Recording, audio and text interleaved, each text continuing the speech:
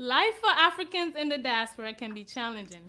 It can be fun, it can be rewarding. But just how much do Africans in the diaspora realize the impact they're making on the lives of those on the continent? From sending remittance through impacting fashion trends to contributing to political discourse, the diaspora is definitely connected to its roots.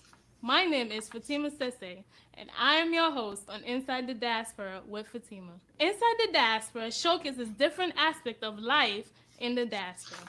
On this show, I invite you to join me uncover salient issues that affect Africans living away from home. It's politics, it's fashion, it's entertainment, and it's fun. It's all here on Sahara TV.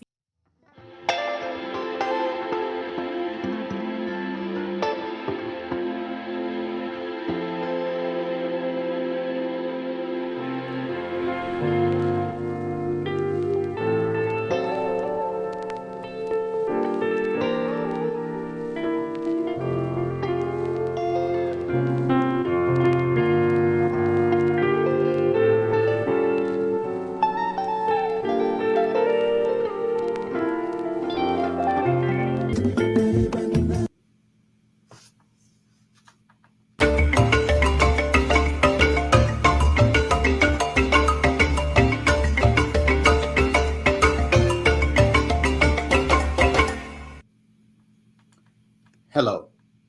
30 minutes ago, the finals of the 2022 World Cup kicked off in Qatar. The defending champion, France, is playing Argentina for the coveted cup. About 4 billion people are watching across the globe.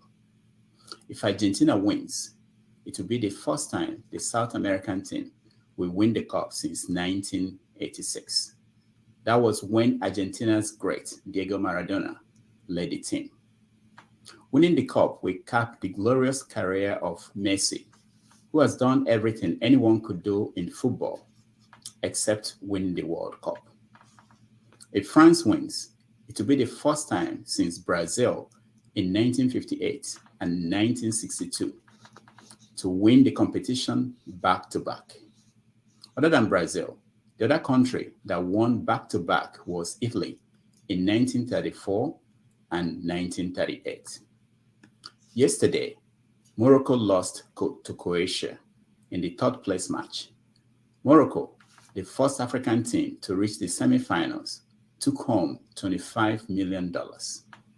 The winner of today's game will earn $42 million, while the second place team will go home with $30 million. It is 4:30 p.m. in Lagos, Nigeria, 10:30 a.m. in New York City, 5:30 p.m. in Johannesburg, South Africa, and 7:30 p.m. in Kinshasa, Democratic Republic of Congo. Wherever in the world you're joining us, welcome to another episode of 90 Minutes Africa. My name is Rudolph Okonkwo. My co-host, Chido Onoma, is on assignment. On our show today is Fatima Sesay. For fans of Dr. Damage's show, she was the famous Tomato Jos. Take a look. Our fifth email is from Achua Renee in Moi. Wait. Sorry, how do you say that name? Achua? Wait, why I don't know. It's a French name. I don't know. Achua Renee from. Yeah, from in Paris. Okay. That's the last name. Moi. Hey. Okay. Try to sound French, sophisticated. I've been training you here to be sophisticated. Anyway, our fifth email is from Achua Renee Moi. Yeah. Paris. Yeah. So, yeah. So that was Fatima Sesay. She's now a big-time actress, publicist, social media marketer, and much more.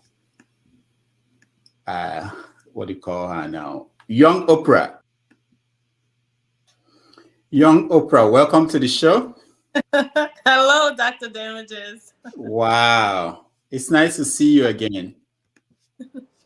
How have you been? I've been living. We thank You've God. been living. Wow. It's been I don't think I've seen you in more than 4 years or so. I think And so. you're in New York. I am. Well, I was in Jersey for a while, and then I came back. Okay. You Yeah, came back to New York City. Good. So I know you don't. Do you watch the World Cup? Do you care who wins? I actually don't. I'm supporting everyone. Everyone. I'm You, supporting. you, did you follow Mexico? Were you following any African team during the competition? I a little bit, and I know what is it, Morocco, Yeah. and pretty well. I know about that. Mm. But other than I'm not a sports person. Of However, course. yeah, of course, I would want Africa to take the cup, but Yeah. Morocco, I believe Morocco did not call themselves Africans, huh? That's So, another issue. That's another issue for another day. We but pretend that they are. I'm rooting for everyone because they've actually worked hard to get there. So, Also, I know that you are connected to the entertainment industry, and you know that the video is actually or performed uh, today at the opening ceremony. I've Did you catch that? I actually haven't had a chance. I haven't had Okay. a chance, but I'm always rooting for Davido. He's someone I don't know what it is, but my spirit takes him. There's a lot of artists, a lot of Afrobeats artists that they're doing well, and so, but Davido, I don't know what it is. My spirit just takes him, and I always wish him well. So, and my condolences to he and Chima, of course. Yeah, we are going to get to that because I know you've been hanging out with Burna Boy, and that may make Davido feel bad about about everything. But let me first of all get to you are from Sierra Leone. How are things in your country? Well, actually, I was in Sierra Leone December, back in December up until February, actually. Prior to that, I was in there 5 years, and then prior to that, I was in there for about 15. So the gap between the time that I left to now, I could say a lot has changed, but I could also say a lot has not changed. People are still complaining about hardships, the government in terms of, them not getting jobs. In all the African countries, that's one thing that we all agree on, that the youth need jobs. And my time over there, I still saw, people my age who were basically jobless, and they've gone to school, they've done the needful, but however, jobs are not in the market. So yeah. There was a demonstration that happened there recently. Young people were complaining about cost of living. What was that about? There are many demonstrations actually, like literally every day, whether it's the nurses, the doctors, the teachers, there are many demonstrations of people complaining. Um, huh. Basically, the hardships, the cost of living. My last time there, actually, because my mom is still back home. I've lived here for over 20 years, 21 years now. My mom is still back home. So I'm still in tune in terms of what goes on, so on and forth. But the people are not happy. They're not happy. Therefore, they felt the need to go out and protest. However, the government, like some of our many African countries, they're intolerant of that, and therefore there was violence. People were killed. I believe even some police officers were killed brutally. Some people were jailed. Actually, there was a girl that lived in the U.S. who moved to Sierra Leone. She's been jailed since, I believe, last February or March. She and her fiance have been jailed, and that's in regards to another protest that went on because a famous rapper, LAJ, was incarcerated because they said he stole something in a patrol station, and he's just been in jail. Apparently, he's been brutally abused, and some people are saying there are some political some political reasons as to Mhm. why he's still behind bars, he and his cohorts. And of course, elections are coming up. So Yes, I know that elections are coming up in Sierra Leone, just like in Nigeria. yeah, What are the permutations of what's going on in Sierra Leone? there's too much. Rudolph, I can honestly tell you, like now, I try so hard to stay away from the news, the current news, because mentally, like it gets me unstable, and that's from here in the diaspora and back home. It's like during the pandemic, I literally had to take a step back because it was weighing in on me and my mental health, and it's unstable because back home where I actually have family very dear to me, they're out there struggling, and over here, imagine I have to struggle in both in both continents, but I I try to stay away from the news. That's what I would say because Now, the one that you can't stay away from is the Nigerian news. Your former Oga at the top, Omoyele Sowore, is running for president. Are you following his run this time? not as much as the first time. Not as much Why? as the time. Well, the first time, obviously, I was still at Sahara. Um, so we have to keep up with what the boss is doing because he might, Shori now, he might say something that's gonna greatly affect Sahara. So we must pay attention. Now I am still supporting him, because I know that he does have a vision, that he will not stop until he makes sure that that vision comes to light. I do still support him, but it's just, again, like I said, I try to stay away from too much politics and the news because it's, there are times that I see him post some things that I'm just like, hey, sure, be careful. Be careful, So, it's like when you have someone that you look up to and they're like in the ring of fire. So it's like you don't want to look too close. You're like, something might happen to this man, or like just be careful. But yeah, well wishes to him and let him continue doing it. Aluta, like he will say. Okay, let's watch a video of you doing your thing here in New York, and then we come Hey, back and no, yeah, it's not. It's one of the shows. When we come back, we talk about what you are currently doing. Let's take a look. Akon. Does he have like 6 kids or 7 kids? Beat me. You beat me. What's his name? I know it. Wait. She's from from Senegal. it's a he. I believe that's Akon. Is it K9? No. It's on the tip of my tongue and I can't tell you.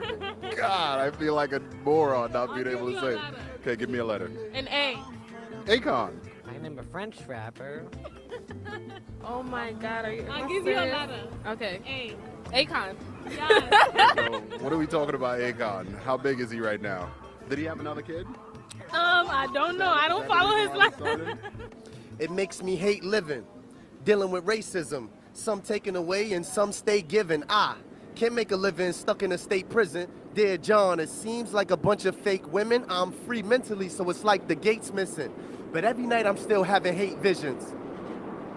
I'm done. All right.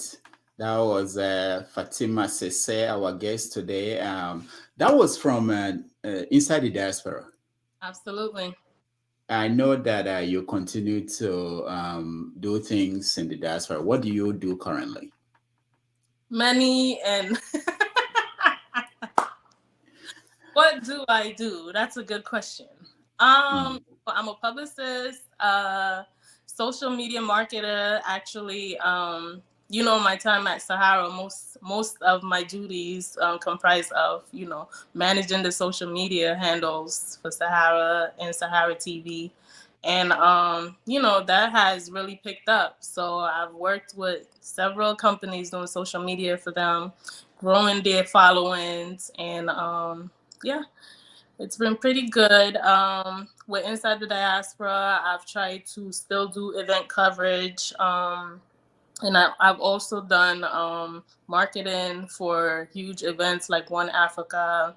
I was recently in Mexico for Afromundos. Is the first Latin African collaboration where Oscalade was actually there, Scales was there, and a few other people. So I used to know when you were promoting a musical group, dancing group, the Excellence. What's the group? Your Excellency. yeah, Excellency. What happened to that? What happened to the group? Actually, happy birthday, Princess. I was out last night celebrating Princess.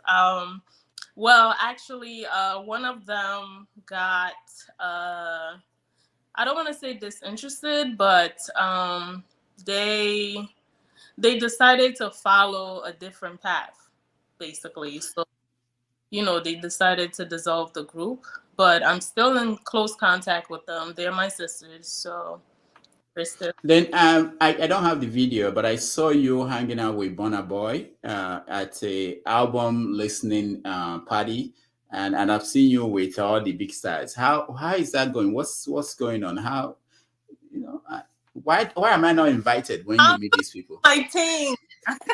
Why am I not invited? Yeah, when you meet these people. Are you sure you want to be invited? I don't know. Maybe there's something going on. Am I not missing something? Well, for a small fee, I could be your publicist. Link me up. You could link me up. Now. I saw you in Atlanta, or I got a call from Tunde Ednuts. You were hanging out with Tunde Ednuts in Atlanta. What was that about? What was going on?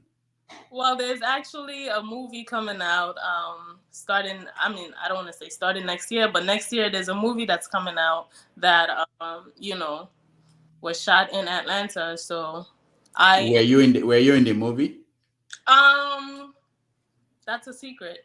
It's a surprise. Yeah, you're not allowed to say anything. So no. Yeah. What's the movie about?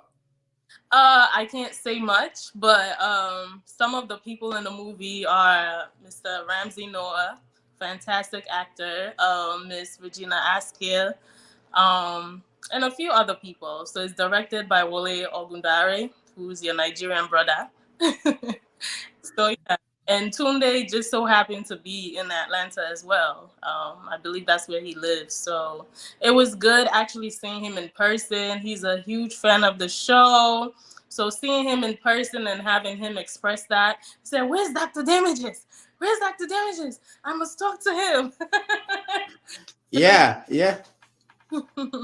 Interesting. So let me ask you about the diaspora, because you cover it and you know what's going on. What do you think is the biggest challenge that Africans in the diaspora face, especially in America, or you can say in America? The biggest challenge? That's a very good question. I actually haven't thought about it. The biggest, because there are many challenges that we face. Yeah, there are many. Yeah, but what's the biggest one? That because you talk to people and you connect with them, and what do you think? What is the biggest thing that is a challenge to Africans? Funny, the biggest challenge, one of the biggest challenges, I would say, is the disconnect, between us here and back home, and not only that, but the disconnect between us, the Africans, and the Black Americans, But funnily, I think Afrobeats music has been able to slowly, bring us together. Actually, I was out last night for Princess's birthday, and for the first time, I went to Lagos Lounge in Times Square.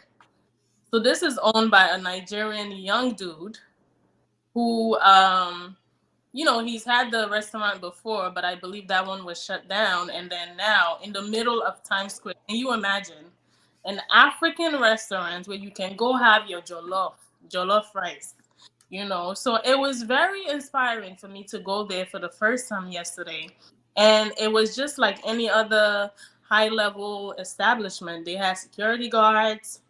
The music was playing. They were playing sports, different. It was just very inspiring. So I'm very proud of that. So I would say Afrobeats is slowly bringing us together, but I feel like the one of the biggest challenges is the disconnect that we're still trying to bridge, which is where my show comes in terms of bridging the gap. Now, you mentioned Afrobeat, and I recently have been listening to American radio stations, and they play a lot of. Huh? What are you saying? I didn't hear you. I said you listen to American. Yeah, because I wasn't listening to hip hop radio stations until recently. I listened to NPR most of the time, but I saw that they play Afro music like Burna Boy, Wizkid, David. So who is leading in that competition? Because there seems to be a competition. Some people are for Wizkid, some people are for Davido. I know you follow these people very well. Who's leading? Who or just the Afrobeat artist leading at the Afrobeat? Yeah. Who is the top guy now? I want Wizkid FC to come after me, or 30 billion gang to come after me. But I would say that so far, well, this year, I'll talk about this year. This year, definitely Burna Boy. Burna Boy, this year, he's been at the forefront. He sold out Madison Square Garden. Wizkid actually also sold out Madison Square Garden, which I attended, and the concert was amazing. Yeah, but I would say this year alone with Burna Boy, he took the crown. He definitely did. And in terms of females, I would say Thames, obviously, and also Ira Star. From the There was an incident that happened yesterday. Was it yesterday in London when an Afrobeat musician performed and people there was. Yeah, who is he? I don't know him. I just woke up one day and there is somebody else I have to know. He is Mr. Money the Vibes. You don't know Ashake? I have no idea. I see why I graduated from a Naira Mali, and then I had to know Portable, and that was enough for me for a year. And then there's a new person. How do these people come? Where do they come from, man? Alone. No, Ashake, and this is one of the things that he said. They never, like Ashake's song, with Fireboy Bandana, they never see me coming. You know what I'm saying? Nobody was ready. Nobody was ready for Ashake. He just came from nowhere. Basically, I believe he's under the other Olamide. He's under Olamide's label, and it's a thing where, I guess they've been prepping him behind the scenes. So once he came out, it was just straight up shooting. So he's another person actually that I would say did very well this year. But at the top internationally, I would say Burna Boy. All right. So someone like Portable, can you explain to me why he's important? Why I have to know him? Stop everything I'm doing to know who Portable is? Because this pandemic, a lot of stars were born. Some are very talented. Some, they just have the vibe. I would say Portable is talented. I'm not trying to say he's not talented, but he just have that vibe. Whereas during the pandemic, people are bored and they just want to see something extra, which is what Portable brings. He gives you the extra oomph that you will keep wanting more. You will look at him and say, this is someone that I like, but from afar, but he has the vibe, in my opinion. So, does it mean, you know what, let me play this video and then we can talk. Okay. Page 419 of the book, Tomorrow is Another Day, by Joan von Gan von Gogh. Okay. You said von Gan. What? So, did we miss the opportunity to be as big as Portable? What happened? Can you hear me? I can't hear you anymore. Unmute yourself. Hold on. Okay, back. So I'm saying we missed the opportunity to be as big as possible. What did we do wrong? You said we missed the opportunity. I'm asking, did we miss an opportunity to be as big as possible? What did we do wrong? Doctor, what would I say to that?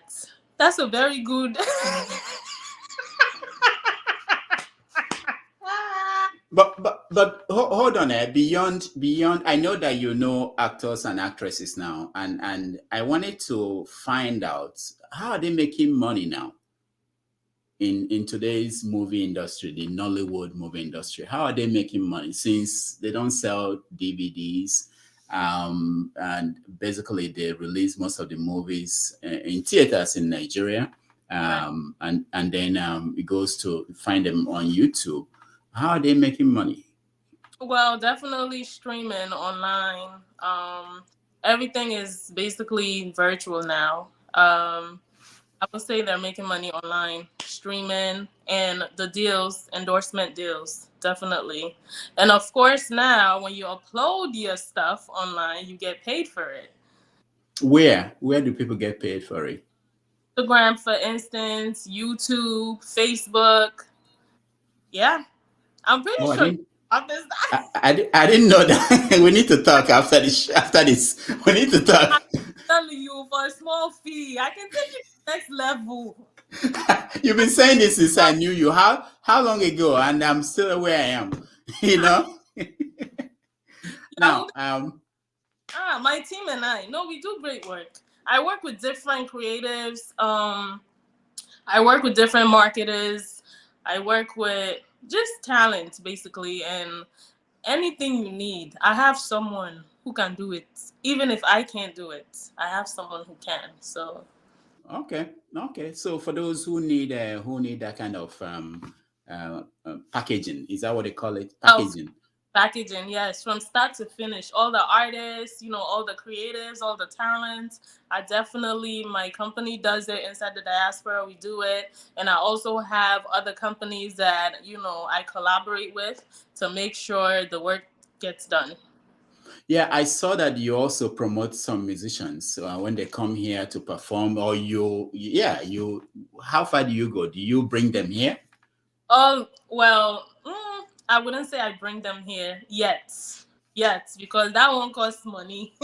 I need sponsors. If I have sponsors, definitely. But actually last year, this December just made a year that I did my first official show under my company inside the diaspora. And I did it at Amazora, and it featured one of the biggest artists from Sierra Leone, Emerson, and it was eye-opening for me because it was my first time doing it by myself. Of course, I collaborated with other people, but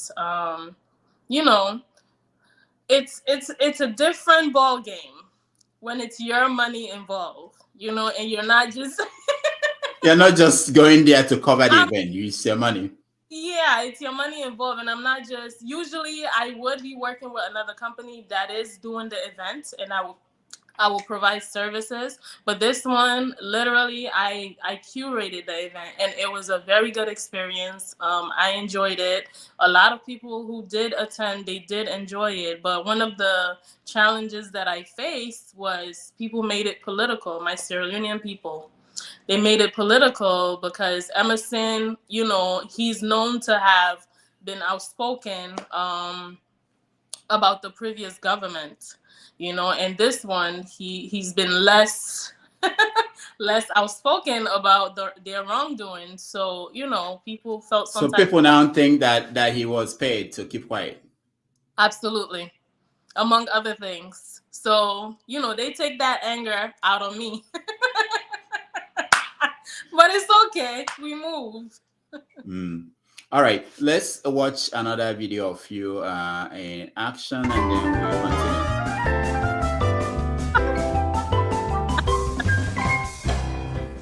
Bonanza. Here's an amazing opportunity for both of you to beat Grace Mugabe's record of a PhD in just 3 months.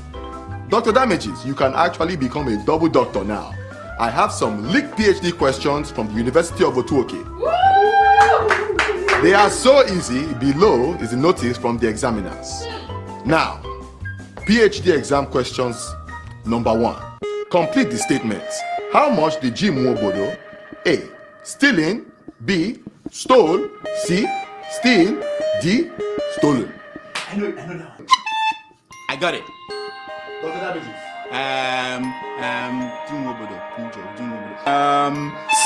Stole. Whoa. Yeah, How stole. much did he stole? Yeah. Does stole. that sound correct? Next question. Question number 2. The following are examples of corruption, except A. Stealing. B. Impersonation. C. Forgery. D. None of the above. Tomato Jos. None of the above. No. No, that is not correct. It's so Dr. Damages, another chance. Stealing. Correct. Mr. Dam, you are going for a double. He is going for a double title. So stealing is not corruption. No. Stealing is not in Otuoke. University of Otuoke. No. Corruption. On to the next question. Number 3. Which date is usually celebrated as New Year's Day? A. June 12th. B. that one. May 29th. C. December 28th. D. January 1st. I got it. Tomato Jos. January 1st. No. Tomato Jos, unfortunately, that is not correct. Dr. Damages, you have a chance at getting a double degree. December 29th. You are on a roll. Correct. Yeah. December 29. Yeah. University of Otuoke. December 29. New Year's Day. On to the next question. Number 4. When you are in Lagos, you are almost in A. Cameroon. B. Ibadan. C. Kaduna. D. Nigeria. Ibadan. No. You're almost in Nigeria. Correct. Dr. Damages, you are on a roll. I feel like Dr. Damages wrote this question. Winner. You read this thing. Winner. So those were the good old days. Those just. Do people still recognize you as Tomato Jos when you go out there? I went to an event, I think last week, yes, and there are people who just call me Tomato Jos, no matter where they see me. Tomato Jos, and I'm just like, that's been years.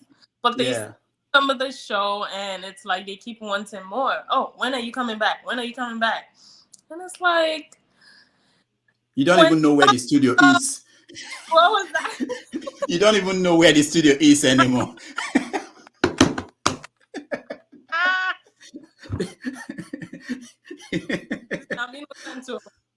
I'm just laughing. Now, coming from Sahara, I don't know if you get this question. Do people also come to you and say you're responsible for bringing Buhari in Nigeria? I've had those talks. What do you say? You said, what do I say? Yeah, what do you say to them if they come to you and say you're responsible for Buhari being the president of Nigeria? It depends on who's asking. So there was someone who's prominent in the community, actually, who, they're always curious about Shawari and what he's doing. And I usually have to tell them, that man is his own self. You keep asking me about Shawari. Maybe you are sent or something. But I don't know. That's always been my answer to them when they ask me, oh, so what is Shawari doing now? Oh, are you guys proud? And I'm like, proud of what? Oh, wasn't you guys that was in the forefront for Buhari? And I would say, at the time, he seemed like the better candidate, so we did our job, from my perspective. I'm not sure what goes on behind the scenes, but for me, as a journalist, I did what I thought was the right thing to do. Okay, we're going to let our audience members, people who are watching, to join us if they have questions for Tomato Jos or Young Oprah. I'm sorry, you've grown beyond Tomato Jos. You're now Young Oprah. So while we wait to have them join us, let me ask you. So do you want Buhari? Not Buhari. Do you want Showore to be the next president of Nigeria? That If you're would going to.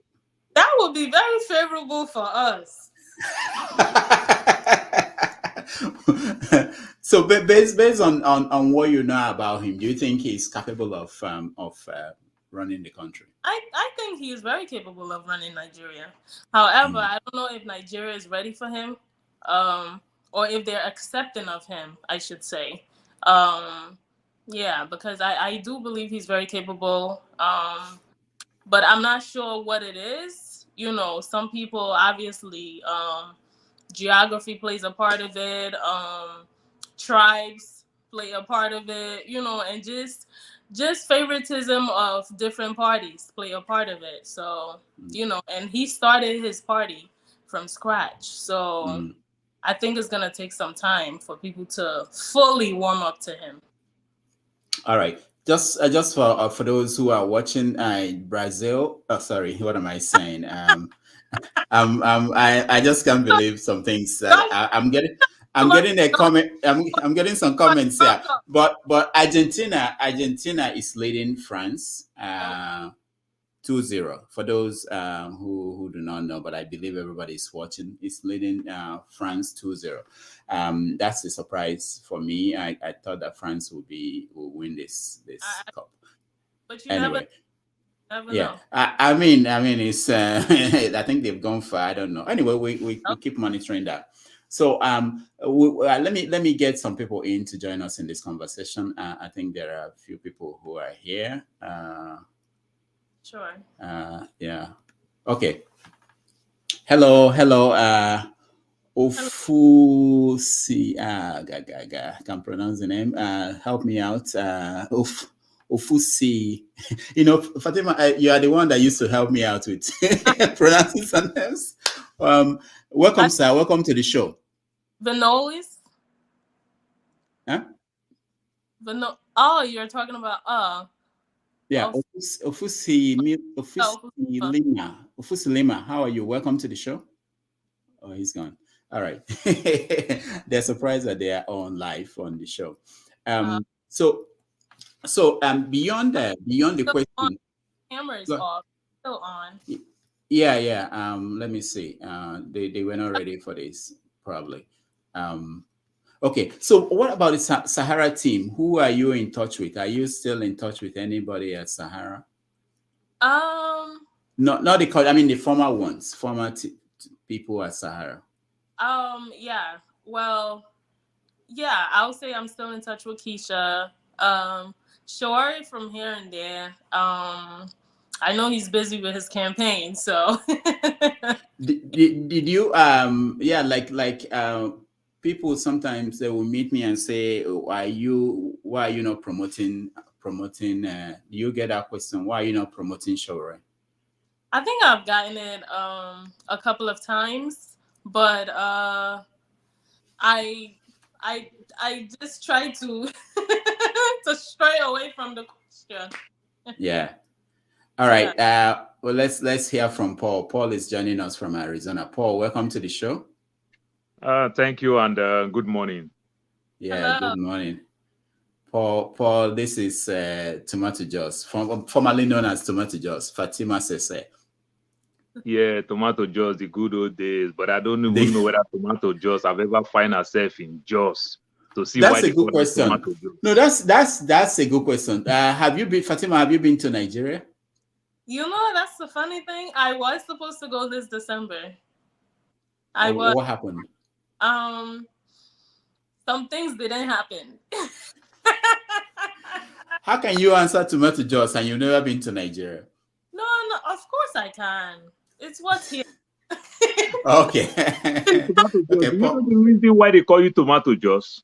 No, why? Oh, your skin color.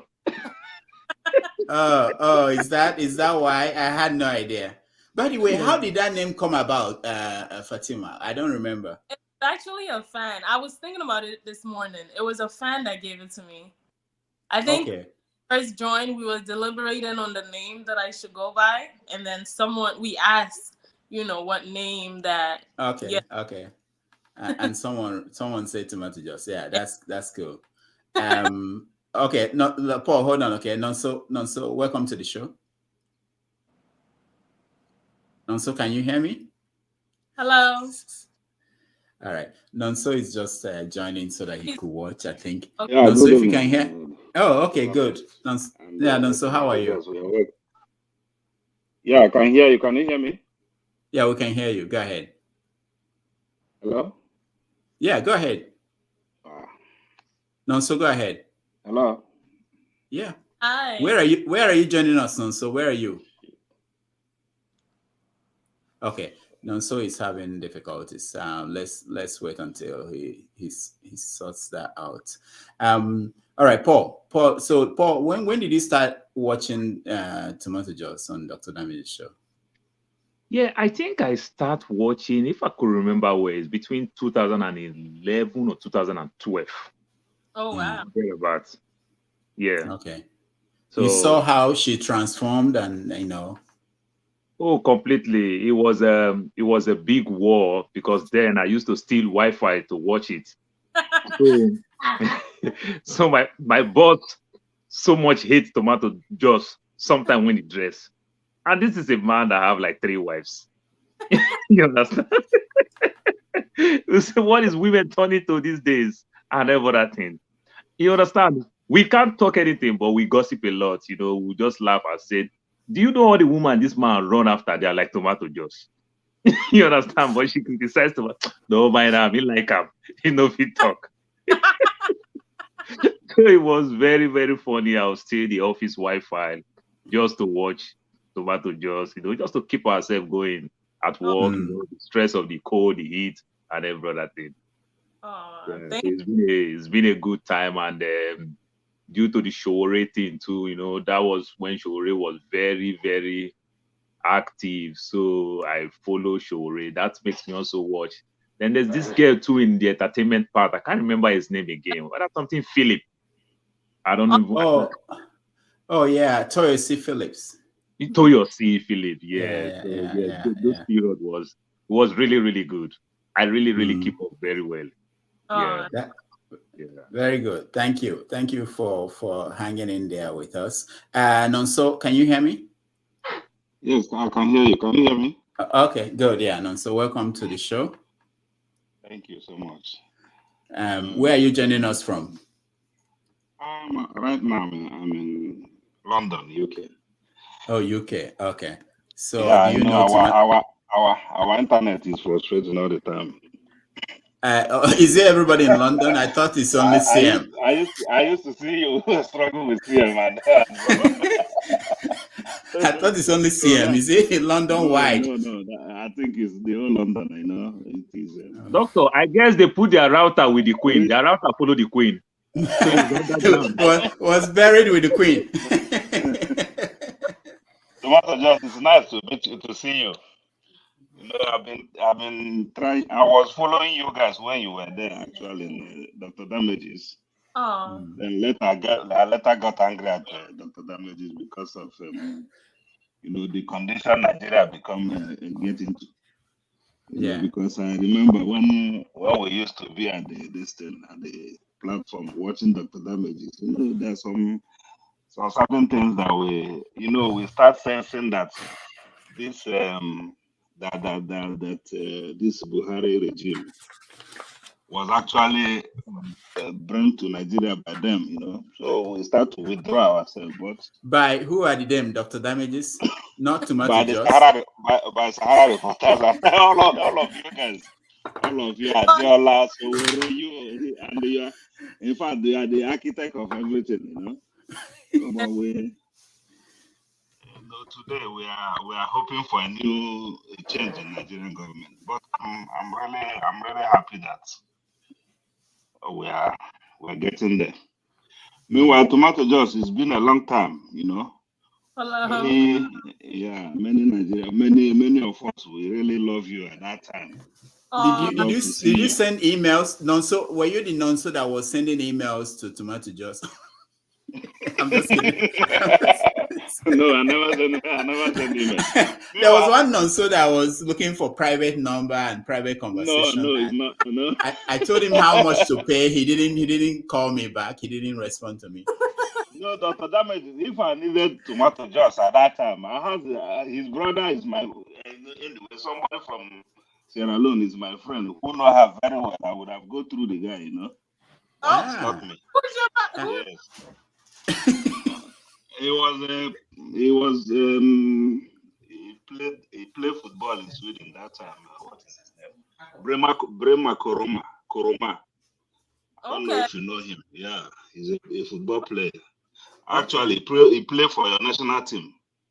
So he's my friend. So had it been I needed, he say if I need Tomato Jos, he will just get me the number. So I will No, you see that I was an obstacle to anybody trying to get to Tomato Jos, so it wouldn't be possible. And they have to see me first. Anyway, let's welcome Adewale. Adewale, welcome to the show. Hello. Thank you. Hi. Excuse me. Thank you very much. Yeah, thank you for having me on the the show. From? Yeah. I'm joining you from Alberta, Canada. It looks like Canada. I saw that thing behind you. I know this looks like Canada. In America, we don't put that kind of paint. That's an American, dude. That's an American. Okay. Anyway, yes. so thank you very much for having me. I'm glad to hang out with Dr. Damages, Tomato Jos. The only people missing are Adiola is missing. I can't remember those people anymore, man. I used to watch you guys back then. Do you know Tracy? I know Tracy. Yes. From way back in 2011, 2012. You guys really, man. Once we came abroad from Nigeria, you guys kept us in the loop in a satirical fashion, and it was just interesting. I'm looking at the beautiful Tomato Jos, man. Do you have a new YouTube channel? I actually do. Inside the Diaspora. Inside the Diaspora? Yes. Okay, I'll check it out. I'll subscribe. Thank you so much. Thank you. All right. Thank you, Adewale. The Black Stone, welcome to the show. Blackstone, you are not in the UK. Can you hear me? People in the UK, they don't have good internet anymore. Where is Noisemaker? Somebody was asking, where is Noisemaker? The Blackstone, can you hear me? Your audio is, nobody can hear you, Blackstone. I know you're in Germany, I believe. The virus is everywhere.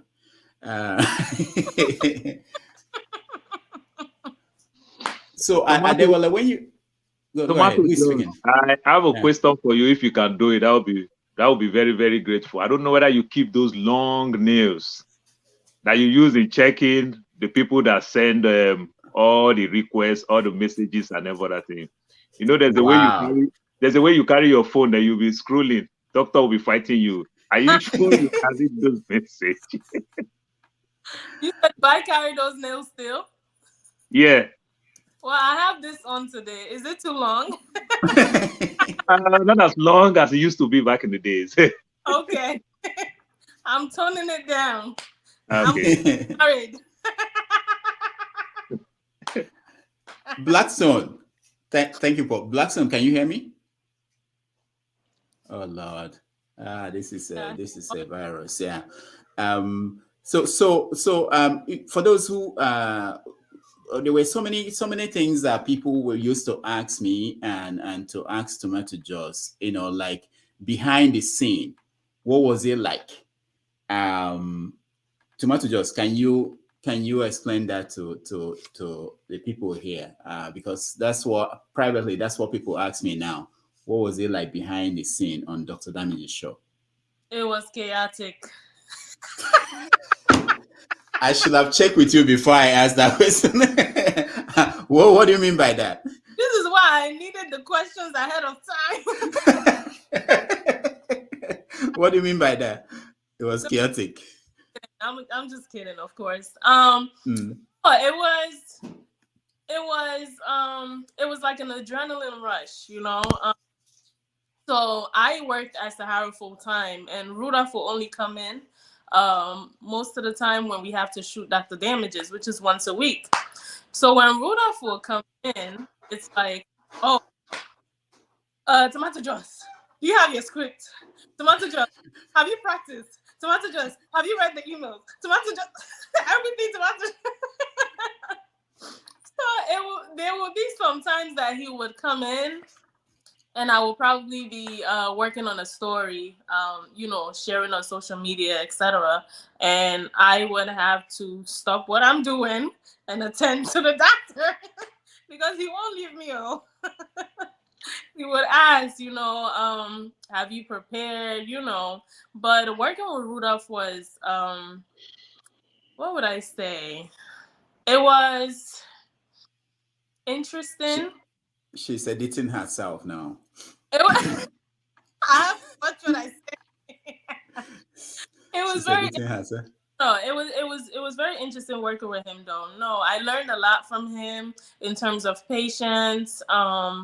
You know, there were a few times that Rudolph could have, you know, gotten upset about certain things that, not me, because me, I'm nice to him, that other people all right. No, probably, but always kept his cool. And he is very meticulous in everything that he does. You know, and he also likes to help other people from behind the scenes, you know, whether it's Adiola that they work hand in hand, you know, things like that. So it was very inspiring to work with him. And yeah, I'll leave it at that. All right. Thank you so much. So for those who are watching at home, if you want to join us, please do. And Paul, do you have any other? You may not see Tomato Jos. Next time you see her, she's coming. I mean, she's in a movie. She doesn't want to tell me the details. She just said so. Yeah, she will be. Remember, Tomato Jos, can you tell them the story of the day that Lupita came to Sahara? I don't have that picture you took with her. Lupita, what's her last name? Nyong'o. Yeah. Yes. So she came to Sahara, and I wanted her to introduce Dr. Damage's show. She told me no, that she has this big project that is coming up, that she's not allowed to appear on any show without approval. And I was like, this small Kenyan girl, who are you? You know, and then boom, she became an Oscar winner. So Tomato Jos is actually that. This is the last time you might see her on a small show like this. So Tomato Jos, I want to ask you another question that will relate to we the Nigerians more. Sure. What does it take to work with somebody like Omoyele Sowore? Because I know he's very, very strong, opinionated. He's strong with his opinion very well. How do you balance working with him when he's so strong in one direction and be able to convince him to do things maybe much in your own way? Well, I'm Tomato Jos. No, on a serious note, actually, I started working at Sahara in 2012. I actually just went for an intern. I had just graduated from college, undergrad, and something inside of me just told me that I wanted to be around my people. So I literally went on Google and searched for an African media house, and Sahara popped up. I made an appointment. I went in for an interview for an internship, and I got the internship. Within a few weeks, I was hired full-time. So, of course, you know, Sowore is very strong-minded. Working there, I got to learn, you know, the type of person he is, his beliefs, etc. So it's a thing where spending so much time at the office, I got to learn how he thinks. Not all the way, obviously, but I got to learn how he thinks and how he operates. So it was easier for me to speak to him in the manner that he understands. And if anything arose that had to get taken care of, I was basically his personal, among other things. So, you know, we had to work hand in hand. So I think that time that I spent with him, it made it easier for us to work and along. All right. Thank you. Who interviewed you, Fatima? Do you remember? Who? Chica. Oh, okay. Chica. Wow. Okay. All right. You are going in and out. I don't know why. Maybe you are far from the. Yeah. Can you hear me? Okay. Yeah. So who you said who? Chica interviewed you right before she left. Yeah. Oh, okay. Okay. Yeah. All right. The Black Stone, welcome to the show. Hello, can you hear me now? Yeah, we can hear you now. Good. Okay, thank you. It was my earpiece. Okay. Yeah. So Black Stone, do you know Tomato Jos? Of course, I know her. I know her from your program. I even wanted to ask you where has she been? Where is she? I've been trying to remember to ask you where Tomato Jos. Has she gone back to Jos? Because we have no more tomatoes in Jos again. Okay, she's here. And, how are you doing? Very long time. Thank you. So how's life with you? It was nice watching you in the Tomato Jos show. Thank you. Did the emails. Blackstone, did you write any emails to Tomato Jos? Were you the one in Germany? I never did. There was. I know I did not actually. Thank you. But I enjoyed her presence in the show because she makes it very more interesting. After you damaging all the people, they should bring back life to them. Bring life back to them, actually. All right. Yeah. Thank you, the Black Son. Ovia, welcome to the show. Assalamu alaikum. Alaikum salam. You think Fatima is Christian, not Muslim, but she speaks. I just say peace unto this house. Okay. I so. Hello. Yeah. I would from a place of respect, of course. Until I start listening to you this morning, I know nothing about Tomato Jos or the person before. No, I'm serious. There are people like that. You know, there are people like that. Ovia is a young person that just left Epoma. You know, actually, Epoma is a big city compared to where Ovia is from. Epoma is like 10 times my village. It's a big city, but if you put a dot for Epoma in a map, you already covered where Ovia is from. So that's why you are not far from that. Yes. Welcome. Yeah. So seriously, on today, I mean. Okay, I wasn't a fan of Dr. Damage's show or Sierra Report that from day one, but my friend, who I have to see him every day because we live together, is a fan of. He's always, he listens to everything, so I have no choice than to know what about Dr. Damage and the other lady. But apart from that, that's it. That's wow. What I know Sierra Report. Adiola, you called Adiola the other lady. Okay, Adiola, I'm sorry if you're listening. No, I don't mean as I said, from a place of respect. So I have no clue until even when Paul was asking, do you know why they call him Tomato Jos? Have you been to Nigeria and all that? That's when I was like, oh, I have no idea. If you remember, even there's another white guy that I think is in Kenya now, was on your show. Yeah. And I was like, who is this guy? He was like, no, this guy on Sierra Report. I was like, okay. And when it was Sierra Report, I know sure you and Adiola, that's it. Hey. Okay. No, these are people behind the scene. Fatima, they are the people who are actually there 24 every day. You know, we just show up once a week. You know. Yeah. So. Nice. So you do. I mean, for you, Ovie, she knows Shore more than any of us. So, if you want to go political on her, she might give you insight into. Into show. I have two requests. I want to have her on my show so I get to know her, my fans get to know her, my people get to know her better. That's what. If you grant me that opportunity, I will appreciate it. You have to meet me. You have to pay her for that. You have to meet me, and then doctor have to give me permission. Then since you said that you know Shore more than anybody, I hope you come with Shore too.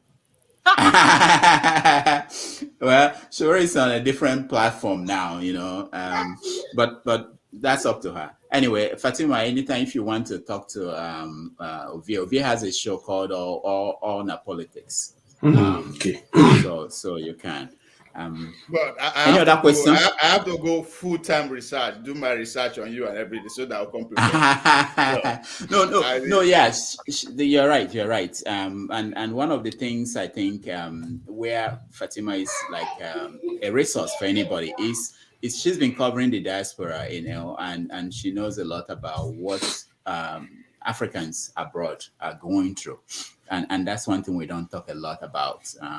Africans, especially in America, and the same thing in North America. All right. Anybody has any other question? Yes. Go ahead. I couldn't find your channel on YouTube, and I've subscribed to Ovie's channel, All Now Politics, by the way. Thank you. Yes. Good question. I did when someone asked her about her channel, and she said, "Is it the African diaspora or something like that?" Inside the diaspora. Instantly, I went on Google, YouTube to look for it, but I couldn't find it. So if it's possible, you paste the link to your channel in the comment section or something. Yeah, Fatima, you can do that. Okay, sure.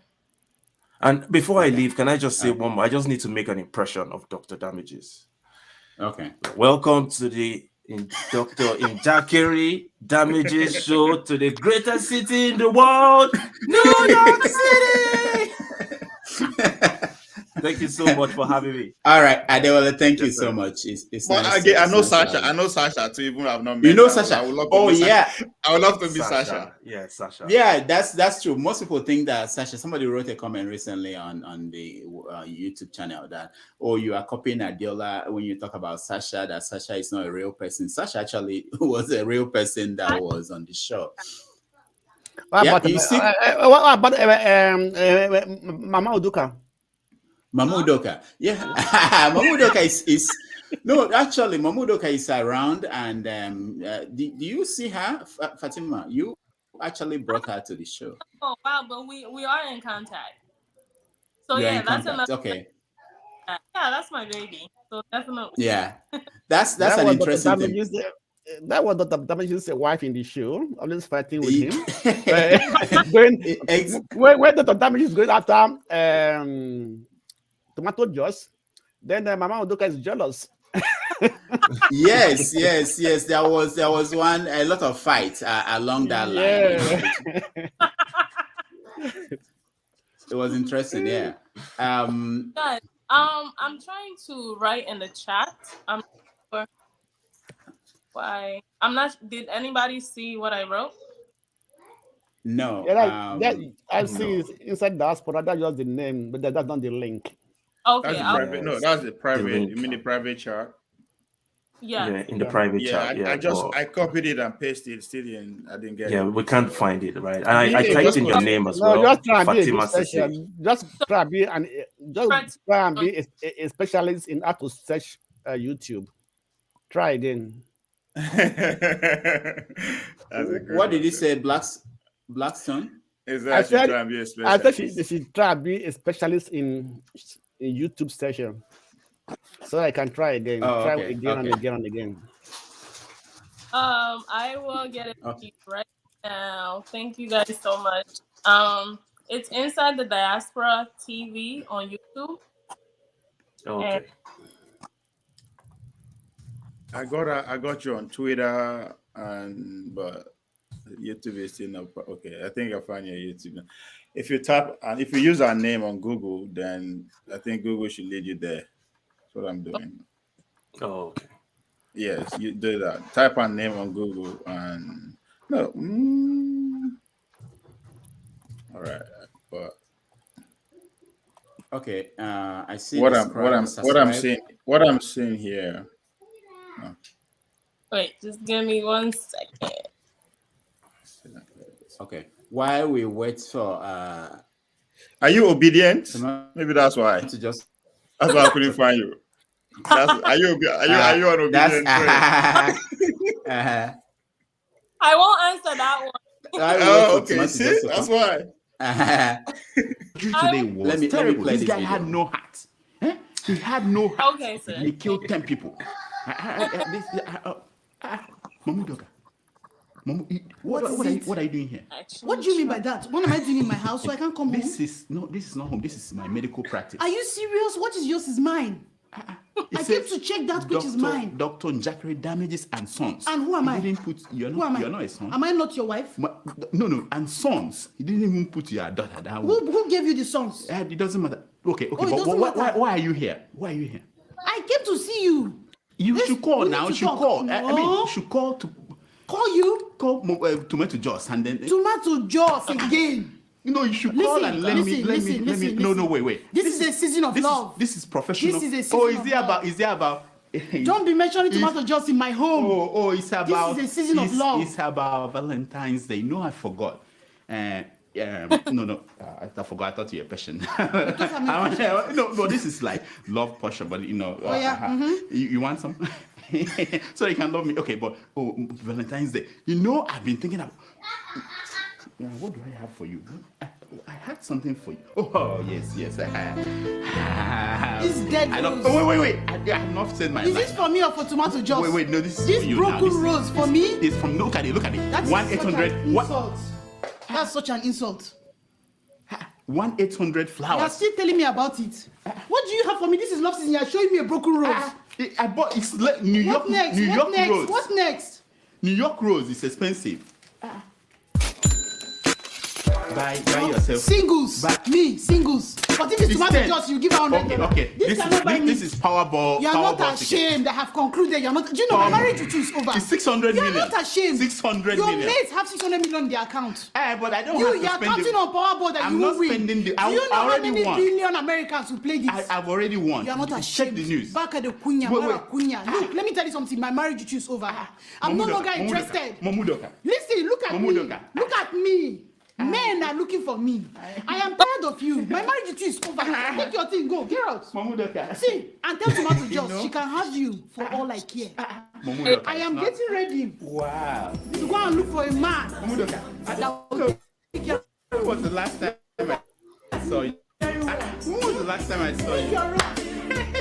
We have to talk more. I think this show. I'm not sure this show today. I think I'm done for. Can we go to Tomato Jos? Can we go to a hotel? Have a nice Let's hotel. talk. Presidential. No. Let me treat you. Valentine's Day. Mamu Doka.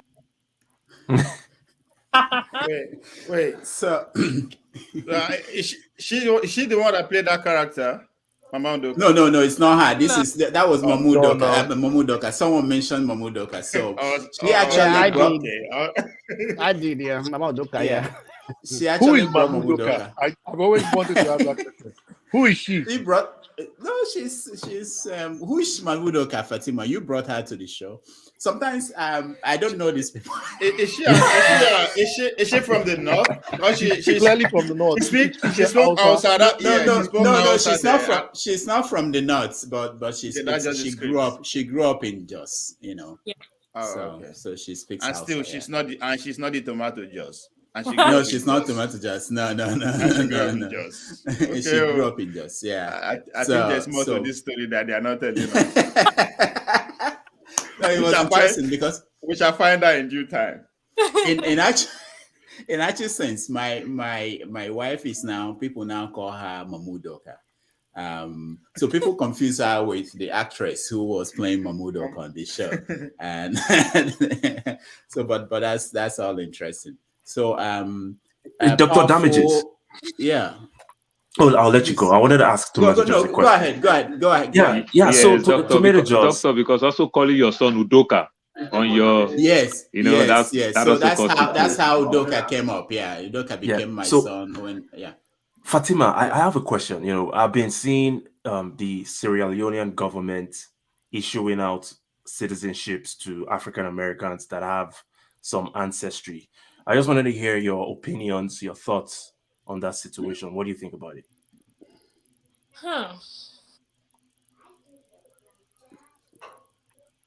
Do I It's a tough think one. they should or they shouldn't? I mean, in my opinion, it's open. I feel like if someone can trace their ancestry somewhere, they deserve to be granted that right of citizenship.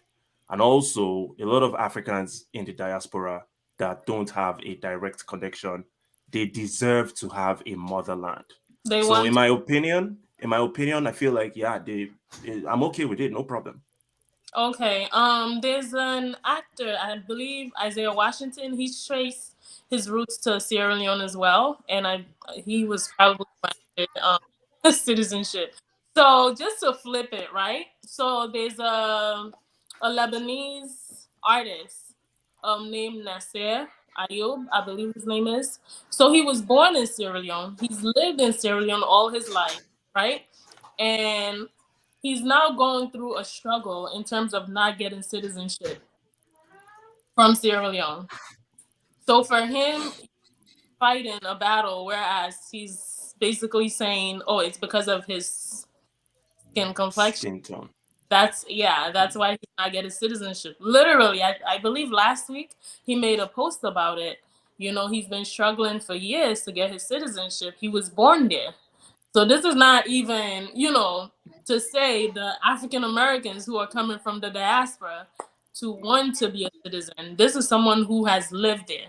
So to me, I do believe that he does deserve to have the citizenship.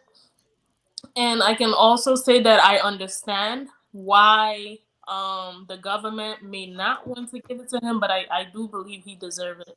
So to answer your question, I do think that those people should be granted citizenship because, we're talking about coming together, bridging the gap and also welcoming people to our homeland. So we have to have open doors for people who do want to associate with us. Okay, there is a slight difference between the Lebanese individual and African Americans, though, because the African Americans they can directly trace their lineage to the Mendes, to the the different ethnic groups out there. So it's Right. completely different. The Lebanese person, I believe, as an African person, even if you were born in Lebanon, you're not going to get a citizenship. If you were born in Oman, Qatar, UAE, all those Middle Eastern countries, some European countries, you're not going to get a citizenship. So in countries like United States, Canada, these are newer countries that were colonized and taken with force. So it goes against morality to deny people of their citizenships if they were born in these types of countries, as opposed to native countries like Sierra Leone, African countries in general, European countries. Those are native countries. You can't, in my opinion, this is just my opinion. No. If people are born in such countries and they are foreigners and the governments of those countries decide not to give them citizenship, it's still understandable because those are indigenous countries to their people. Right. But when you come to a country like Sierra Leone, a guy from Lebanon cannot be crying and complaining about not getting citizenship because he was born over there. Because this is an indigenous country to the people. It's their choice to give you the citizenship or not. No, but if their descendants that have traveled somewhere else for hundreds of years can retrace their ancestry to the Mende group, for example, I think they deserve citizenship. Okay. Can I come in there? Yes. Okay, go ahead. I think I will disagree with you a little bit, right, in the issue of a person that was born in a country. at least every country has a pathway to citizenship if you are born in that country, right?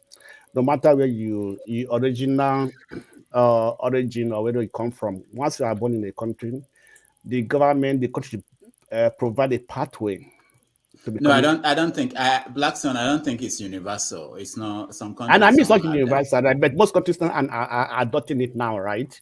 So most countries in the world are adopting it and creating pathways. Europe was very difficult if you are born in Europe from citizens from a different country, they will not give you citizenship. But now they have ways.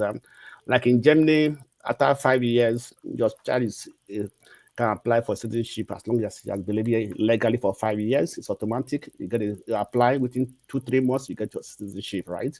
So because at least there should be a change, right? It doesn't matter if you are from Lebanon, from any other Arab countries or things like that. From where we come from, once we are born, at least the country should provide a pathway. As okay, after living here for so years, can you have a citizenship, right? Not people from diaspora or native who trace their roots to certain countries in Africa and everything. At least they should, though they have the right to claim it, but it should also go through some processes if you want to get them that citizenship, because you might trace it, it might be right, it might be wrong, right? There's a white lady from the UK. He said that he traced his citizenship to Nigeria, to another country, but she's purely a white lady. So how do we? Okay. Hold on, guys. I just want to make sure that you know that the World Cup is now 2-2. France. What? Yeah, I'm watching it right now. I don't know how that happened. Fantastic goal from Kylian Mbappe. 2-2 now. Penalty and then fantastic goal from Kylian Mbappe. Yeah. No way. It's insane. Yeah. It's building up to be a cracker. Yeah. This is a heavy. How many minutes left? How many minutes left? They're not in 84 minutes. So about 6.5 minutes to go. Wow. So full time. Okay. Good. All right. Ovia, you wanted to ask a question, yeah? Yes. Oh, I wanted to say something about the citizenship thing, if you don't mind. Okay. Ovia, hold on. Okay. Go ahead, Scribe. Oh, okay. I just want to say, like, I think it's unfair that the Lebanese guy born in Sierra Leone it should be automatic. That is just a fair. I mean, I don't know. I've not reviewed their constitution or whatever, but an Australian an Australian who maybe three generations of he has up to a third generation in Australia can go back to the UK after I think 5 years, you become a citizenship. So now speaking about the African Americans, I think what the African governments are doing is a very good thing. But I think what they are failing is to put an economic twist to it, because we're just kind of giving them the citizenship, and technically we're not really getting much back from it. Another thing that most African Americans don't actually know is that the African Union has all African Americans in diaspora have an ambassador. So technically, they are citizens of Africa. By I think there was a law that was passed in the 60s or something that made them technically Africans. So by right, no country technically can deny you citizenship because or entry or something like that if you know how to present the case. So I think it's good, but then there should be because there has to be a twist on it, because if you look at it, it's now turning into some kind of fanfare with no direction. What is the actual what are we actually going to gain from all this kind of stuff? Who are we actually giving these things to? It's a good thing, don't get me wrong, they should be able to find their roots, but the thing is, in the whole ancestry thing, it's by percentage. So how do you actually weight it? If somebody could be Gabonese, Gambian, Nigerian, everything all at once, and then for some reason just 2%, because there's some, he knows who is who, and then all of a sudden 2% he's giving a passport. So that's my goal. Like, there has to be a rationale and a direction, and the African Union needs to sit down and come up with a rule around this thing, given this new wave of ancestry DNA tests and everything. There has to be a law to it. Okay. We know, yeah, exactly. Yeah, that's all I'm saying. All right, thank you. Paul, you wanted to let me get to Ovia first. Paul, I'll come to you. Okay.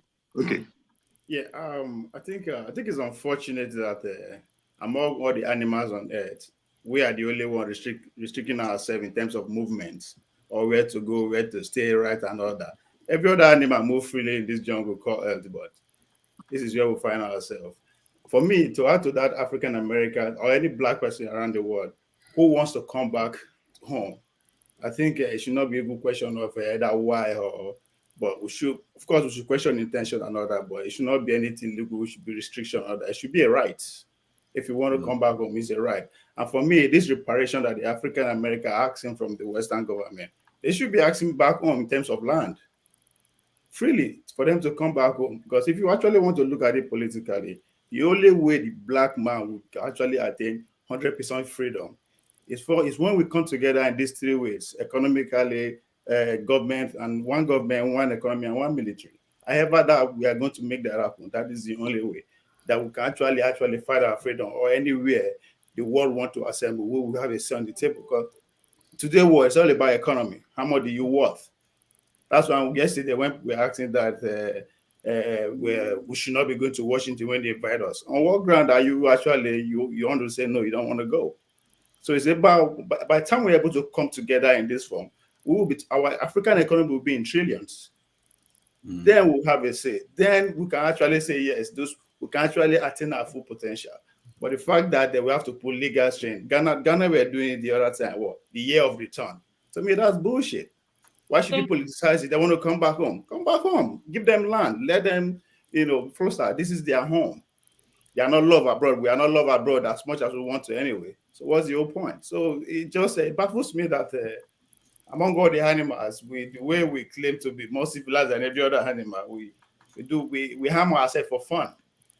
We like to say ourselves go through hurdles just to make sure we say yes. In order to, it's all about classism anyway. If not, why should I even want to secure visa to go to Ghana, for instance, or go to Sierra Leone where Sesay come from? Why should I even why should I even think about it? To say, okay, I need to do this. I should just wake up and just go. But all right. Okay, thank you. We have that conversation. Fatima, I'll come to you. There's a question here for you. Paul, hold on, okay? It's from Ijoma. She wants to know that you mentioned that one of the challenges facing African diaspora is disconnection.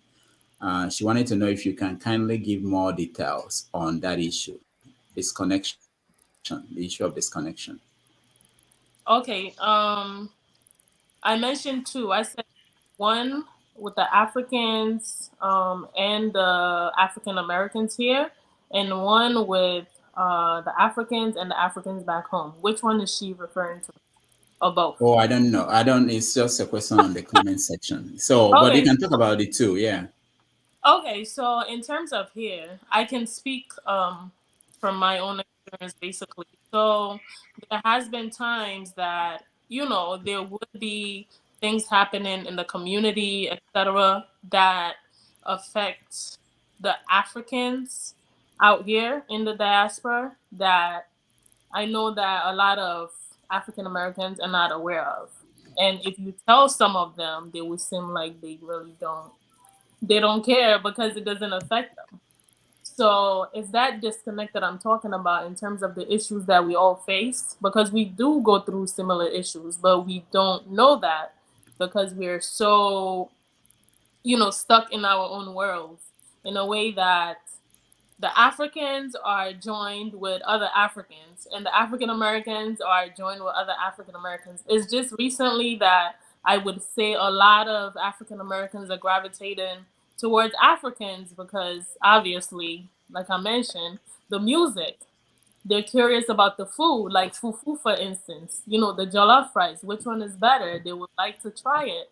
I was actually asked by I don't want to say white, but a Caucasian lady a couple of days ago about my favorite African restaurant.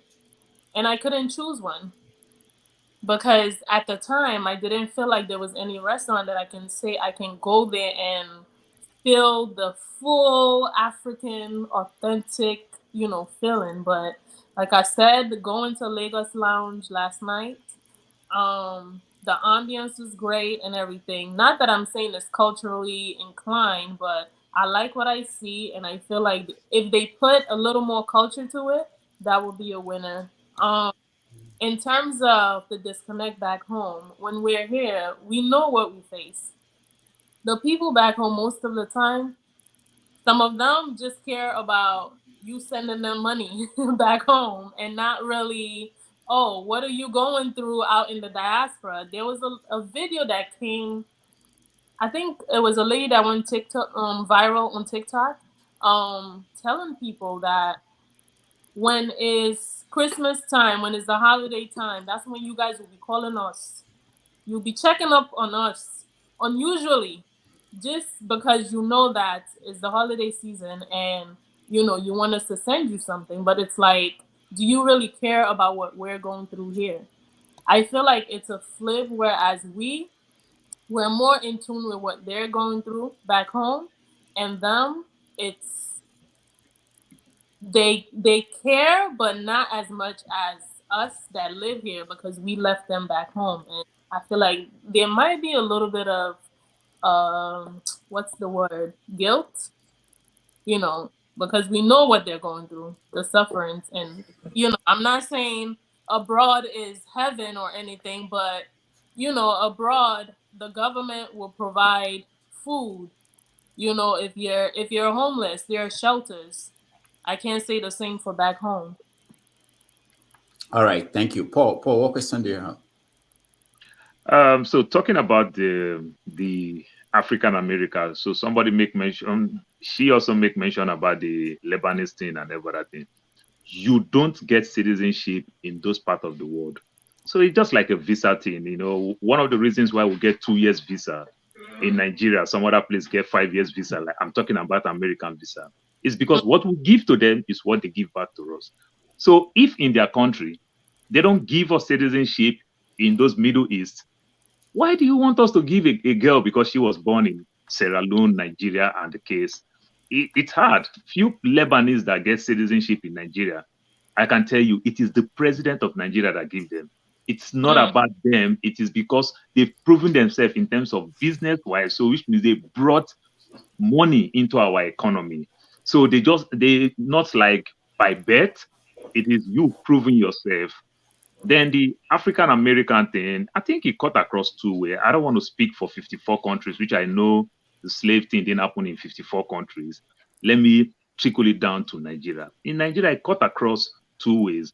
One of the ways, our own people sold these people out. Then some of them, they forcefully take some of these people out. And in Nigeria, families own lands. If I can go back, there's land for me, which I do have land as I'm speaking right now. I strongly believe if an African American is coming back home, he's a son of the land. Give him a land. So he can always have a pathway to come back home. He can always have a reason to. I go back to Nigeria today. If I visit Lagos and I don't go to Delta where I come from, people curse me that you didn't go to Nigeria. I want to go back to my ancestral home. So I strongly believe that we're supposed to welcome them well because they forcefully take them or they sold some of them. So they should come back and enjoy everything. I don't think we really need to put a clause. America bringing 54 countries to America, it's just a threat of China and Russia, But with African America, if we bring these people and welcome them well, they will be real with us than thinking business with strategy. You understand? The America will think of themselves first. But if we welcome the African Americans who happen to be one of our own, I think that will be very, very, very good. Because Tomato Jos, you also said something about the biggest challenge we're having with the African America. I once lived in the East Coast. Now I'm living in the West Coast. So to some extent, I know the challenge. And some of the challenges that we Africans have not really sold ourselves very well. Currently, I am watching more of Spanish and Italian movies. But guess what? In Netflix, they translate this music with American accents, you know, so it makes it sell more. But like for example, Nigerian movie is one of the biggest in America today. We still use the Nigerian English, which at the end of the day, the Americans still struggle to understand it. So it's we, the Nigerians or Africans in diaspora, that is still watching the movie. So it's time for us to learn how to sell ourselves very well. That is one. It's time for us to learn how to sell our food. We still cook our food for a Nigerian person to enjoy Nigerian food. But the Chinese make their Chinese food for other race to enjoy it. If you go to a Chinese man house, if you eat their food in their house, you will never want to eat with them. But if you go to Chinese restaurant, if you eat that food, you want to go back there again. You see the difference? They find a pathway to make it pleasant. I can't cook a food and use African chicken that is hard as hell and wait an American man to eat it. They are scared of bone, but we eat the bone. You know, you're not those bone marrow, those juice. So these are the things that we have to work on ourselves and meet them pathway. Paul, do you care about the healthiness of the food between the African chicken and the chicken of 7 weeks old that you are eating? Now we're talking business. Yeah, no, yes, but if it's healthy, people will find a way to pay for it. Okay, I'm talking business. You cannot force people to eat what you want to eat. I'm just talking business now. Mr. Paul, it's all branding, right? You cannot serve everybody now. We have our own culture. We have our way of food. You understand me? You don't take your culture. Wait. The Chinese man. That's why I said the Chinese man. That's why hold on, guys. Hold on. There's a suggestion. I always encounter this thing anytime I'm watching your station. Is that anybody can just start encountering somebody without, getting to their turn. You understand, to speak, and he makes it look so disorganized. So if somebody have to speak, let the person talking finish his comment first, so we can get exactly what the person is saying before we start talking, please. Okay, thank you for coming here to say it, because the people we are talking to, they're here. Yeah, I know. The people. Another thing, something I want to ask Tomato Jos one question. That's Tomato Jos. I don't know if you, because I believe we are still watching Dr. Damages. I don't know if you want to come back, or you are just gone.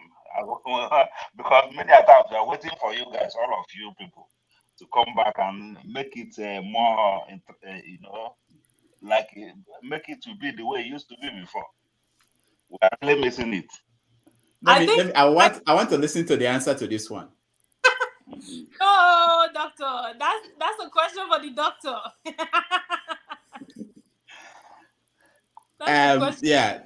Thank you so much. I get questioned by people about noisemaker too. When is the noisemaker going to come back? He's my friend, but things have changed so much. We don't have a studio. We used to have a studio in Manhattan where we used to shoot, and everybody is far away from each other. But let's see what the new year. The COVID came and messed up everything. Worse than it was before. Let's see how the new year. We may do special projects. I have some ideas about special projects we could do. Tomato Jos is an actress now, so we may have to do some movies, real movies. And it's not the script that is a problem. It's just coming together and making it work. But we are working on some things. We will see some things soon. Let me go to Raf. Raf, what's your question or comment? Greetings, everybody. Greetings, especially Fatima. I've been watching the show all this time. It was until Adewale asked that question on citizenship, and I started hearing some answers. So I was like, okay, maybe I will finally come on stage. And then my brother Paul took us to Mongolia. I was like, my brother, right? They carry us go as usual. Citizenship is something that I think we tend to get wrong. It also, always points to our inferiority complex, and it's not our fault, but There's a case in Liberia. I don't think it has been resolved yet. Liberia has a new law that if you are born in Liberia, you get citizenship. That was just, I think, earlier this year or mid of this year that they finally, their legislature passed that law. So to Mr. Scribe's point, there are many countries in Africa that don't have it ratified in their constitution. And why was there this? Why did this case come out?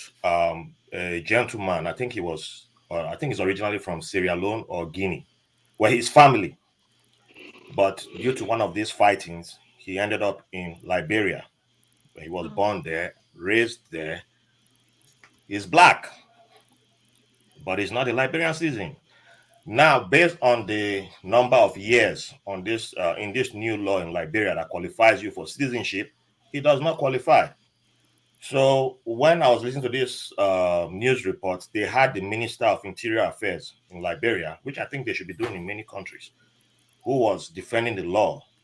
And this gentleman on the same program, and the minister was like, "Oh, I'm sorry that you don't qualify, that you just missed out to become a citizen, and you don't know any other country. But you're still not a Liberian. But guess what? If that boy plays football and he turns out to be the next George Weah, will Liberia say, we don't want you to play for Liberia? Or will you say if France takes him as usual, as France grabs everybody? Will you say he belongs to France, like Alfonso Davies belongs to Canada? We all will now be shouting.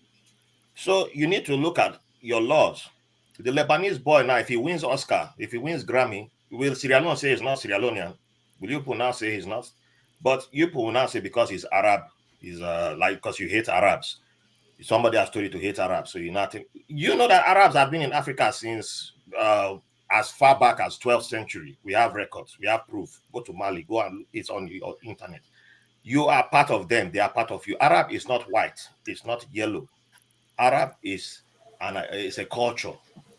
So there's black Arabs, there's light-skinned Arabs, but somebody has made you put this inferiority complex in us. If you are born in majority of the GCC countries, the Gulf, some Gulf cultural countries or something like that, but it's called GCC, which is from Saudi Arabia, Kuwait, Bahrain, Oman, Qatar. If you are born there, if you have a child there, if you're an expatriate and you have a child, don't matter which country you're from, that child belongs to that country, not a city. You belong to that country. I lived there. My boy who lives in Qatar now, we were all in Bahrain together. I think he's from Kano State. There's another one from Plateau State, another one from Zamfara. They all run to America. When their wives were pregnant, they all run to America to come and give birth here, so that their children do not become citizens or belong. The language is belong to that country. And we'll be saying that you cannot. No, different countries have different rules, but they've already made their own rule that it don't matter the color of your skin, whether you're white, black, brown. Once you are born in those Middle Eastern countries, you are their country. You belong to their country. Now, does it mean that we have to use that language for ours? I don't think so. But you know that in Nigeria, when it comes to citizenship, on October 1st, it's printed by the Federal Ministry of Interior in the newspapers. I don't know if they still do it, all the newspapers, but I know back in the day, it used to be in the newspapers.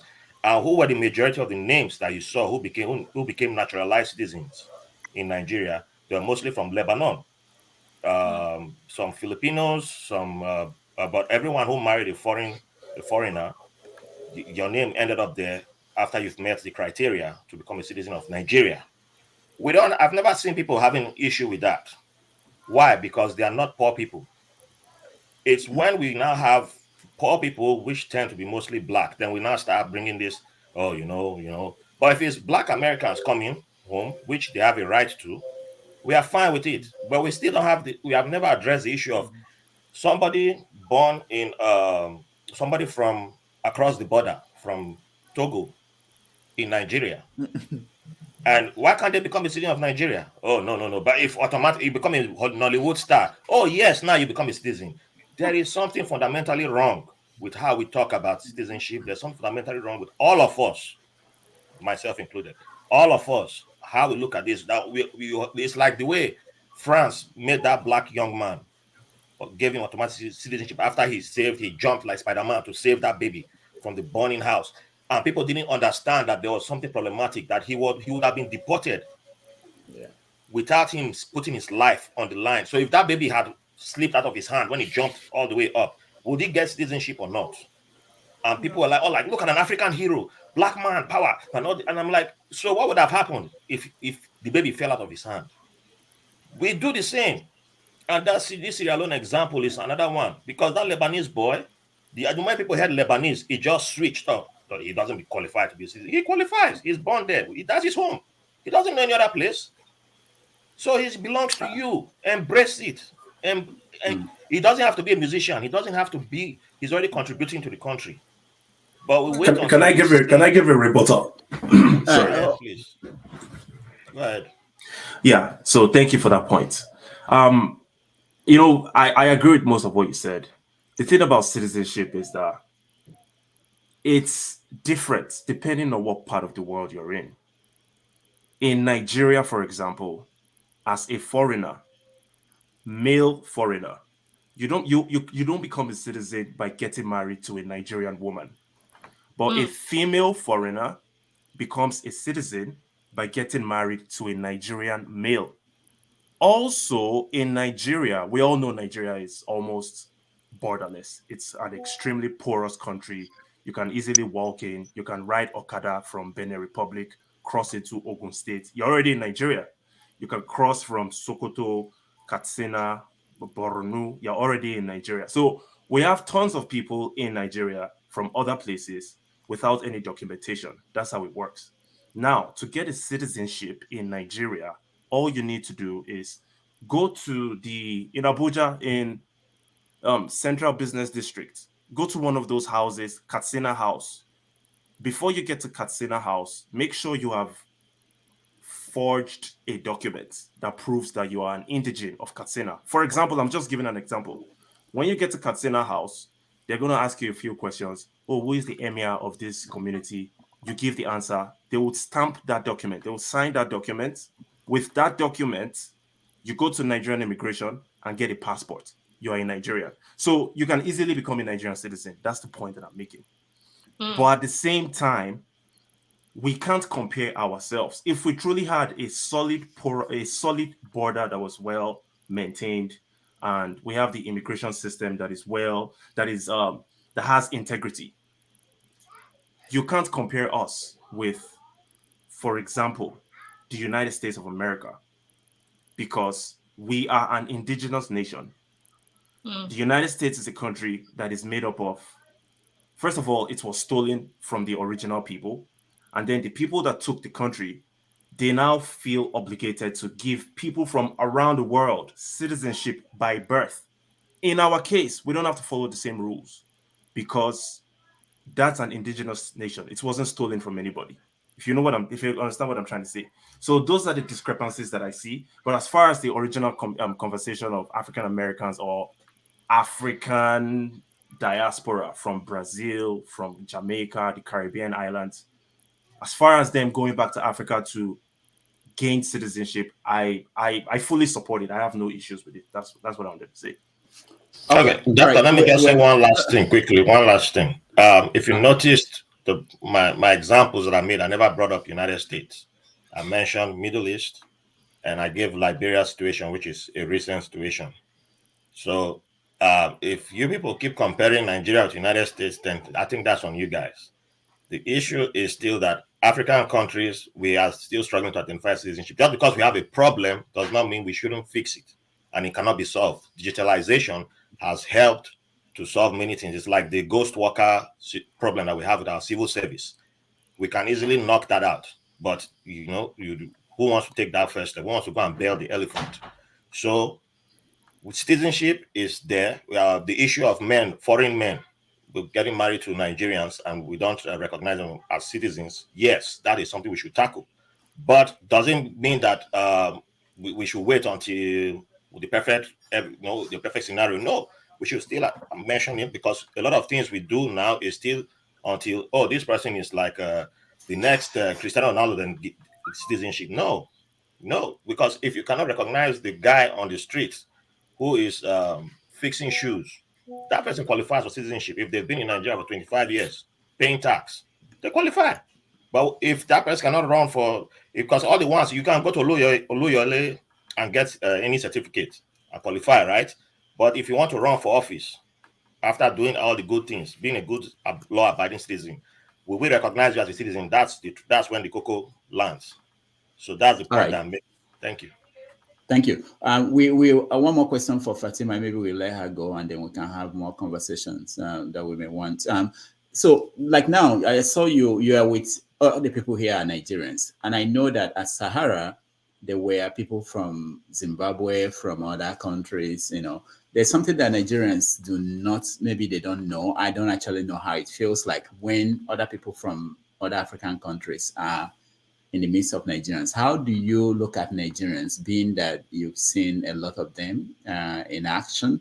How do people from, I used to make fun of you, from small countries like Sierra Leone that we need to take over and make it a state in Nigeria. But anyway, how do you see Nigerians from your perspective? Because I'm thinking, taking myself out from here, thinking if I'm around people from Sierra Leone, how will I feel? How do you feel? Are you now, is it now like natural for you? Do you feel weird? How do you see Nigerians? Do you want my honest opinion? Or Yeah. We want the honest, not the edited one. Yeah, we don't. These people can take it. They can take it. No. You know what's funny is a lot of people think that I'm Nigerian. A lot of people. I've had so many people come up to me, asking me, "Oh, what state are you from? What state are you from?" And I'm like, "What do you mean? I'm in New York." But they're like, "No, from Nigeria." And when I tell them that I'm Sierra Leone, and they're like, "What? Seriously?" I think a lot of that is because, like you said, I'm around a lot of Nigerians.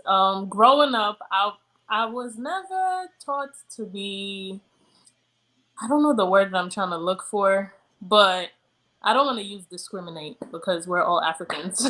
But I've always been a people person.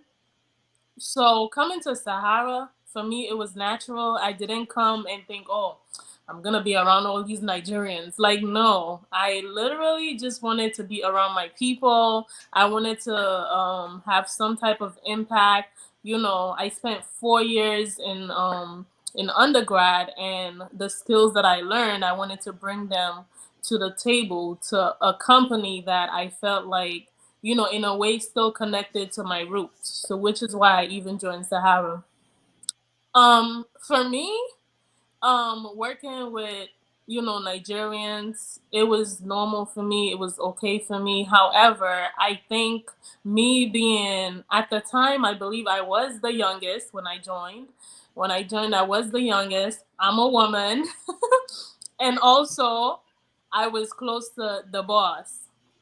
So I know a lot of people, I don't want to say had some type of resentment towards me, but I can tell by their actions that, they were not okay with it, that I was a Nigerian. And I honestly did not care, because for me, I was there for a purpose, and I believe that I did serve my purpose. And I do believe in the One Africa mantra. So that's how I live my life. Outside of Sahara, like I said, a lot of people always ask me, "Are you really Sierra Leonean? Are you sure?" And part of that is because I think of the way I carry myself. I don't like to toot my horn, but I am very smart. I'm street smart. I'm book smart. So, in the African community, they've associated that with Nigerians, that, good things, mostly good things, come from Nigeria. So in a way, a lot of people, they wanted to claim me, like, yes, Tomato Jos belongs to us in a way, which, I am everybody's sister. I think I can be anywhere. Do you feel do you people from let me say the way I say it as Sahara, small countries like Sierra Leone, do you people feel kind of resentment that these Nigerians are dominating things like the music industry? I know you promoted a Sierra Leonean artist. The Nigerians embrace him the way that other countries in Africa embrace our big guys like Burna Boy. And do you feel, is there any resentment? So I will tell you, just to touch on your first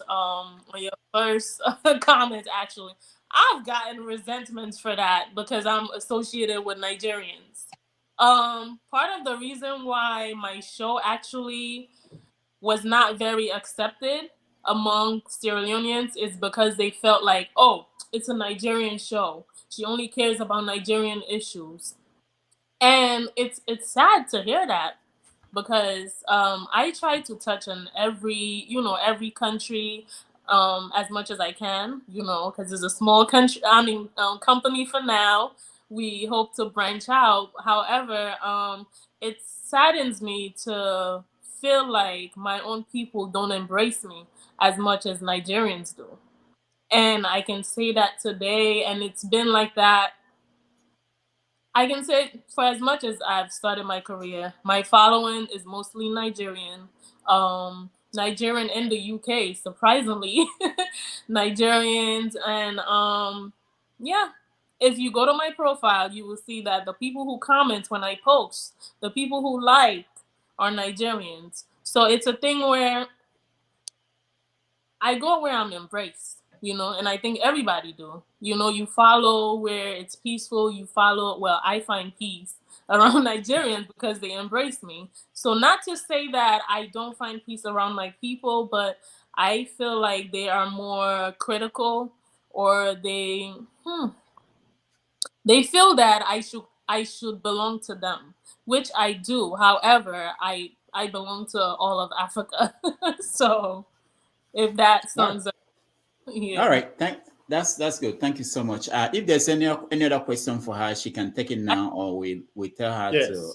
Okay, do you actually blame the Sierra Leone 100% though for not embracing you as much as you want, knowing the fact that you overshadowed, just as you put it, you're overshadowed by the Nigerian presence around you always? It can be domineering, I understand that, but don't you think that you hold them a little bit more by being understanding and showcase more of the Sierra Leonean aspect of you, either by the way you dress or talk? Or I think that shock is there. I understand, because I found myself in the Sierra Leonean, among Sierra Leonean people at one point, and I can understand it, even though they bear the same name like the Olu and the rest. I was like, but they try to distance themselves and no, we are Sierra Leonean. In fact, if not because of us, blah, blah, that kind of conversation. So you think you hold it a little bit more, by understanding and showcase more of your people?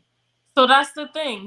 There are times where I've tried to work with Sierra Leoneans. My show that I had last year was basically my coming out, like, hey, I do want to help this industry, with the talents that I have, the experiences that I've had over the years. I want to bring it back to my people. However, I feel like it wasn't as receptive. One, because I'm a woman. Two, because a lot of them felt threatened at the fact that, oh, this small girl, who does she think she is, And the place that I was having it at, I believe I was probably one of the youngest or first woman that would have an event at that caliber, at that venue. So it's a thing where, a lot of them don't want to support because they're scared of what I would become. But the thing is, I am going to succeed with or without, because what's destined is destined. It may take a little longer, but but I'm welcome. I'm welcoming everyone. I welcome everyone to join me, but if they're not giving that support, I cannot sit down and keep, wanting them to support. Don't give up on your people. Don't give up. Don't give up. No, I'm not. Yeah. But at the Yeah. same time, I don't want to sound negative. I'm a very peaceful person. I like my peace. I don't like drama. So it's a thing where, of late, I don't know if you follow what goes on in the Sierra Leonean community. There's a lot of drama. You know, even the bloggers that are out there, the things that they post is not my style. So I try to stay away from it, because at the end of the day, I do have a brand to protect, and I plan to keep that, respectfully. Yeah. One last thing before, unless someone has something else to say. I have a light question to ask.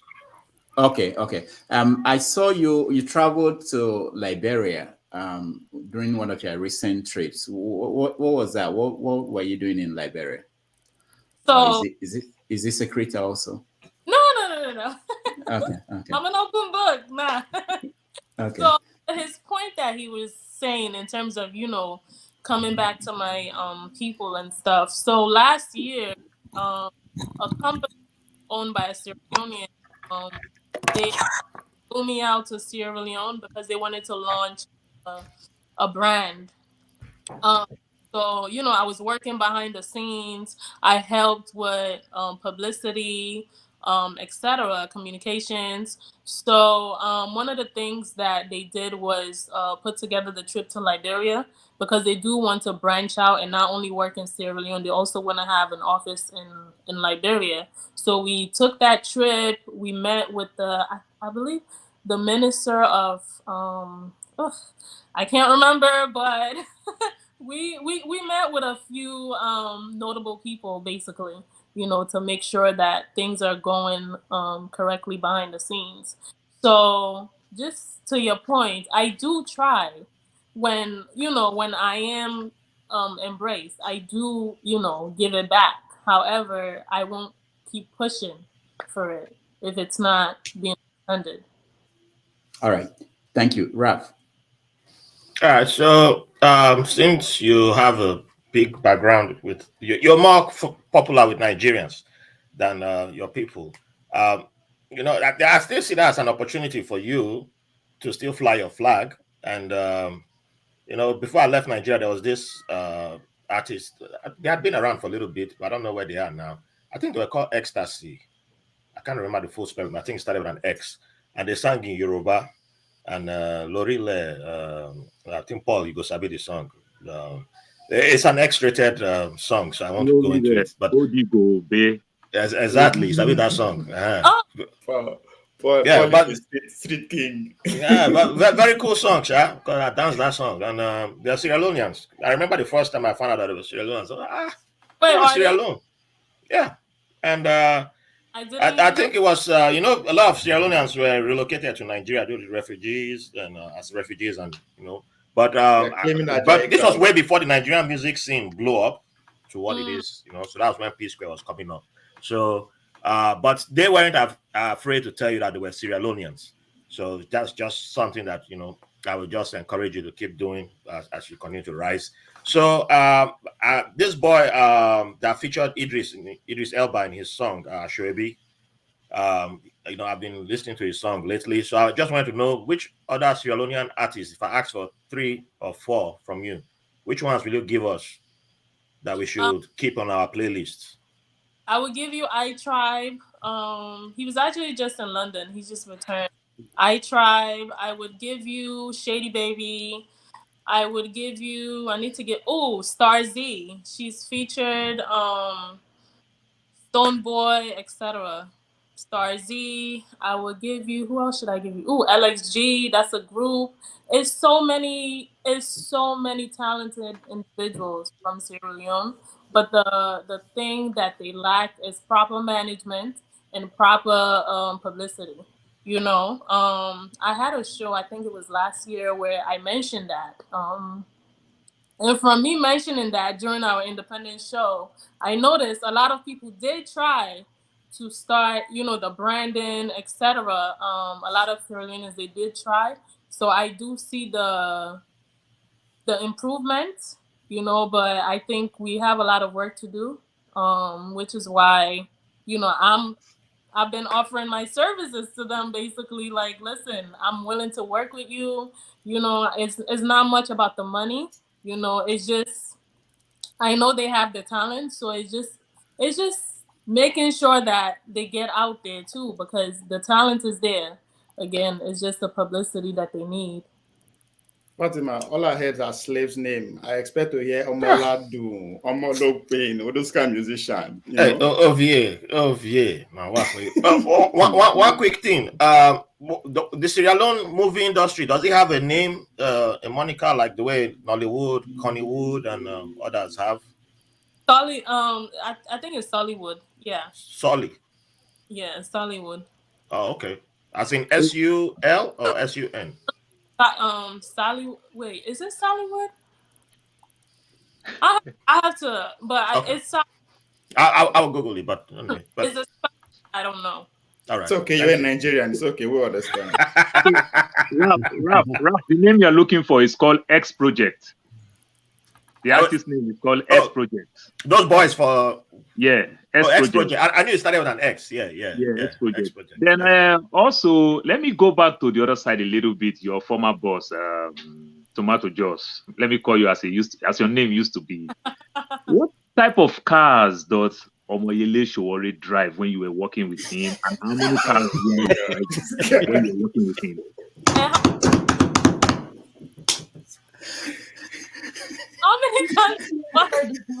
How many cars does Sowore drive? Omoyele Sowore, how many cars is he driving, and what type of cars is he driving? Is he driving a fast car, sports cars, and the likes? Hey, that one is I. You know what's funny? I really don't know. I can honestly tell you, I don't know, because most of the time when he comes into the office, I'm already there. So I don't know how he comes and goes. I just know he comes and goes. I'll help you out. Now New York, he did not train the guy they ride. He's very humble. He rode the train. I have no comment. Doctor, what about you? I know it's. Oh, you want to ask me the question? Actually, I don't know his car. I know the car. I've been in it. I don't know the name. It's not something remarkable. It's an old Jaguar car. It's a Jeep. It's green in color, but I don't remember the name. It's not something significant. You know, it's full of papers and everything. You know. His work. That's how Nigeria can be. To be green, that's the best. He works. His office is in his car. Was in his car. You know, everything is there. So I don't think. No, it's not. It doesn't have any fancy car. I think my car was better than his because all we get, they say Jonathan buy him some fancy car. They say forget about that from you guys. No, forget about that. Yeah.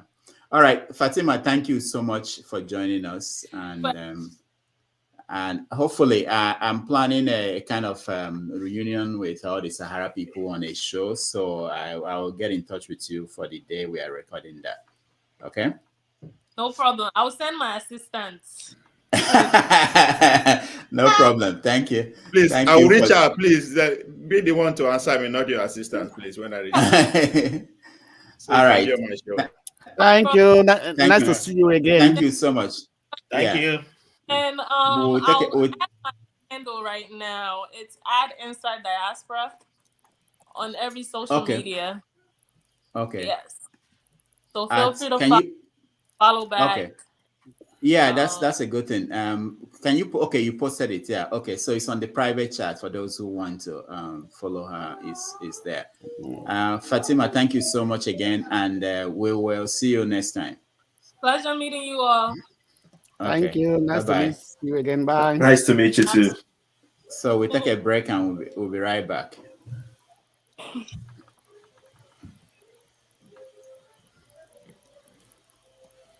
Oh, I'm frozen.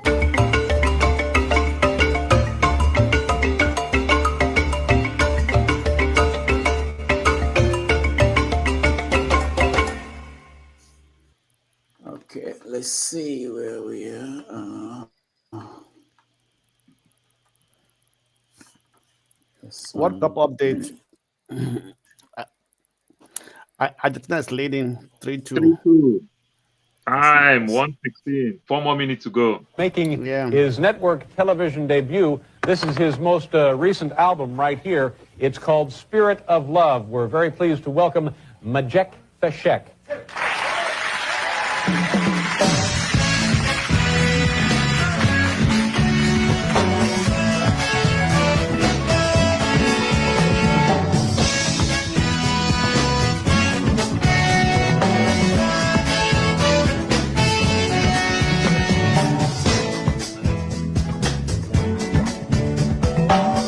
Arise from your sleep, Africa.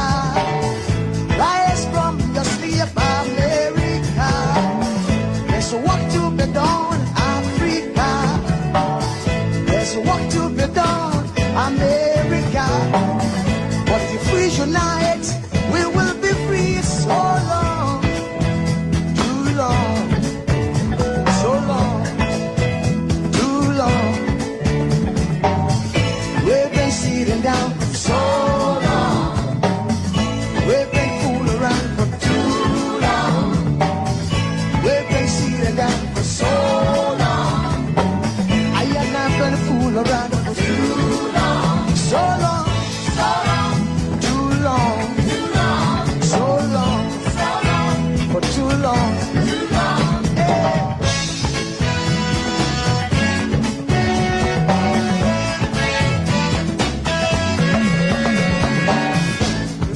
Remember, long time ago, when we used to live like prince and princess. Remember, the pyramid of Egypt, when we used to live like prince and princess. Remember, Marcus Garvey, who are the dream for New America. Oh, remember, Martin Luther King, who are the dream for New America. They say you are black, they say you are brown, they say you are black, they say you are brown. Only the angels of Jah is white now. Only the angels of God is white. So long, too long, so long, too long. We've been sitting down so long. We've been a fool around for too long.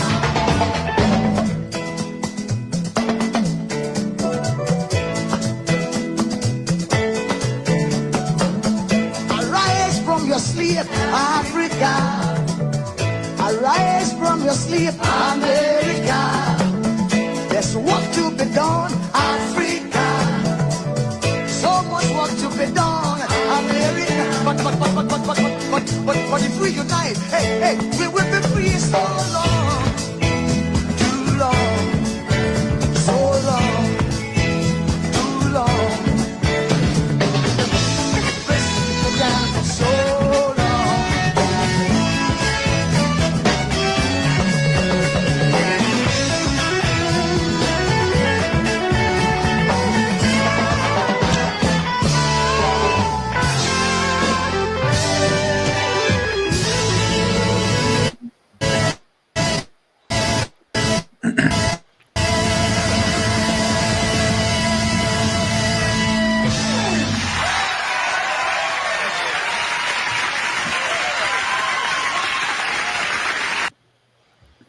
Okay, you like my uncle dressing? France don't equalize, 3-3. No way. Penalty. Are you serious? Otamendi. What? That's Otamendi. You know, Argentina, they use World Cup play. That guy. What? If you murder him, 2 penalties now you don't give away. I don't understand that guy. Wow. I hope France wins this. You know, I think Argentina deserve it. France Deserve fire. Deserve fire, my friend. Go on. No, bro. I they talk objectively. What you consider? The only team that's deserved is Morocco, none of them. No. That's even okay. The best team on paper at this World Cup was Brazil. So, but yes, that's not the point. And that damn Croatian team that only specialized in taking non-white teams to penalties. If I see any Croatians, My guy, Rudolph, at the verse. The 5 seconds where you give to celebrate my uncle, they don't give on to European made they celebrate them. Take about World Cup. We are talking about Magic Kodumi. We are talking about Magic Kodumi. Sorry, Uncle don't take away from Magic. A true son of Benin. Now I thought Fashek was a Yoruba guy. That's why everybody always thought. Everything. When okay, I didn't know that. No. He was great, you know. No, he's a great guy. The greatest. Yeah. I sent down the rain. I used to remember as a kid, in Trident radio, right? If you remember those old Trident radio, they'll play it on this, and literally the rain will start falling. No be joke. Like they start playing "Send Down the Rain" and rain will start falling. Man, I used to think the guy was like, he had mystical powers. Mr. Scry, let me tell you, the time that they will play it and there won't be rain, you won't remember it. It's only when they are playing it and it's raining. That's what you remember. Fair point. Now they station now. They look at weather, so they know what is going on. Whenever it's raining, they play Magic. Whenever it's raining, they play Magic. I like his outfit. Listen out of conscience when he come out with the chains, the handcuffs, ring the bell. That clip. I have a friend who is doing the documentary on Magic.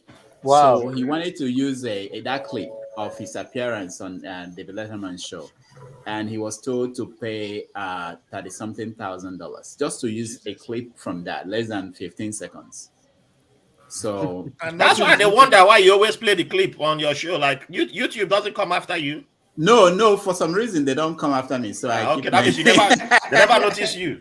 Because when they notice, is it because you are playing it in between conversation? No, I don't know. Maybe because I don't know why, but they would think we're analyzing it because even if you're analyzing it, that even makes it actually, someone has to report it. Okay, that's true. Yes, that's true. YouTube on them just stop it on their own. That's true. Wow. Yeah. All right. So this issue of citizenship that we were talking about, I thought it's an interesting topic. There's something I wanted to put out there just for anybody who cares.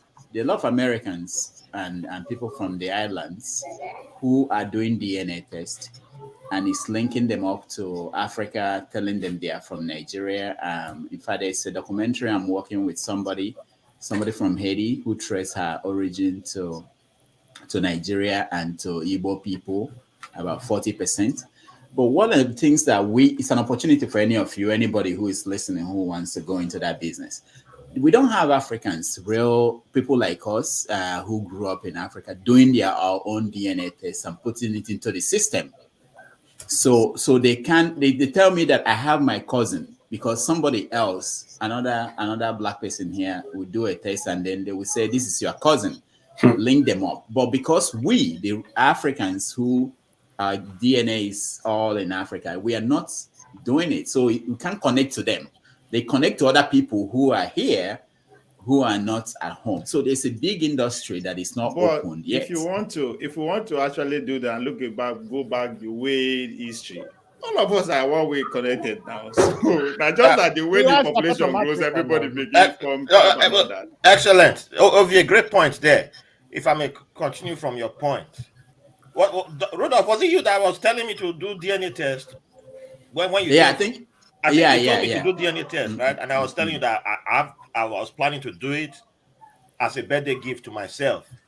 And I think I was talking to somebody else who's also from West Africa.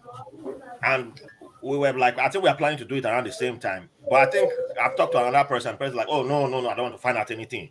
Because there's this fear that, if you said I'm a true blood Igbo man, I'm a pure Yoruba man, then what will you find out when you do DNA test? You will now find out the Fulani that you hate. Fulani that is this, and then Fulani, 20% Fulani. You do like this. That's why all of us need to do DNA tests. All of us need it. It's just crazy. Apart from finding out our cousins. You don't put some time for Gary rap. Wait, my brother. Wait. Oh, this thing is important because part of this xenophobia that's so strong right now in our communities that is so powerful.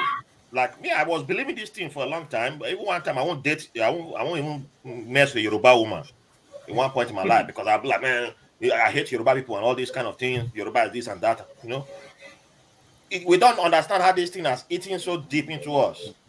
And our people have been messing around for a long time. So you don't even know which blood, you don't even know which DNA is in your body.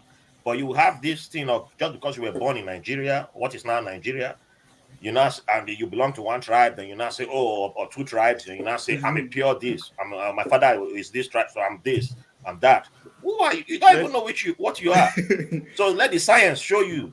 And then when the science show you, then you're not like, man, for me to come out now, come to shout, say these people, I say I compare to these people too. So I suggest that all of us do it so that we stop calling some other people lost people. We are all lost, to be honest. So let me ask a trivia question. Do you believe that the problem of Nigeria now from these three biggest tribes now they be our problem? I don't think it's not a yet black and white, and it's not as black and white, but because nobody cares about us. It's a constructed 500. Nobody cares about us. Wait, my brother. It's an artificial world that has been constructed because Nigeria is a construction. It's a limited. It was a limited liability. It's an LLC. Nigeria was an LLC. The foundation wasn't for a state, so it was a bunch of federations put together, and then it was to make profit. And then when you take away that goal, that aim of making profit for an empire, and you say, okay, you can now rule for yourself, then it now becomes who is ruling, and then people now, okay, the big three. And then that's why when you meet some Nigerians and you tell them that this person is from one part of the north that is a tribe nobody has ever heard of, they're like, you're not Fulani, you're not Hausa. People's their head is now rotating. Like, what are you? You sure you're from Nigeria? Like when I first came to Ibadan for my senior secondary school, and people will see my name. Your name is Rafi Hari. You sure you're from Nigeria? Are you sure you're Nigerian? I say, yes, I'm Nigerian. Are you sure But nobody asked me that in Benin when I was schooling in Benin. Nobody saw me and said, are you Nigerian? But in Ibadan, I kept getting that question. I go to church. You sure you're Nigerian? You go to school. You sure you're Nigerian? Every day. Are you sure you're not from Liberia? You sure you're not from Ghana? Say we Benin people, our civilization dated back to. Okay. That wasn't the point you had to make. That wasn't the point I was making. That's hold on. Let me. A very good point, because even though the Yoruba race, like you said about this LSU thing, even though the Yoruba race, it is just part of qualities that bring them together. The Egba and the places like that, the Alafi of Oyo and the Egba, they never agree at all. You understand? They see themselves like they speak different. After many years, hundreds of years, that's when they see themselves now like one. So we were scattered in different ways, and we just try to bring ourselves together. So some extent, one direction we might look like this biggest tribe because of they form that togetherness. They use it to dominate the other smaller group, but it's something we can put behind us. Bible say we are children of Adam and Eve. So let me say this. Forget that story. Let me say this. The people that govern Nigeria so far, the minorities are not, and they are there. People tend to forget. People think that is the big three that are running the show. No, the big three use us. They use us. The big three use us to do the betting. But you guys have been in charge too. Tafawa Balewa wasn't from the majority tribe. Jonathan was not there from majority tribe. Even Babangida was not, so but you guys have been in charge. Why the big tribe are fighting? Why would the big tribe are fighting? We use their fight to rise to power. It's a game. We just know how to play it better. Group in Nigeria. The Jaws. They are very, very good. Okay, wait. Simple question. Are the fourth ethnic group in Nigeria. They are very, very big. And they fought across so many states too. Yes, but not everybody sees it like that. Many people they see that recognize that Ijaw is big. But simple question. Raf has already answered this question. Who's the Raf, indigenous? what you said was premised on sovereignty. We don't have a clear sovereignty and citizenship rights. We do not have it, and that's the most important thing. Whether you put Yoruba man there, Igbo man there, minority, majority, as long as it's still the neo-colonial wheel is still rolling behind the scenes, we're just wasting our time. We have to have true sovereignty and citizenship rights, and that is the core of what our problem is. So once that is established, I mean, I grew up not knowing what a Hausa guy was, what a Yoruba guy was. As in, it's just in the last, I would say, very few years after this Sharia thing started with Obasanjo and things like that, the feeling started to change. Through the military era, I think they were very good in, sort of like keeping discipline to a certain point where people were like, that wasn't much of a distraction. So my first 20 years of life, I never really was my own. I saw everybody as one. It was during this democracy that we started feeling it again, because then it's now a democracy. Democratic things came into play. The real sovereignty and citizenship questions began to manifest. Then we had the collapse of the 100-year agreements from 1914. Yeah. Then you begin to see people like Tony Nadi appearing in the TV and things like that. So the narrative starts to change. People begin to think differently. You understand? The whole thing started spreading. You had the iPop guys and everything. So yeah, I think that's where we should remember how things kind of went down, and we start becoming more conscious. Mr. Scribe. Yeah, I wanted to mention that Tony Nadi will be on the show on next Saturday. I'm bringing him on the show. And then there won't be show on Sunday, which is Christmas. We have to take a break on Christmas. No, Christmas show. I come to your house, can't chop rice. Christmas show. Am I coming to your house to eat rice? Christmas. Yeah. Doctor, Christmas show. Doctor. It's not you to invite me to chop rice when I house and I talk Christmas show. Show us that what if let me speak it in the language. If you go. So I'm trying to record something for Christmas. Maybe there will be something. I'm trying to get some people together and record it and play it on that day. But I won't be live on Christmas. I watch OVA. I know OVA is live on Christmas. I watch and one man. Anyway, one thing. 24-hour show that day. I'll do 24-hour show that day. Yeah, I do come on and listen to some of the shows, even on Clubhouse. Is it Clubhouse they call it? Yeah, I do go in there sometimes. Which one is Clubhouse?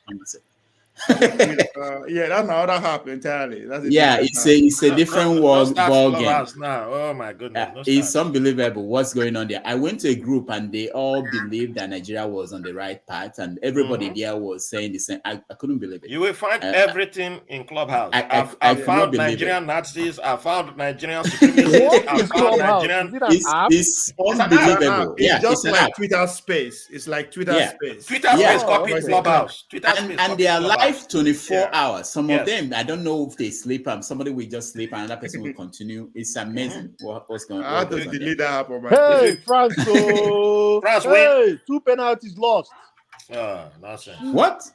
2 penalties lost. That's all the black people that kill for Argentina. It's written in the stars, man. Messi has to be the all the black people that sacrifice for Argentina. Where they kill. They don't use that juju take. Can't collect this World Cup. Anyway, I wanted to mention talking about DNA. There were a series of people who came here and they wanted to bring their wives and their kids, and they do DNA test in Africa. One from Ghana, one from Liberia, and they found out that the kids were not their children, and they couldn't bring them. So that's one reason why some Africans are afraid of doing DNA tests. In fact, there's a study that came out and said that 75% of first child of most Africans are not the child of the couple. 75% up to that. But we have to do this test to connect to people in the diaspora who are interested in knowing where they come from. And it will strengthen Africa and strengthen the Black world. Sometimes we limit our thoughts. What about us? What about that orphans? Rudolph, what do you mean by about some 5% of So are not. Yeah, first children. So what they are saying is that if you are the first child of your parents, chances are 75% chances that you are not the child of the father. Is not you are the person you think is your father. It's not actually your father. No, wow. Which report is that? It's an alarming statistic. I saw it in a Nigerian paper. Yes, I mean, it may. Yeah, but there are stories, and we know stories about it a lot, and it's creating a lot of problem in Nigeria. Doctor, have we become that promiscuous? That's a very alarming number. No, 75%. actually, due to the test, this is from the test they are carrying out in Nigeria. Hey. Honestly, so nobody can blackmail us and come with all sort of stories. Wait, let me clear one issue. Let me clear you one issue. Here in Germany, right? It is even established that most children in Germany do not belong to the man. Yeah. That's not Germany. That's not Germany. Wait. I'm trying to clear something, right? Because this does happen. No, but the truth is this. It does happen. So that it may be strange to us. You understand? Yeah. Hold on. Let's Blackstone finish and then you. So now, do you know where that story is coming from, Rudolph? Okay, sorry, finish. I'll tell you. It's all over. Argentina don't win. You know where it's coming from? It's coming from if you listen to the ancient story back in the day. Sorry, say before you marry, you need to carry your wife go meet the king of the town. Excuse me. Let me. That's not true. The present time, most families are not carrying out DNA tests in Nigeria, and they are finding out that most of their first child is not belong to the husband of the woman. How many percent of the population have done that DNA yet? That even the one they have done, if 80%, but you have to be very categorical when you say the whole country. If 80%, no, excuse me, if 80% of what they have done prove to be negative, right? Then it's assumed that it is like accepted result, right? So if maybe that is the issue, then it is taken as could be the actual percentage that most people have the same issue. Where this thing is carried out to is also very important. You understand? Nigeria is a big country. That's why they very hard to accept all these things that you are talking about. Nigeria is a very big country. For me, if I may come in, that occurrence, of course, is certain statistically. But what we also need to understand is the result that was rolled out, or the information that was brought forth here.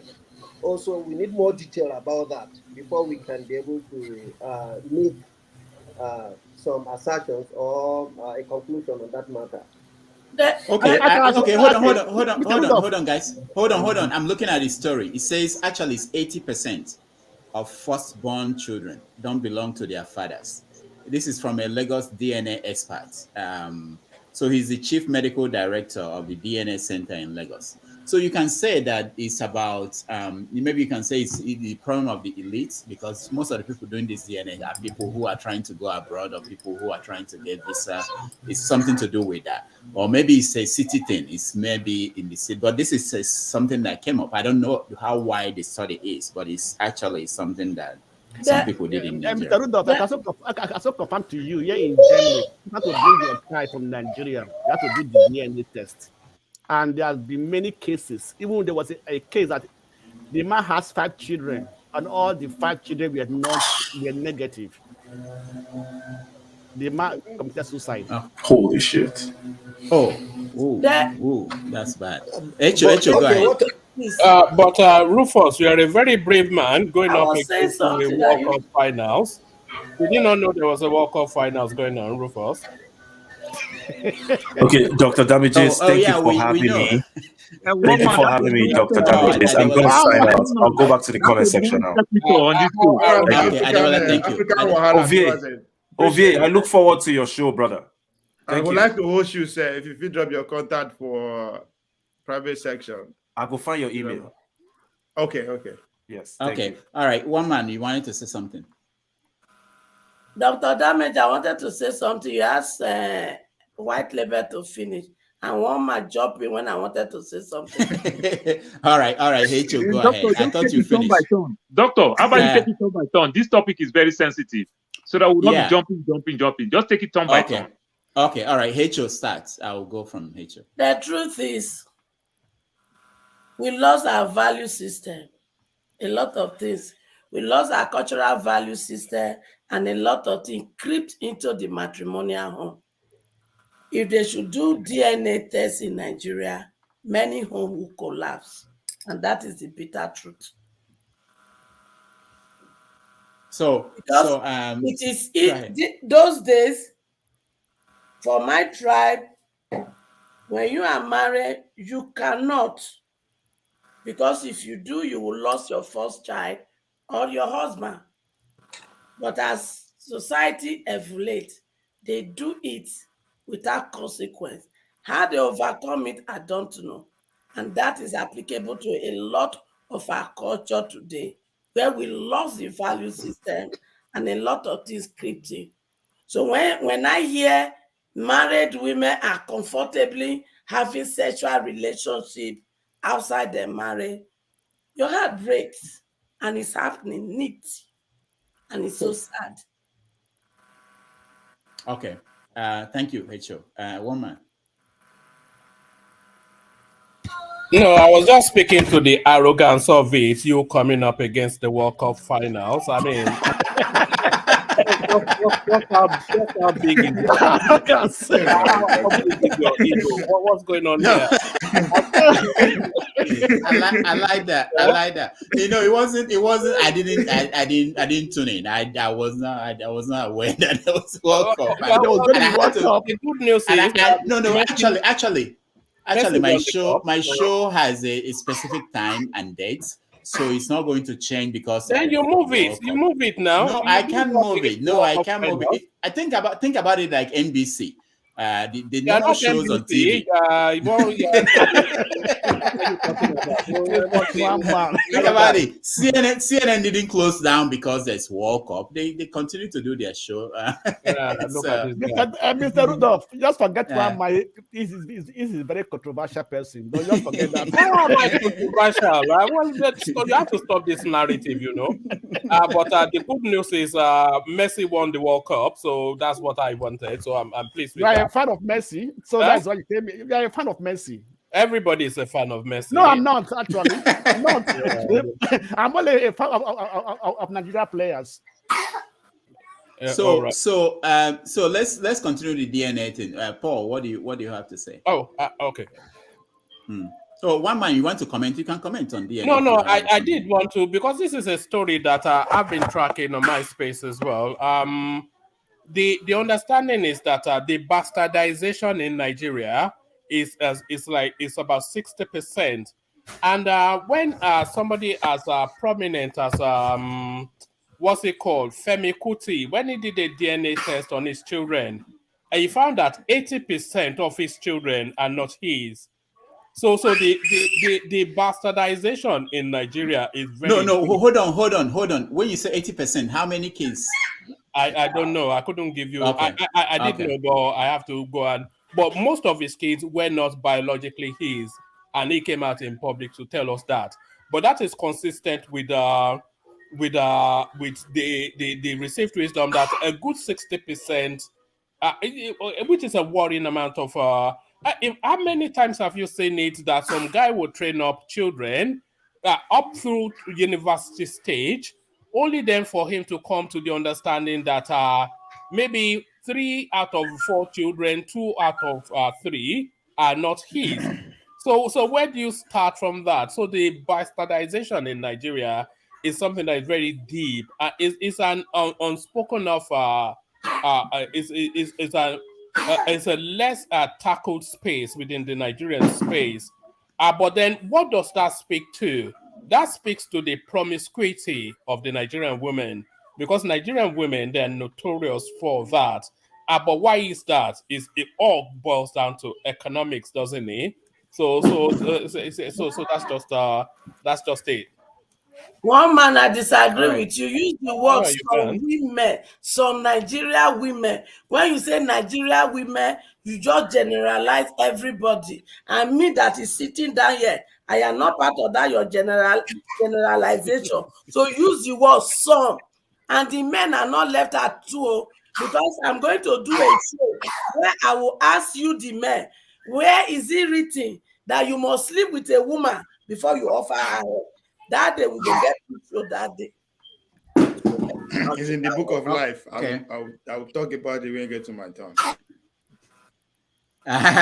All right, thank you. Let me go to, I think I called Paul. Okay, Paul, you're next. Paul, yeah. Okay, talking about it from what H.O. said, sometimes we, Nigeria, let me not use the word Africa because I've not cut across Africa very well. We Nigerians, we pride ourselves so much with rich cultures and tradition, which to some extent is true. But I will tell you, when they say first child, they know what they're saying. In good percentage, first child, some of us, we are cutting. You understand? It happened, you get this girl pregnant, you go marry the girl. Who tell you that it's only you that is doing the show? Before the girl say, I'm pregnant, then you go marry the girl. You know, many women use pregnancy to catch us together and the likes. As a young boy, I was very, very lucky. I was so skinny. I never enjoyed my high school days. But when I get out from school, I was lucky to make a lot of money. Guess what? I'll use the word, the women started rushing me. If I can even go further, I'll say the women started raping me. You know, the money is there. So if I'm not being careful, some of them would have even said, some of these child are my kids. You know, so Nigerian women too can be very promiscuous because also we the men too, we take it as a status thing. You understand that I can talk to too many women at a time who can run against shows. So with the first child thing, I think it's possible. I have seen so many of my Nigerian friends who rumor and reality that also went to Nigeria to go marry, only for them to bring their child here, DNA proof that this is not their child. So these things does happen. So when you talk about culture, the strongest culture when it comes to promiscuous is where I come from. The Delta people, they do all type of things. H.O., they can speak the language where you understand. The juju where they take Ogogoro do, then give that juju Hennessy, the juju go high, nothing will happen. So it doesn't happen. Those days, it was happening. So where did we get it wrong? Poverty is one aspect of it. Poverty is one aspect of it. Women marry into wealth. You understand? Women want to marry into wealth. So if they by chance meet you, they already calculate themselves to somebody else. Immediately they discover that they are pregnant, and you that they feel that you are doing well, they give that child to you. You understand? So poverty contributes immensely. Then family names too, and every other thing. Oh, this young man is doing well for himself. Family names also contribute. Sometimes even your parents may even know, but because they like the family that they wish you to go, they'll keep silent. It does happen. Okay. All right. Ovie. I don't know. I don't understand when first of all, HO is talking about culture. Our culture and your own, they're different. You understand? Because where I come from, even my own family, right? I have stepbrothers that they are not of the same father. Why? Because then women are allowed to go outside, have a full-blown relationship, have kids, still come back, and they will still be accepted. I'm telling you, this one not be saying that ESA or now. I'm telling you, part of my family. You understand? That's the kind of culture I grew up. And if we want to go back to those who are saying that promiscuous or whatever, I mean, I used to say that if I don't pronounce any word for my language, it doesn't exist, right? Before all this one marriage, all these things, how was our people they live? How did they live before, right? How did they live before? That's why when somebody say the country, I mean the culture has been bastardized, the promiscuous have gone overruled. Since when has it been normal? You understand? Because if you go back to history, all this idea of one marriage, this is not just to contain our. Maybe if you say SSS, I agree with you, but it's just pretty much to control. To use a very broad language here. And then let me finish, Mama. You go. Let me finish. Talking about economy and they make them.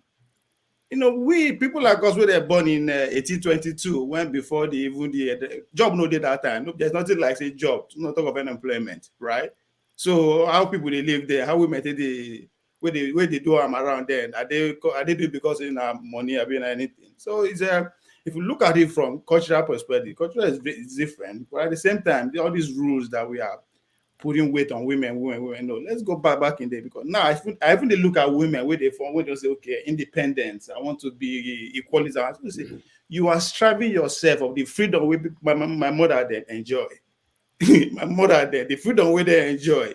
When I know who see half of her, but again, they will make una believe say women were slave there and all that. No, it was never like that during what I experienced when I grew up seeing around me. It's just different. So this idea of cheating, promiscuous, or whatever, it's foreign to me. No, okay. The thing is this: when we look at Africa very well, polygamous is part of us. But when we embrace the Bible, we try to fall into this monogamy family. And yet, we are not fitting into it because that is not really our culture. I will tell you on that one. Where does the Bible talk about monogamy and everything? Wait, now. Not the Bible that say it. One man, one wife. Not there. No, wait now. It's not there. Wait now. We misinterpret it. Because if we read the Bible very well, the Bible talk of a bishop. But it's all of us bishop. You are right. So it's all of us bishop. Are all the men bishop? The answer is no. So when we misinterpret the Bible, we now put ourselves in this cage and it now breed promiscuity. So these are not be everybody believe in Bible, they follow Bible now. So you can't group everybody in that category. The truth is this. When we look at even Father Abraham, we are following. Now they follow him. Some people know they follow him. That's what I'm trying to let you know. Some people don't care. If Father Abraham that some of us they are referring to, did he marry one wife? What of David they said is after God's heart? Did he marry one wife? The evil Christianity, there is not the Christianity we are talking about is a way of life. And Abraham, now be the father of Ishmael, where Muslim came from.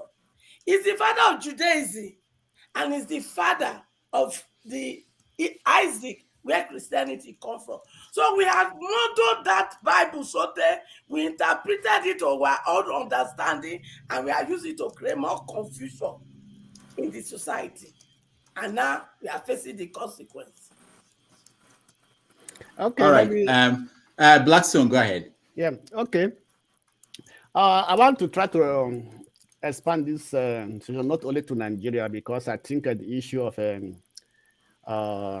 infidelity in marriage is cut across every country. And in Nigeria, what actually destroyed our culture is the modern civilization. Everybody wants to try to copy a civilization, a way of life that they don't actually understand, but what they see on movies, on TVs, and things like that.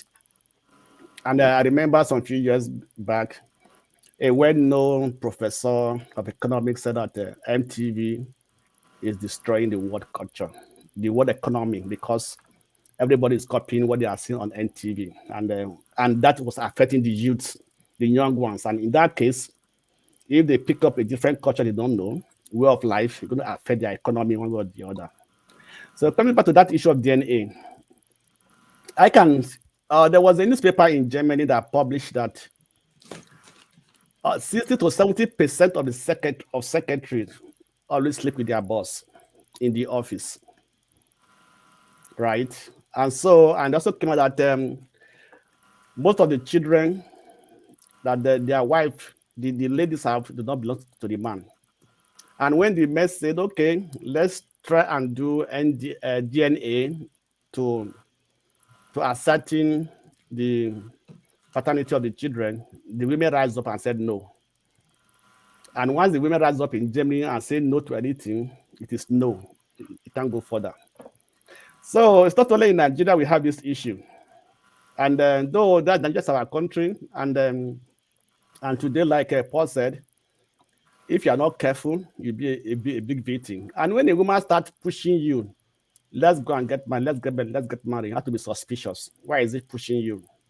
Is it trying to cover up something? Or what is going on? Right. So most of these women they get pregnant and they want to go into the marriage ceremony. Let us fill it up. And at the end of the day, if you go for a DNA test, you might find out that that child does not belong to you. You know, so it is something that actually our culture have been destroyed. There's not that fear of our culture anymore. You know, everybody want to live a life free, freedom. I have that to do. Like in Benin tradition those days, that before you marry a woman, he has to swear that if you ever sleep with another man, either the first child will be lost, the first child will die, or the man or the woman will die, something like that. But today, no guy want to take that oath. Nobody want to do it because those are something they always do to also try to caution this issue, you know, things like that. But today it's not more there. So the modern civilization. Blackstone, do you want to go back to that period? Will you want to go back to that period? Of course not. I don't want to go back actually. But what I'm trying to say is that at least that also put fear in the mind of in the heart of the women, right? But what I don't like in that tradition is that the men are also a part of the issue, part of the problem. Not only the women, the men is also a part of the problem. And when we see very well, men are even more guilty in this issue than the women because it is the men that goes after the women, right? So the women follow because maybe the man has money and things like that. That somebody said that a woman will always say she's clean or she's clean if he doesn't have a man that is putting pressure on her, that's pressurizing her. I can stay okay. I am a decent woman, right? So the men are also a part of the problem. Let's not just put the problem only on the women. Of course. All right, Blackstone. Thank you. Go ahead, Ralph. All right, so I need to say something quick and then run because my smoke but do want to happen, so I need to go chop food. So for me, the whole thing is about what is your goal for the DNA test. You know, for me personally, it doesn't make sense that a father who's raised a child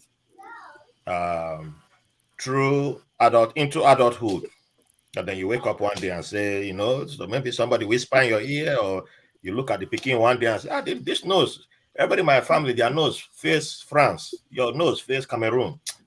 Let's go do DNA test. And this pikin is not my pikin anymore.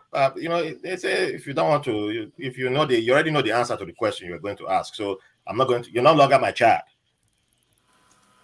My reason for DNA test is I'm trying to answer a question about my family history. I want to know about my connection, and mine is not. It doesn't matter about. I'm already a bastard, so that I'm not concerned me about. I'm not worried about firstborn, no firstborn. But if your own is about you are one of those who want to, you are tied to that old style of, culture, which not be culture, and this is another thing that I've always pointed out about the artificial wars, because like Ovie pointed out, we are saying, when people come out and say it's African way, and you're like, hey, which Africa are you talking about? And Ovie pointed out, our people, we are not like your people. We have our own rules. We know one people we never mention the people who allow women to marry more than one husband, which somebody who just joined, that one go trigger them now too, because women know they get rights for your own side. So, everybody has different ways, and they're all Africans. We have some Nigerian places where women, I remember one time, my mom being a federal civil servant, and she traveled to somewhere in Benue. I wish John Abba was here, and they allow, as a welcome for that community, if you have a guest, the man has multiple wives, he gives you one of his wives as to keep you warm. That's the way he said it. So how many years later, then if that man wake up and say, oh, DNA test, do we consider those type of situations? You've been giving your wives to various guests in the house, but we'll say promiscuity because you just learned the word promiscuity in 2020. But in 1990, when my mom was coming to visit, because my mom was a woman, she was the director of Federal Ministry of Agriculture, so she didn't qualify to get a blanket to stay warm. But her driver got blanket, so he gave the driver one of his wives. Because my brother was 18 years old, so my mom was like, "You sleep in my room." So my brother was angry when they came back. Oh, he didn't get chance for action. That's how I found out that there's somewhere in Benue that's their tradition. It's their hospitality. If you are judging them based on Christian methodology, they will say, "Oh, these people, which kind of behavior is that? These are backward people." Abi, only thing I hope is that they use protection. But everybody has different cultures, and when you don't know who exists in your country, then you will start using one black and white language and just judge everybody in the same book. So we don't know. But if you just learn promiscuity today, you black these people are. But then, what about the women? Places that their women are allowed to, women they've owned their sexuality for a long time. Even with Britain coming around, they still own their sexuality. That's why if you go to our villages in like Ijoland, Delta, I've been in some Urobo villages, we all go to bathe in the river naked. Nobody is standing there look, see naked man, see naked woman. You think we don't get turned on sexually? Well, we do. But when it's time to go take a bath in the river, everybody knows men go to this side, women go to that side. We understood that kind of thing, right? If you're in Africa land, when a girl is getting married in the village, the woman walks around naked, except for a loincloth. Like it looks like in Zulu land. You know, they do my place is doing to initiate to woman, yes. Okay. Like 7 days, yes. But when I was telling one of my classmates from Ibadan, in they complain about Zulu people in South Africa, or why women go to walk around naked. What kind of African behavior is that? It's not African. I say, my brother, you know what happens in places in Nigeria? You don't know. You haven't been there. You only stayed in Ibadan and Lagos. You don't know about other places in Nigeria. So there are so many.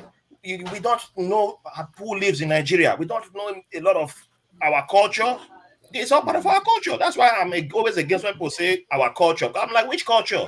There's 300 ethnic groups. We don't know.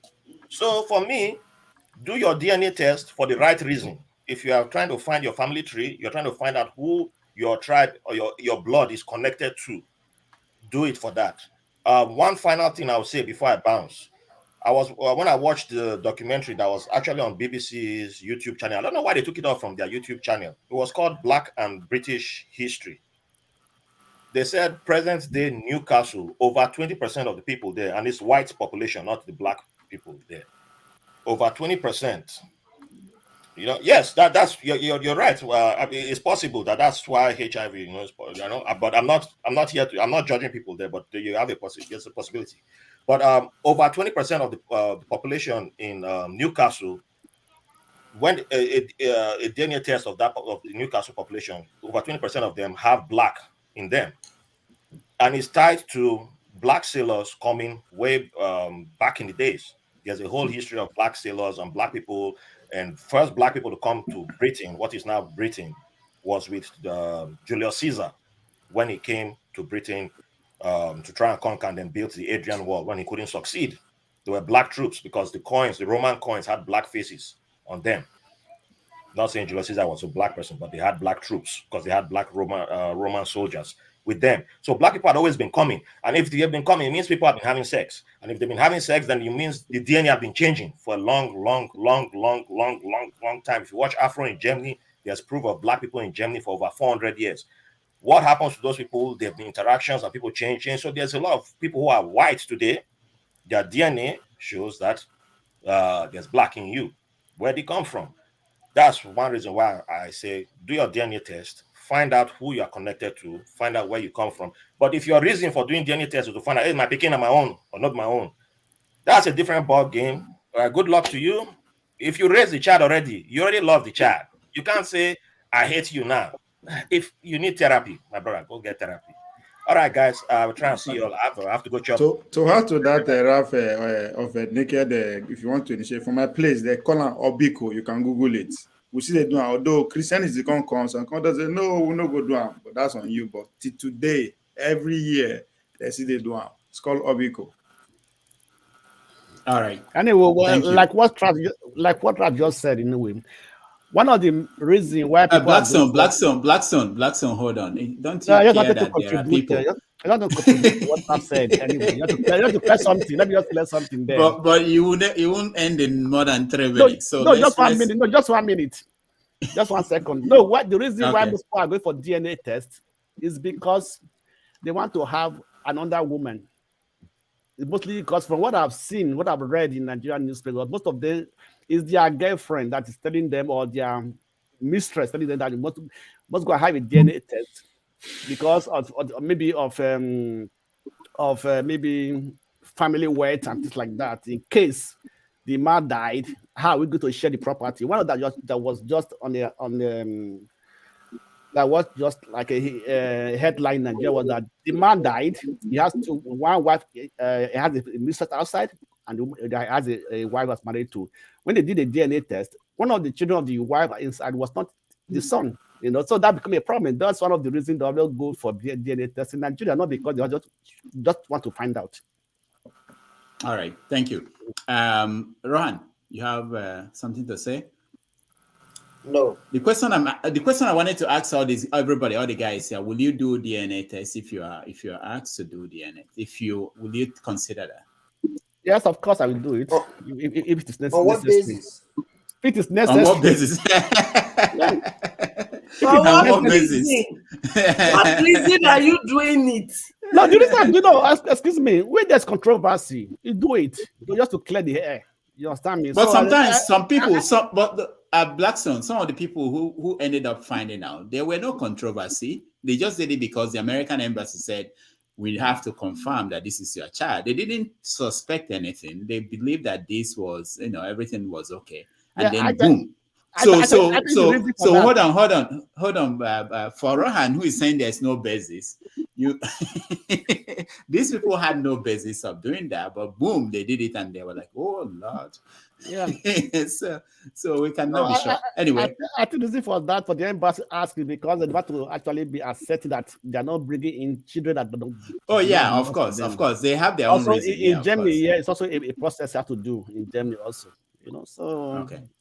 All right, let's go to. I'll skip you, H.O., because you've spoken. Let's go to Alexi. Alexi, welcome to the show. Hello, thank you. It's quite interesting. Yes, so we are talking about DNA tests. For those who are just joining us, we had Fatima Sesay join us today on the show. And along the way, she talked about citizenship for some Lebanese born in Sierra Leone. And from that conversation, we went into who is a citizen and the issue of connecting Africans who are abroad. Africans like Africans in America, Africans in Brazil, connecting them back to Africans at home. So that conversation went on to talking about DNA, which is some people are doing DNA here. And they are doing DNA, seeing that they are connected. Some of them will say, I'm from Igbo, I'm Yoruba, I'm 40% Yoruba. So we talked about the need for Africans in Africa or Africans like us abroad to also do DNA so that they will also know. Because some people come to me and say, I have a cousin in California. This is someone who is from Haiti, based on their DNA match, that they have a cousin in maybe 10th cousin, 12th cousin in California. But these are also people who were probably born abroad, outside of Africa. So I'm saying that there is an industry waiting for who we go into it, which will be to get Africans, like all of us here, to do our DNA, put into the system so that African Americans, Africans in Brazil could say, oh, not just that they are from Nigeria or they are Igbo, they could say, this is actually my 10th cousin. If, let's say, it's from your family, an Okonkwo was sold into slavery from 400 years ago, there will be more direct connection. So that's how we started talking about DNA. And we went into the fact that there are some people who now find out because they have to bring their children to America or to Germany or to Europe. The embassy will mandate that they should do DNA tests, and they now find out that, oh, that the kids they thought were their own were not their own. And there was a study that we saw that said that 80% of firstborn children of Nigerians do not belong to the father. Right. So, Alexi, now you're up to date. Well, that's a dangerous point to get to in trying to help whoever is in need of that. We cannot control the world, but we all come from some level of moral standards according to our individual families and maybe even traditions. I remember in my Sociology 101, my professor then, a Canadian, said that there's no good or bad social practice, that they all start from cultural beginnings of the group. And he gave an example that he wants us not to mishandle in terms of being good or bad. He said in Senegal that the father of a child, a daughter, does the beginning of her knowledge of sex before giving her away to a husband. And they all understand it that way, that the father has to be the one to disvirgin his own daughter. And of course, some people yelled in the class because it was terrible to hear that. But he said, that's why I warned you, this Canadian lecturer, Dr. Paul. So he said, that is their culture. And we are not, in studying sociology, now here going to start pointing fingers at any group of doing what is bad. So that's the way they understand life. Now, why I remember that is, what if the child took in at that very first attempt, and then he releases her to the husband? What child is going to come from that? Perhaps her own brother is now going to be her child. So there are things that should be properly thought out to be allowed to happen. And who will be happy having a child thinking that that's his child and only later on find out that it's not his child? We're not saying he should go haywire and do something terrible, but it's not a good news for that father. And so if one way to avoid the chaos that may come out of this is not to do it, then I would rather it's not done. But if people have come to accept that level and lower level of morality or cultural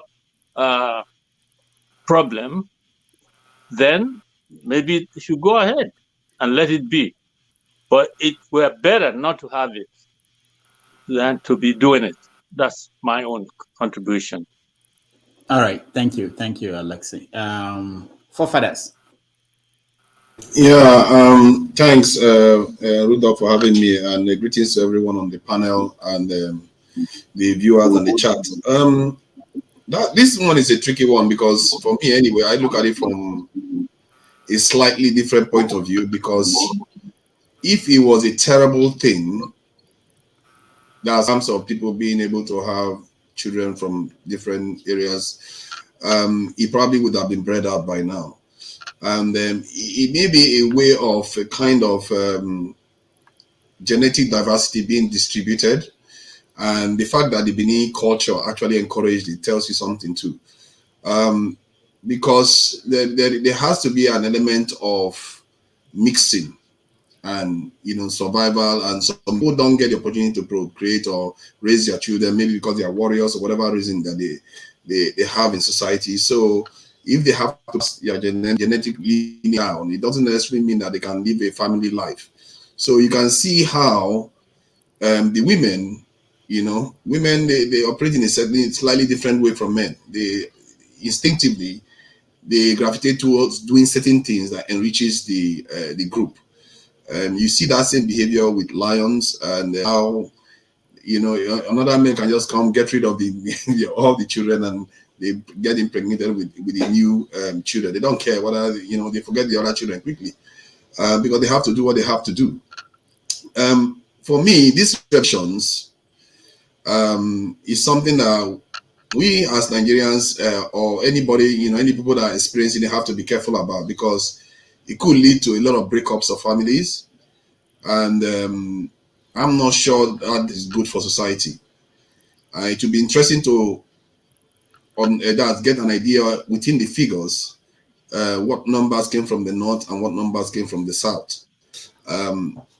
Instinctively, one would think that the south contributes highly to that. It is 90-something% or so of firstborn children because of cultural practices. But if that is true, it shouldn't lead to breakup of families because the child is yours. Or apart from the health reasons and genetic lineage reasons, because you have to be able to understand what is happening with the family sometimes. And I also think that parents sometimes, if they have their own children, they tend to see certain mannerisms that other people will not recognize, but they can recognize because they can recognize it in themselves. And that is lost when this type of incidents occur. So there are consequences to it, but maybe the reason why it survives so long is because there are benefits to it too. Because think about it, in the near future, people will have their genetic lineage well defined. And then the genetic, biological warfare may become more and more mature. And if somebody decides that they want to get rid of your genetic lineage, that's it. Like that, you're gone. All of you gone in one go. As a matter of fact, I think I've observed that in one sci-fi movie where the guy was like, you know what, everybody connected to you, your genetic lineage, everything like that, flip this and they're all gone. So there are dangers to it too. So you can see why the mushiness of your genetic lineage could also protect people. Because human beings are weird when they want to be. And so I think that's how I look at it. I just think that we should not necessarily break up families for this purpose. And we should treat it as if, okay, we have our children. After all, kings are able to take on children that are not theirs. They are not even connected to them and make it their heir, their own heir. So you can look at it from that point of view, because maybe some other person is taking care of your own child with another woman. This is the family, village raising the child thing. So those men that are raising children of another man, who do you think impregnated the other women too? Those men are part of the game too. So maybe it's not always a bad thing when you look at it holistically from that point of view, because there are dangers to having pure genetic lineages. And these people that are doing DNA testing, they have to be careful, because there's a sting in the tail. If people have your genetic information, and they have all the people that are lined up with that genetic lineage, then they can come after you easily in the near future. This technology is maturing. In the next 50 years, what we see today as innocent could become highly decisive in how who does well and who doesn't do well. Thank you. All right, thank you, forefathers. We had Ify. She sent a message that she had a story she wanted to share with us, but suddenly she's gone. But we are going to continue the conversation, maybe move in a different direction. I'm looking at one poll that just came out today, opinion poll out of Nigeria. I don't know how credible. I'm just looking at this. It's about the 2023 general election. They said this poll was done physically, so they actually went and talked to people, and this is the result they got. So I want to hear what you guys think. 37% of the people polled. This was spread across all the geopolitical zones. Preferred P2B. 15% preferred APC, which is Bola Tinubu, 14% for PDP, and 4% for NNPP. 17% of the respondents are still undecided. And, please repeat that 9%. Again. Okay, 37% for P2B, 15% for APC, 14% for PDP, 4% for NNPP, and so out of that, 17% are still undecided. 9% do not intend to vote, and 4% are unwilling to say who they will vote for. You know, and did they talk about the samples, the number of people? I'm just saying I've not read through. They said that the places they went were Kano, Katsina, Kaduna. There they preferred NNPP. Yeah, it's a long article. I've not read all of it, but I thought that just seeing the opinion poll and this is physical. I think that breaks that poll breaks the structure argument, because that gap is too big. It's too big. Ovie, are you can aware only of this account for poll? about 10% or maybe 15%. It can't account for that massive gap. It's just too much. More details. I've not seen the poll. NNPP has only 4%. And what did they give to ANC? Ovie. What did they give? Ovie. Is ANC. Dr. Rudolph looking for trouble? Why is he insisting? I will answer him. I will answer him. No, I don't see. They don't mention that one on the. Then that their poll is biased. Of course, I didn't do. Because there are 80 political parties, I be 70. So they should stop this bias. You are sure, they are marginalized. Echo, how many of these political parties do you know? Only 5. How many of them do you know? Only 5, Abby?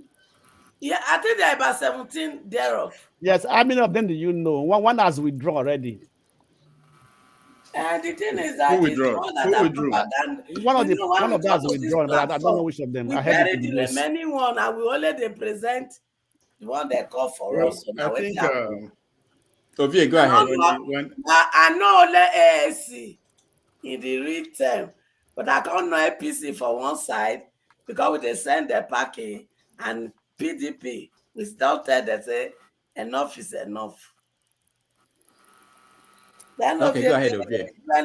NNPPC, I'll be waiting.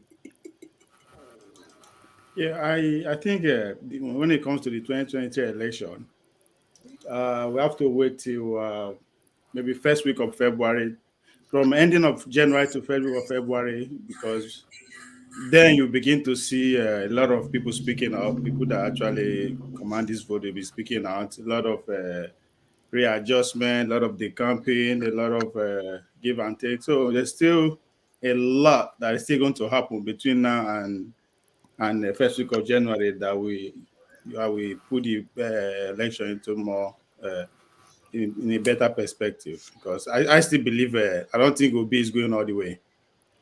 30-something percent versus 15%. That is crazy. That is. Someone asked in the comment section how many. This is very significant because I've been watching all the polls that have been coming out. This one says that it's 4% that are undecided. The last one I saw were up to 10% undecided. There were a lot of people who were undecided. So apparently, what's happening now is that people are beginning to decide on who to vote for. So that will be significant. Votes will be locked. The party will start locking their vote down towards the ending of January till first week of February. That's when the party will start locking their vote. That's why we say, okay, this side is guaranteed, that group is guaranteed, that state is guaranteed, that local government is guaranteed. So a lot of things still going to happen. The gap is what matters. The gap is too much. If it was like 5% or maybe even 10%, this is massive gap we are talking about. How do you close that kind of gap? By the time we begin forefathers, you just follow politics yesterday. The way they argue with command, they baffle me. Maybe, but the poll. I'm not the one that made the poll. So stop. I am not making the statement. I'm just telling you that a lot is still going to happen between now and ending of February. I will change things. That's politics. It's too big. Hold on, let me. I have a slightly different perspective. Obi go see the camp. I still believe that. Okay, hold on. Okay, that's your dream, man. That is your dream of here. No, I'm not dreaming. You go see now. Hold on. All right. Mr. Scribe, what do you say? Yeah, so see, there's something we are. I've been following, and you people might think this is crazy, but listen, the net, everything that has to do with voter suppression and everything that has to do with beavers is not reflective of these polls. And these polls are just going to serve as distraction. Because now, the disenfranchised people, all the bad data that they have now, the child voters, all those kind of stuff. Buying of PVCs. Yes, exactly. It's not reflective of these polls. So now and this is where the obedient movements are kind of, this is where I think they are getting it a little wrong. Because now those mechanisms or those however those fake data went into that beaver system, it's going to serve the purpose of those who put it there. And also, too, the client machine, the mobile client machines, right? Nobody is asking the question, where is the manifest for all the client machines categorized by, geopolitical zones, local governments, down to the strata?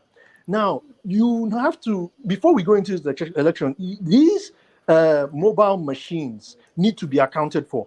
Because now, a HTTP request works like this. That mobile client, when you make a call, it's stateless initially. It is the MAC address of that beaver's machine that will recognize it, and also the login details, how it logs in, does the handshake, everything that happens in the web request, and then therefore the door opens up to the beaver system, and then it accounts for the vote. I would imagine it will check the details, do whatever rules they have in the back end, right? So now, for example, now I'm speculating here, that somebody who wants to cheat on the system now has access to these client machines. And now because we don't have a manifest, and now they just sit somewhere and they start making those web requests. Even they don't even need a client, a Beaver's client. As long as you know how to log in, how to initiate the connection, the endpoints, everything, and you send the payload. So because the binary for the thumbprint, you can bypass it. Depending on the rules of the beavers, you understand? So these things are not known. The manifests are not. The manifest should be with the election observers by now. Nobody is talking about these things, right? So I think we are over analyzing it. It's very, very easy.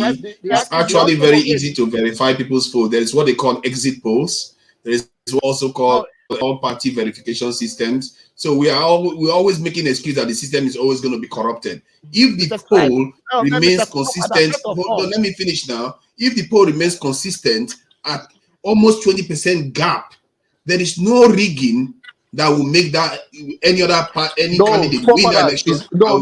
Make it credible. It won't be credible. Listen. A sample size of how many are we here? 9, right? Forefathers, listen. A sample size of all of us here 9, right? Let's just imagine that we've done this in isolation, right? And I go in and I put any details just because maybe I travel to Kano, but I'm from Anambra State, right? And I just I just met these guys on the street and I answered them, but they didn't ask the right questions to properly categorize me. That is the context of what I'm talking about. Now, the what is in beavers, we don't know. How is that? What is beavers? How you categorize it? Matching it with what the polls are saying. Therefore, that is what I'm seeing, a very wide disparity, and therefore I'm speculating that if the election now comes, that it might be a surprise as to what people are thinking. That 35 gap. So I don't believe in the polls. That's exactly what I'm saying. 20% gap is too big for that. It's too big for that. Let me clear something about the beavers. The beavers is not connected to the internet. That's first thing. The beavers is not connected. The beavers is a manual database. It's not connected to the internet, right? So that is first thing. So that's what we have to understand. So every person's data is on that beaver, on the beavers, right? On that polling day, the system will automatically verify the people who are voting. So it is not connected to any internet. I'm sorry to.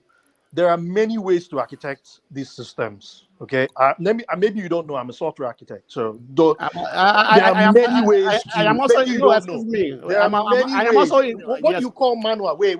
I don't even know what the Nigeria every state. I don't even know INEC has different methods. Just because you're a software guy doesn't mean you know what INEC is doing. Let me interpret what you said. Let me interpret what you said. When you use the word manual within this environment, right? What you are saying, I beg your pardon, does not imply. Now, what could happen? You could have what you mean by manual, or what you're inferring by manual is an offline database. Now, but the thing that wait, calm down.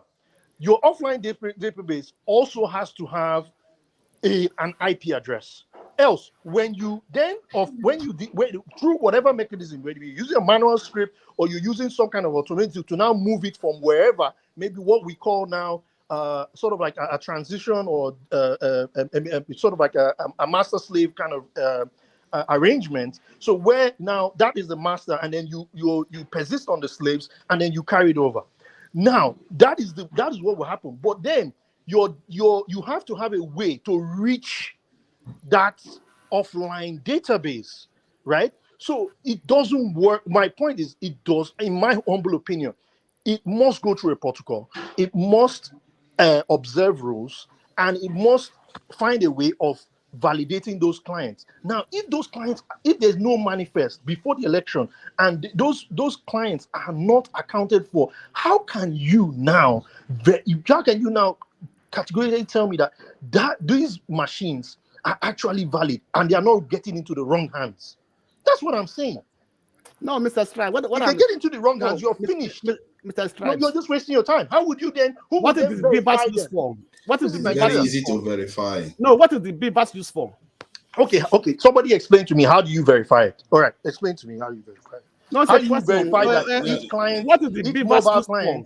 What is the BVAS used for? BVAS used for the election. I don't understand. No, we're not which election. For what purpose of the election? What purpose of the election? To accredit. It's used to accredit and also vote for perform the rights of voting. Okay, for example, now, if you say, okay, if BVAS is connected to the internet, you are in some areas whereby they don't have access to network. How is it good to accredit to the people? No, yeah, exactly. So there is no way it can persist the data or accredit or do anything. Once it's offline, it's offline. It can't do anything. We've seen many examples of this. So that's what I'm saying. That I think even if it's offline, can I finish? Can I just add something? If it is offline, can I add something? This in the Blackstone. If it is offline, you can have an edge kind of this architecture whereby the processing can be done. How large is a database of about 100 thousand details? It's not that large. So you can actually have it on the very computer locally, and you can verify individual details accordingly.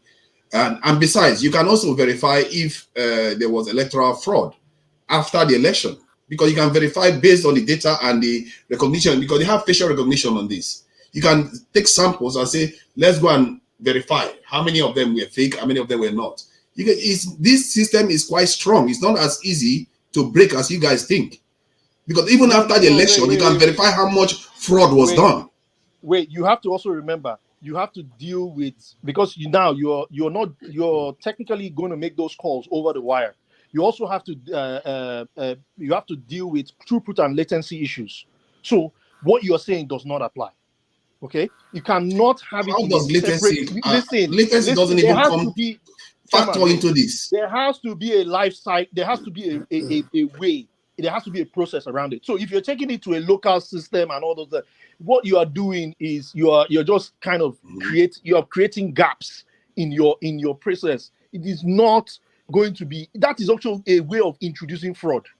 A clear way. Because he has a verification system eventually. No, I wish Eddie was here to anybody in the comment section who is into cybersecurity or anything. Please come and answer because I'm not a cybersecurity. Let me ask you a question. So go ahead. If your mobile phone that is used thumbprint or facial recognition is offline, it's not.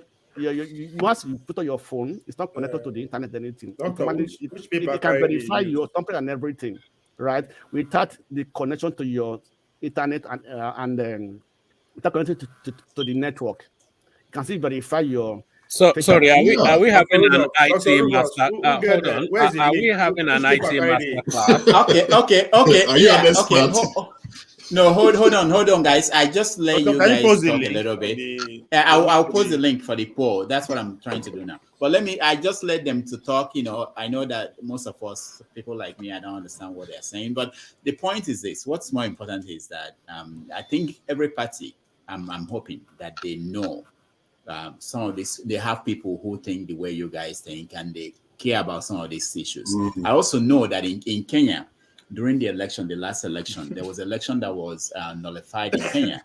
They did some things and they went in and they saw what was done after the fact. Exactly. And the Supreme Court nullified. So it's okay to be aware of this, and I hope the parties also they have people like you who understand all these things and they are thinking about it. But I don't think it should be enough for us to be pessimistic about the process. I believe that whatever is going to happen in February will be an advancement from what happened in the past. Exactly. Okay. Now I'm not saying that it's going to be error free and there won't be effort by people to sabotage it. But I don't think it's a reason to just say it's going to be hopeless and we shouldn't have an election or something like that. But I think the political parties, I'm sure if they are not thinking that way, then this is their fault. They should be thinking about how would people want to manipulate this system. What are we going to do? They're already raising concerns like the issue of a PVC buying. That's just to suppress. That's a voter suppression. You buy people's votes off voters card, and they will not be able to vote. So what you do is that you target the region that you have a disadvantage. It's lack of information. That's interesting, isn't it? That's very interesting what all Napolis just said, obviously, because now they are not trying to make people vote, they are trying to deny them the opportunity to vote. Yeah. Because it tells you that they cannot fall to the other side. The only way they can do it now is to stop people from voting. I think I kind of disagree, because as long as I don't see any manifest, wait. All the political parties are not see any manifests of those. Like, listen, each of your phones here either has an IMEI or a MAC address, right? And that is what makes, when the calls go, whatever, maybe Beavers has his own proprietary protocol, just like you have FTP, HTTPS, whatever. I don't know the architecture, but it's not rocket science. Okay, so if the political parties are listening right now, please ask for the manifest complete. If every mobile device, every device that's going to be used at what location, you're supposed to have it in an Excel sheet. That's all I'm going to say. If we can't see these things, and then we know, that's the only way. When you go to court and you now say, oh wait, this MAC address ending with 6AAC, right?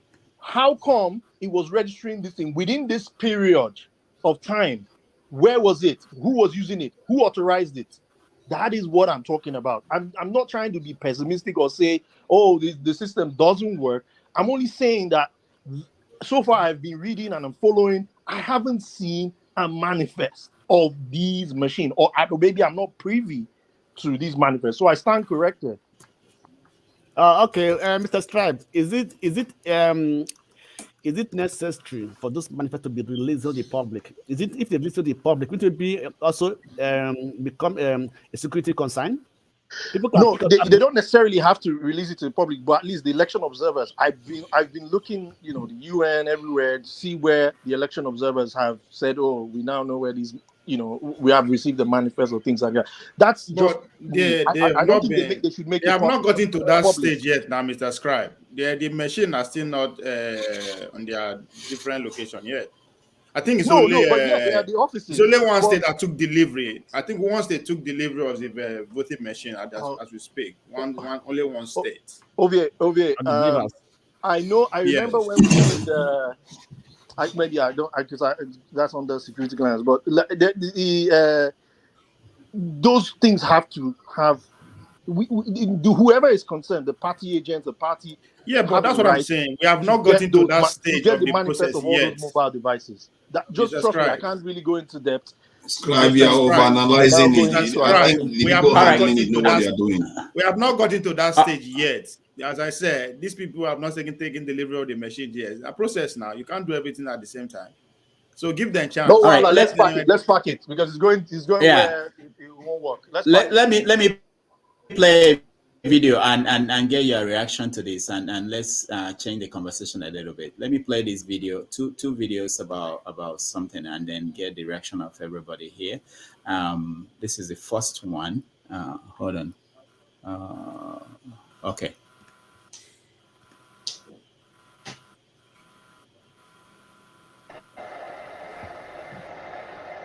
Oh no. All right, so that's a little bit of today's win by we see Argentina. Well, let's listen to this.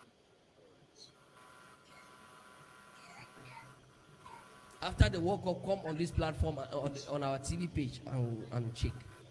Write it down.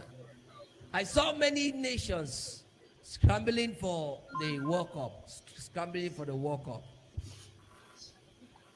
But at the end, I saw two nations were the two nations that were holding the World Cup, holding the football.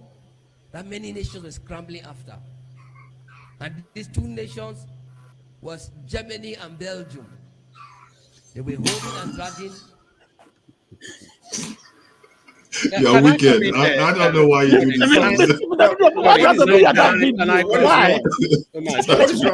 So wait. Can I come in? My one man. Yeah, can I come in? One man. My question is this: next Sunday, some people will sit down in that church again to listen to this man. Why? Sorry, that's a space that especially agitates me. That last clip that you played, these are pastorpreneurs and 419 chancers that we have in Nigeria. So let me take you back to the election between Donald Trump and Hillary Clinton. So who was that guy that died recently? One of the big Prophet TB Joshua. TB Joshua. He told us that Hillary Clinton was going to win the election. It came out in public because all of the opinion polls were indicating that Hillary Clinton was going to win that election. So he told us that a woman, listen to that word, it is unmistakable, a woman was going to win that election. That was what TB Joshua told us. And then subsequently, Donald Trump won the election. Do you know what this guy did? He said he did not mean a woman. He said a wool man. Wool. W-O-L, man. A man with woolly hair. He said that was what he meant. So this is that space. So another 419 chancer. Remember that guy that said he was going to be the next president of Nigeria, whatever his name is, that the Lord told him, and he did not even win a ticket.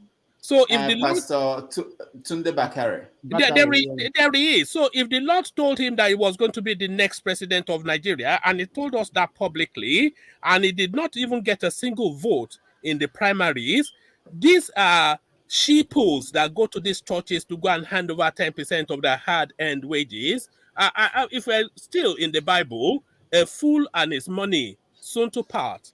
It's a con act. But well done, Messi. I wanted him to win that cup and won it. Can I agree with one man's view? Okay, let me go from Ovie, go ahead. Yeah, I'll come back. I don't know why everybody is saying it a different way the way I'm saying it. First of all, this person, so is a man like you. He go chop. As first thing first, he has to survive, right? Now, how do you do that? You have to find a trade to do that. What that man did, exactly the aim has been achieved. We are talking about him. Many people will look to want to know more about it, not necessarily to attend the church. That is the whole point, right? It may not get it right, it may get it right, but the point is, we are mocking him, though. That's the thing. Is that the point? It's now just like somebody will come to your platform and say the way you put up your airline is misleading. That's their own view, but you know what you are doing. Is that your view? Are you having a dig at me? What are you doing? No, I'm just citing an example. You understand? I'm just citing an example. That man is doing what he needed to do to survive. The church had to survive one way or the other. He has to survive. I see all these guys as businessmen. I said it before. I will gladly sign up for Oyedepo or one of those bishop business school first before I go to Harvard. There's something we need to study. I think where the line. I think that it's all good that he wants to earn a living, which everybody is entitled to, but you have to take into account the effect it has on the society too. And I think this is where most of us, I think you in particular, miss everything you do in life. You affect somebody else. Negative law, but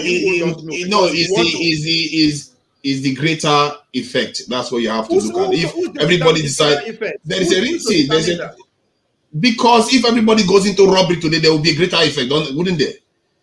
Somebody has to stop it.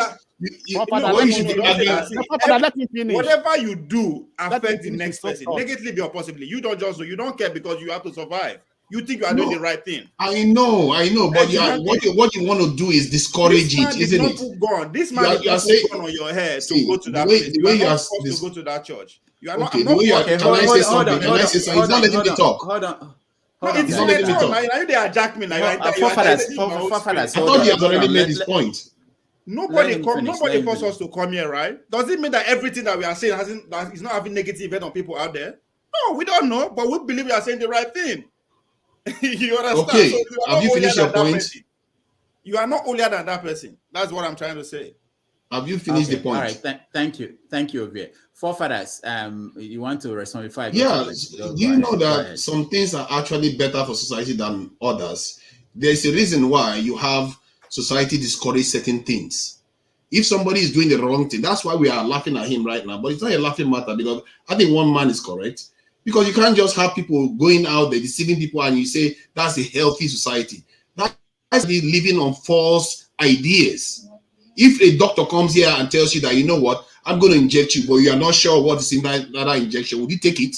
Is it not because of precision that you accept that injection? I believe the whole religion is unhealthy. Wrong for me. I believe the Christianity is wrong for me. Does that apply to everybody? No. The whole charade is wrong for me as far as I'm concerned. You are deceiving me. The whole Jesus is deceiving me. I have the right to say that. Does that mean I'm right or wrong? Some things can be accepted. Okay, let me hear from. Let me hear from Alexa. It's just from your point of view. Christianity is not society. Okay, hold on. Not where to draw the line. Okay, yeah, let's be careful now. Gentlemen and Our Lady, let's be careful. It's very easy to just talk about these things and throw whatever dirt we have. He has just shown us what is happening in the world today with some people. Some, not everybody, but the some we have brought out here with a proof that they have that he or else in that kind of prediction is a failure and does not have to be trusted. And good question. What are the members of that church going to say to him next week? Or what are they going to do about what he has said? Those are logical questions to ask. But does that mean that there aren't things that we can listen and then make use of for the betterment of the society coming the same way? There are. And if you are lacking in spiritual discernment or even any kind of gift in that area, do not say that others don't have it. There are fake people in different things that they do. That's why we have magicians. And people go there to watch abracadabra. They pay money. In those days, in Yaba, Lagos, we used to have the Pella group. And there were different names of those people in those days. Whenever they gather, they have prepared everything and people will be there to watch. Sometimes people pay money to go and see those things. There are fake prophets, definitely, and they may even be more than the real ones. But if in the course of you trying to agree with the fake ones, you now say there's nothing in that realm of our livelihood or what we do in life, then you'll be the one to miss, because there are some very truthful ones. Some people even experience it to a point that you cannot pull it out of them. The other time I shared with you people how a bird picked up a whole lion in something that I saw. I didn't know what that was going to mean, but it wasn't long when the queen died. I didn't know the queen was going to die. And that whole thing has translated into what I saw as the removal of you have to be know very what the lion careful. does in the forest. Sorry, Lexi, can I interject you Yeah, for a moment? hold on. Let me No, just you have to be very finish up. careful with those sort of vague. Hold on. That's me talking now. Hold on. I saw something, and I knew I saw it, and when it came, the meaning of what I saw came out to be real to me, and I have to do with it. Did not, though. I'm not going to go. It did not, though, is what I'm challenging. What I'm saying is there are fake prophets. There are many, for that matter, and there are many people who have been deceived with all these things. But we should not, in the process, now say there's nothing in what could be. In that same way, if it's real, there is something beyond what we can see and feel around us today. There's no doubt about that. Can I answer the question, Rodolphe? Sorry, I did want to interject, but I know that Alex now open the kind of. Can I interject just for a moment? I meant to. Hold on, guys. I was thinking that we are going to look at this not just about the guy, the pastor, and his church, but try to extend it to a larger society, because I could also pick on one man and say that the same way that the people in that church will justify next Sunday whatever the pastor will tell them as the justification of why they should continue to go to that church, is the same way that in other ways in our lives, we maybe politically we justify certain things, even though we are seeing certain things and we are seeing it's happening in front of us. But let's first focus on Alexi, because I think you guys want to. I did want to interject. Okay, go on, Ovie. Go ahead, Ovie, go ahead. Ask my Alexi question a is question. that And if then you say that man one is bad for society because of the way he's carrying out his business, won't you see that Christianity is telling God we should trust God, that especially in Nigeria, we took it literally that we should pray, God will solve our problem. Don't you think that is wrong for the society too? Okay, Lexi. That's not what Christianity tells you. The way you have simply put it is not what it is. That's what I say. I you said have in to Nigeria, understand I more. was explicit. I'm sincere. I said the way Nigerians are preaching this word to God, every time go and pray, it will solve our problem. That is deceiving the society. That's bad for the society. Don't you see that? Nobody's saying that what you just said. That's not what is being said. Your spiritual life is one thing, and it begins privately and you need to nurture your soul with what it is that you are believing. If you are getting the wrong thing, too bad. If you don't want to be involved, it's still okay, but you'll be the one to lose when you face something more powerful than you are in that way. So now if you want to go to I'm the one to blame blame in this somewhere. case. That you are blaming that man. Hold on, everyone. Alexi, yesterday on this show, yes. Rohan was trying to answer a question. I don't remember the question, but along the way, he just basically raised his hands and said, "It's up to God. We pray that God will." So I heard think you. is getting. So the question is, when do we say? Raise our hands and say, okay, it's up to God. We are done. Let me answer that question. Can I answer that question? No, not you. Blackstone, we're not asking you. Alex is the person. Alex, well, go ahead.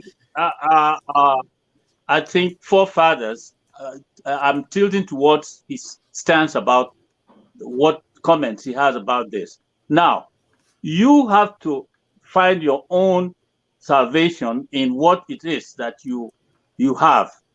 But don't start saying it as if you have all the answers. And I wouldn't do that. But I can always tell you what is true that I have experienced. And I can tell you what is true of the things that I associate with in that way. Now, for people who come out to predict and say things like that man said, he has been proved to be wrong. Now he has to answer the queries behind what he's doing.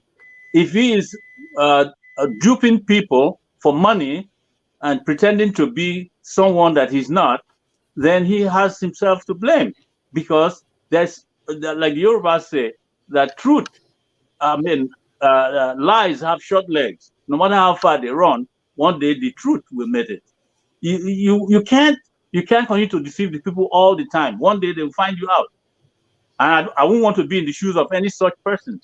I wouldn't want to be the one to be found out because I have lied. No, I will not lie, and I will not make things try to exploit anybody with lies. Okay. Any other person? Okay, Blackstone, go ahead. You want to say something? Yes. Okay, about this issue, actually, I'm in line with Mr. Leslie. Actually, you see people going to pay to watch people that are so-called emotional speakers, that set-head speakers, start to encourage people how to live their life, how to change their life. You understand me?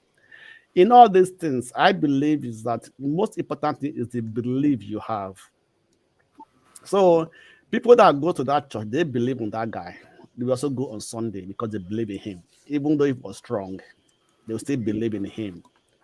One thing we have to understand that all of us are religious in one way or the other. No matter if it is Christianity, Islam, traditional beliefs, we all have that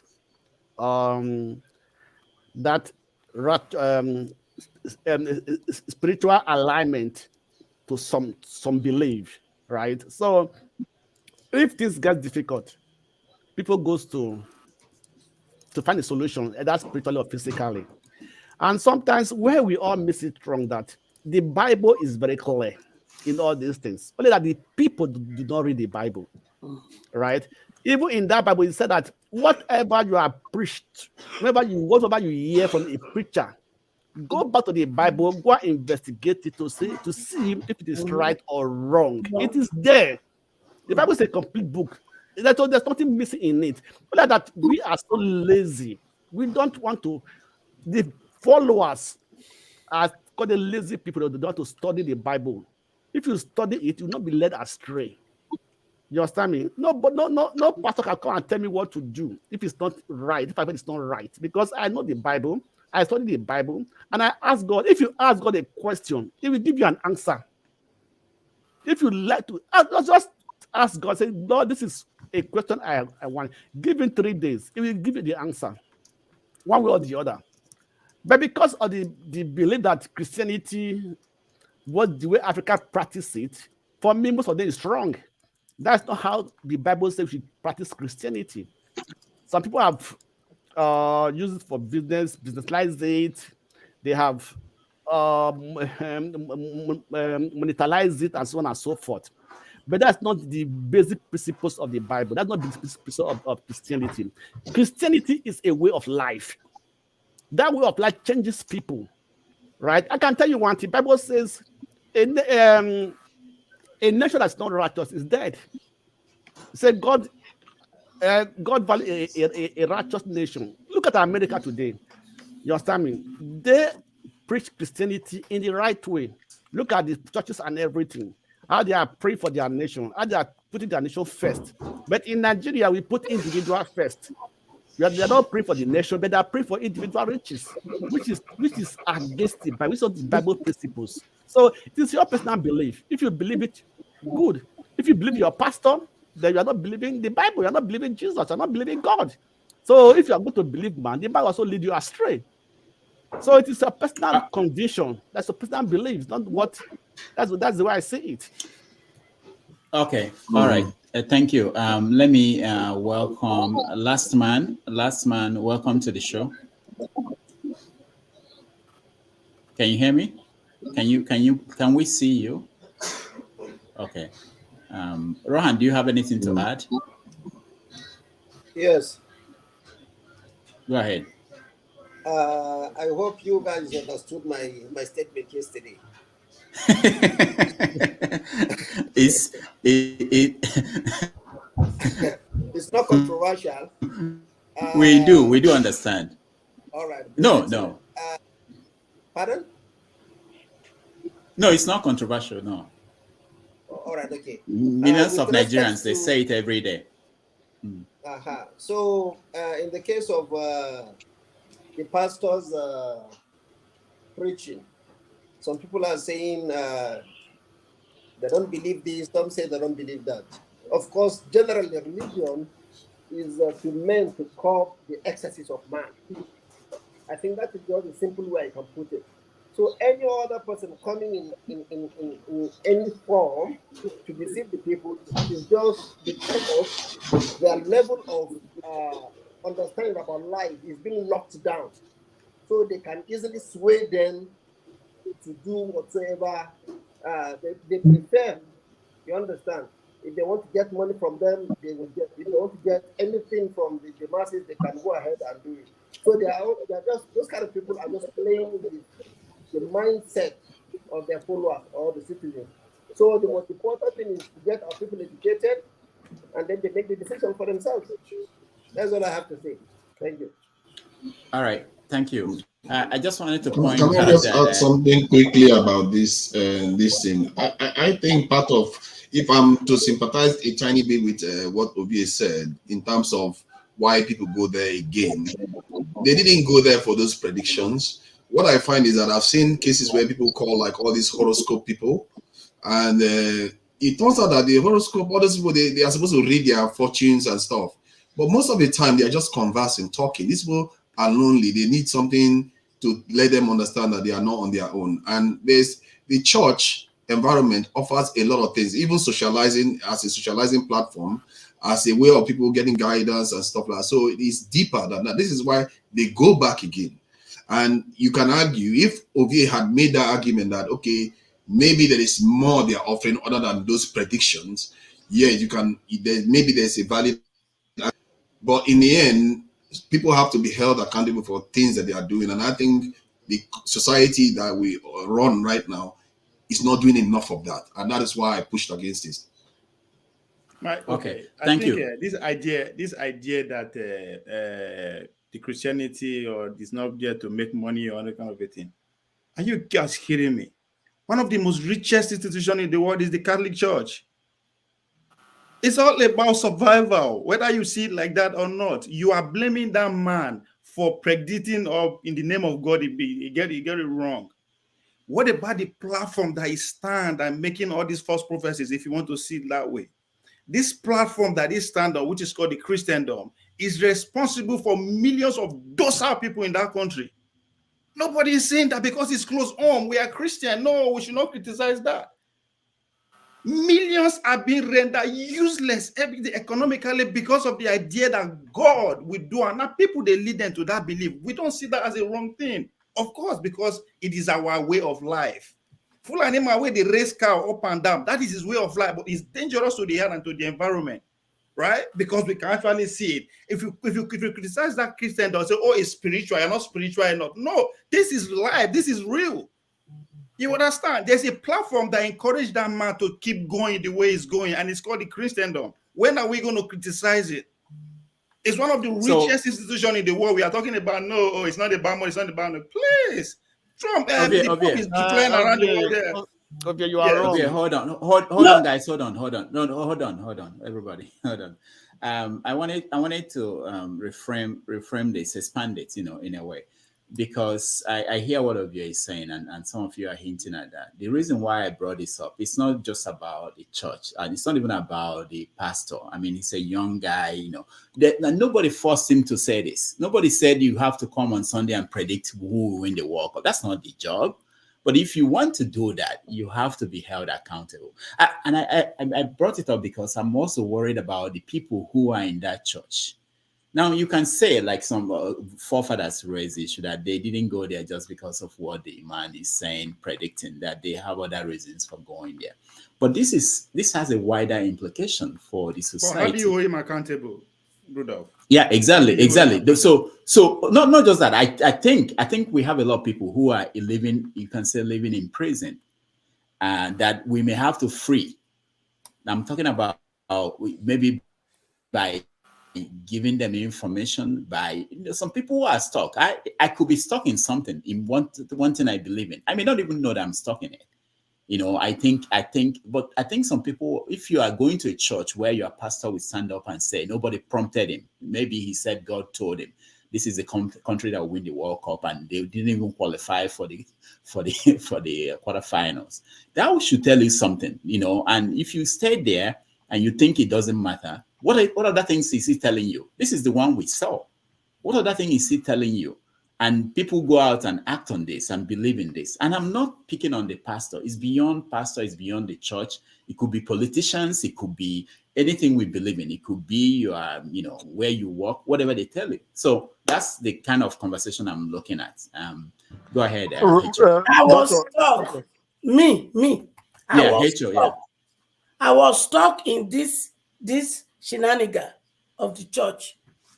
When I was going through some situation, I was told, oh, because you know they pay your tithe, because you are not paying it full. They don't understand the financial crisis I was dealing with. The person that are saying it, they are pastor's wife. They are pastors. They are working. 2 families working in America. Me by myself with my crushes, trying to survive in the same cycle of able people. They put me there, and for a very long time, I was stuck. It almost cost me my life. When I was beginning to hear Daddy Freeze, when I was beginning to hear that Sunday Adelaja, I liberated myself. So a lot of people are stuck in prison. They tell you to come and pray for a job in Nigeria, and there's no job being created. And at the end of the day, people are jobless. They will think that God does not answer prayer. You see women not dressing well, they make themselves shabby, and they are looking for a husband. Who will marry such? Instead of teaching them what to do to make them presentable for a man to approach them to marry, no, they cage them. A lot of people are caged. Let's say the truth so that we can liberate people. All right, thank you. Spinner, you're next. Unmute yourself, Spinner. You've been trying to speak. Yeah, I didn't know I would ever agree with Ozzy. I agree with him now in this topic.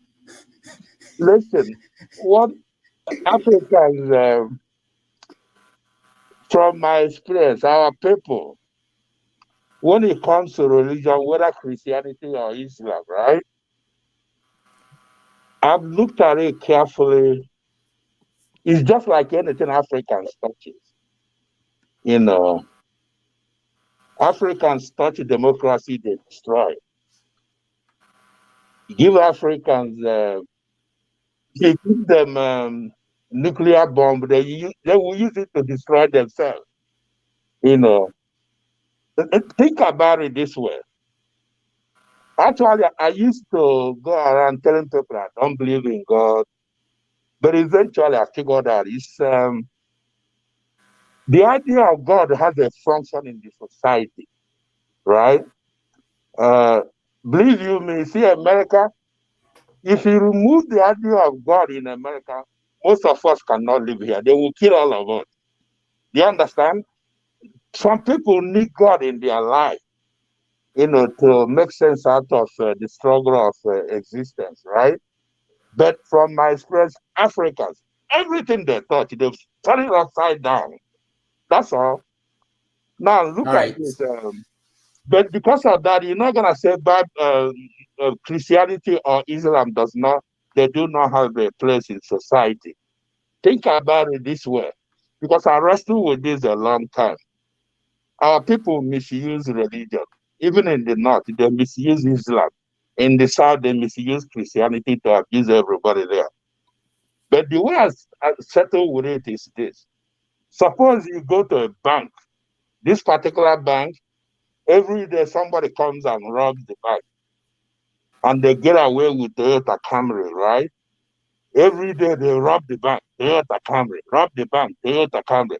Do you blame Toyota Camry or the makers of Toyota Camry? No. You blame the robbers. So that our people are turning things upside down doesn't mean that religion doesn't have a place in the society, right? That's how I look at it. But there is a philosophical debate that morality doesn't come from religion, right? You can have a very effective system of morality without Islam and without Christianity. Think about that for a minute, because that makes sense. Because look at Nigeria, right? Buhari is a Muslim. Look at all those Muslims in the north. Look at what is happening in the south, mainly Christians, right? Yes, Yorubas are Muslims. Can you say there is a one-to-one correspondence between living a moral life and going to church? No, of course not. If you look at Nigeria or going to mosque, right? So that's how I look at it. So I kind of agree with those here, but like I said, one thing is our people, they take something, they turn it upside down. All right, Spinner. Yeah. Thank you so much. At least one thing we can agree today is that there could be some topics that people we don't agree with, we find ourselves agreeing with them. So sometimes that's why it's also important to have this conversation. There are people who want us to keep talking about one particular topic every day, and we can't just talk about one thing, no matter how important it is to you. The other things happening in the world, the other things we need to talk about as a complete human being. This is a show. I know this is online, but think about this as a network show. Meet the Press for those in America, or one of the Sunday shows anywhere in the world. You don't just talk about one thing because it's of interest to you. We talk about other things because we're more than one thing. All right, the last man. Are you going to talk to us? Welcome to the show. I know you are the last man, so I'm trying to. All right, the last one. Hey guys, I'm just listening. I'm enjoying the show, though.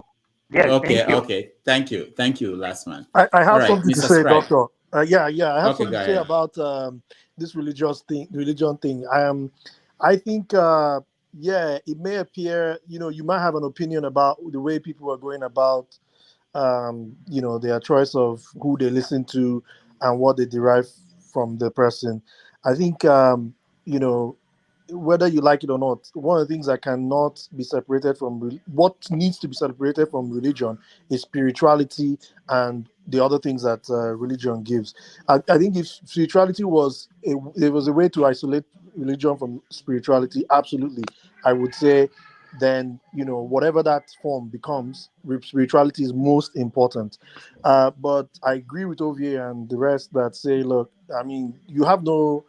Honestly, you don't have a right to question how people want to spend their money or what they want to, who they want to listen to or whatever. Because one thing you need to understand is people react to tones of voices and they react to things differently. Where we forget that we are not really objective; we're very subjective. You just see somebody and you feel a certain way. Somebody makes you feel a certain way. So some of these people that we supposedly define as being trapped, they are, whether one way or the other, they are getting something from it. So, and there are two basic laws that we cannot trample on as human beings: freedom of expression, freedom of association. So based on that, if you choose to go to a church, I haven't been to a church since I only go to church to do Godfather. That's what I mostly go to church now. But hold on, Mr. Scribe. Hold on, okay? Because there's another way to look at this. Okay. If we cannot question, if people in that church cannot stand up and say, Pastor, what you said about the World Cup is wrong. If they can't say that, it's not likely that they are going to say to their local government chairman, what you are doing is wrong. It's not likely. We have to think about the culture of accountability. If something that is very clear, nobody can contest that this man was wrong, and the man will give an explanation the next Sunday that wouldn't make any sense, and people will continue to go there. If people cannot do that, they are not likely going to be able to say to the local government chairman, the governor of their states, that this is wrong. So it's a continuation. It's a continuity of this culture. I think it's not culture. It's not culture. It's not culture. Mr. Shah, hold on, please. It's not culture. The religion itself, please. The religion itself teaches you not to question the man himself. They call him the Bible calling him what? Is a son of anointing. That shall not do. Do not touch my anointing. Do not touch my anointing. So what you just said, where I see it happening was when I was back in the village at the Good Assemblies of God. You know, so all those men for village, they no send you, they know when you go and bring you come as pastor, they don't even know when they boy you. Once you say anything wrong, I'm going to hear from back. You go talk about language. He's lying. And everybody will be laughing, right? But because that's an old man, it's an elderly man. What do you want to tell him, right? He's saying it the way it is. If you like, speak grammar, he doesn't care. He's saying it exactly the way it is. So the religion we practice actually caution us, maybe not ban us, caution us that no, don't question the man of God. So what I watch, what I say, okay, the man made a prediction and it not come true. Big deal, life goes on. There are so many miracles that did not work out by Chris Okocha and the rest. They are still living large today. So it is the religion. That's why I'm focused on the platform that they stand on. Why carrying out all this, whatever they are doing is the platform. The platform. No, but the Nigerians are. Who is a man of God? Who is a true man of God? Hecho, hold on. Sorry, sir. When Jesus was talking, he differentiates the goat and the sheep. So this one that you are listening to that joined the politician to destroy Nigeria, they belong to the class of the goat and the sheep in wolf clothing. So let our people know the truth. We are hiding the truth. And what Ovie didn't add, let me add this. What he didn't add was that even the Bible also stated that beware of false prophets. And as a matter of fact, he warned about that even more times than the other way around. And Ovie, you are doing this regularly. Forefathers, when I say hold on. I am against the Bible itself. You understand? But you change the game. No, you're dangerous. The way you talk. I am speaking from the problem. You they talk about the symptoms. Who cares? Okay, hold on, guys. We have to have order now, please. Somebody came here and complained to all of you here. Hecho, if you're asked who is the true man of God, can you name them now? 2 of them in Nigeria. Any man of God that sleep with women. That's not fair. That question is not fair, Rudolph. Hold on. Okay. That's what you say. That's what you're. Okay. Hold on. Wait. You asked me a question now. You say you can't name anybody, so there's no need going because mama when carry pikin, he not even feel venge for your own pikin. Make a come venge for Oyedepo when they build the ark. The money when supposed to build facility, remove children from streets. Is that the person I will call a man of God? Okay, thank you. Hecho, thank you. Wait. You make it. Adeboye, when he lied to us, say, if you not pay your tithe, you go hellfire. Now I won't call man of God. Suleiman when they sleep about. Now I won't call man of God. Okay, thank you, Hecho. It's not that I'm trying to put you on the spot. Alexi, you are saying that because I'm coming after them. Alexi, let me come to Alexi. Hold on, Alexi. So you are saying it's not a fair question. So you are saying that we cannot point at. Oh, hold on. We cannot really point at who is good and who is bad. Is that what you're saying? Hold on. If that is a man of God, can you name nobody's one? In can that you position. Name it? Okay. So we can't. That's what I'm telling you. Nobody should assume that position.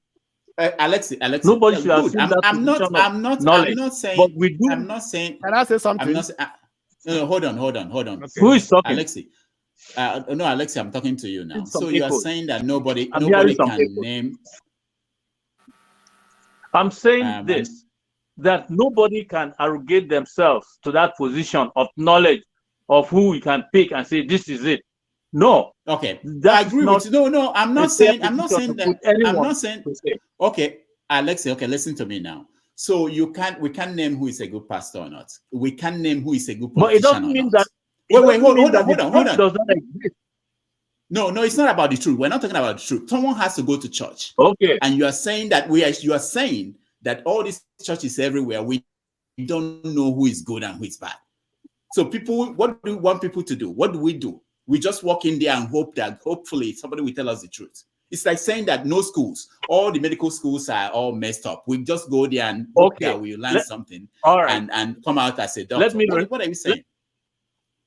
Okay, let me respond to that.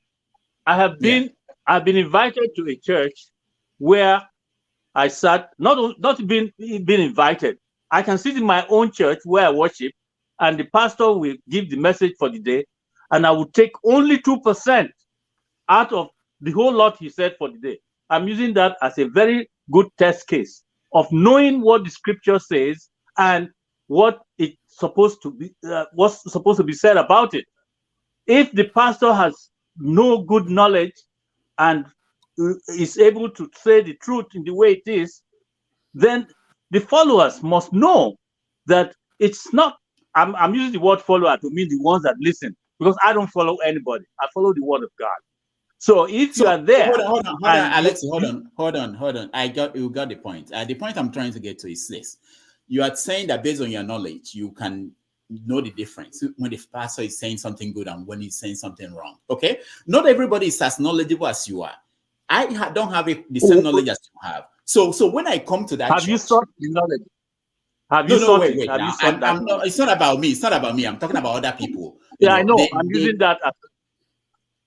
But people are in different places. So basically, we're saying that people will go to church and listen to a pastor talk, and then the pastor we hope that they have enough knowledge to be able to say, we have to drop this thing this man is saying and believe this other part. I'm trying to connect it to what is happening in the wider society, because it's not just about the church, it's about the politicians we are listening to. Kwankwaso that Ovie is following. If Ovie is going to say, okay, Ovie doesn't have enough knowledge to know whether what Kwankwaso is saying is right. This is real life beyond the church. Yes. You understand what I mean? See, if it's that black and white in answer, then it will be very simple. But I know it's not that simple. One of your guest speakers referred to Steve Jobs of Microsoft, right? When he heard what was happening in Apple, when he heard what was happening to people in a certain area, and he found out that these people were predominantly Christians, he went to his pastor. He said, "Have you heard about this?" The pastor said, "Yeah, this." He said, "But we can't do anything about it. If this is what Christianity is about, I ditch it." And he drops his Bible to his pastor, and because of Biafra, he stopped being a Christian. He went and joined the Buddhists. You see how different actions can come as a result of weakness on those who are presenting the word. That man left his faith and joined the Buddhists. It is written. He wrote it. It's not like it's something somebody is saying about him. So what I'm saying here is this: people must seek out their own salvation, as the Bible itself says it.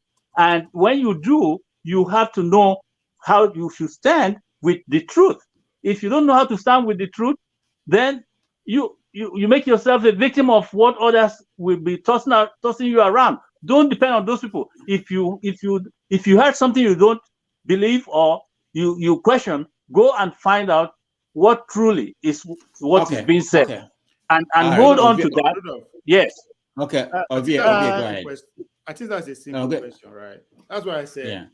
I mean, he said that we're either naive, or the best book we read in life is the Bible.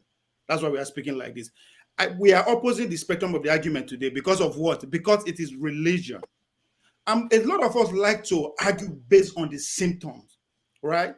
The pastor right there, what he did, than me coming on my platform and say, "Oh, Cameroon and Nigeria is going to win the World Cup." They'll say, "Oh, I just lied," and they'll let it slide. Why do you want to criticize him? Because he did the same thing. Because he's doing it in the name of God. Of course, the environment is operating in, that is what is obtainable, right? Now, let's take religion out of it. My papa never go to church one day in his life. Does that mean he's not morally right? Does that mean you are more morally standard than him? Does that mean our forefathers that came before us, who don't even know what churches or Bible is, are just as stupid? They don't know anything. No, we adopt another way of life. We adopt another way of life. And just because some people decide to disagree with that, or say, "Oh, these people are on the wrong side." No, We should question the platform that the man is perpetuating this on. Not necessarily the man. The man is just a symptom. Me and you argue are the symptoms. The followers are the symptoms of what they call religion. So we should question that. What good or harm is it doing in our society as we speak? That is very debatable. If the so-called the Christian religion is doing good or bad in our society, we can see the effect among us. We don't have to read it anywhere. We are living with it and compare it the moral standard of today and when there was no religion. Okay. As I said, when this thing is close home, we tend to see that. Hold on, Hecho. You just spoke a few minutes ago. Can I say something? Yeah, hold on. Blackson, I'll get to you. But Alexi, when you answer Blackson, I want you to answer this. Think about this. You just talked about personal responsibility in terms of being able to differentiate. And I'm thinking, I know you, I know everybody on this platform. We have access to information. There are a lot of people, our people in the villages, they don't have access to the information we have. They trust these people. Where do they, who will serve them? Anyway, Blackson, go ahead. You respond to that when Blackson says this. Okay, thank you. What I have to say is that everybody has a follower, right? Just as we follow our politicians, either they do good or bad, people still praise them, people still follow them, so people still sing their praises. So same thing with pastors. Pastors has followers, and their followers are humble to them, right? They follow what they say, they follow what they do, and then some of them have the audacity to challenge them, some of them doesn't have. Right. So in the larger society, let's take for example the local government chairman just appointed. Tomorrow is building houses, he's buying cars. Is there anybody that can go to him and go and challenge him and say, "Why are you doing these things? The money you are being given to develop the city, the society, the area, our area, you are embezzling it." So this is the problem we have in our society. It's not only in the church. It cut across everywhere. Because we don't have the audacity or the confidence to challenge who we believe in, who we trust, who we look up to in every area of our life. Person that's above you. Or you have somebody, you can have a friend who cannot challenge you, even though if you are saying what is wrong, he cannot challenge you because he believes in you. So it's the belief we have on that people, on that person, that make us not to challenge them.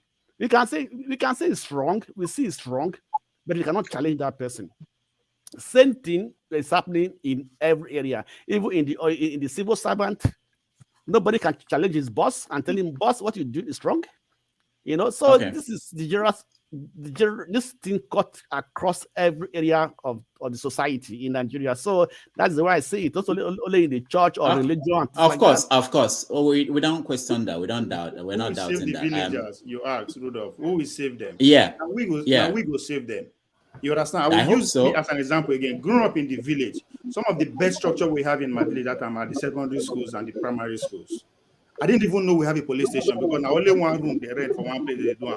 You understand? Everything was going right. How many churches we get then? Maybe we just have one Catholic church, like those who like go. Today, as we speak, some of the best structure in my village are the churches.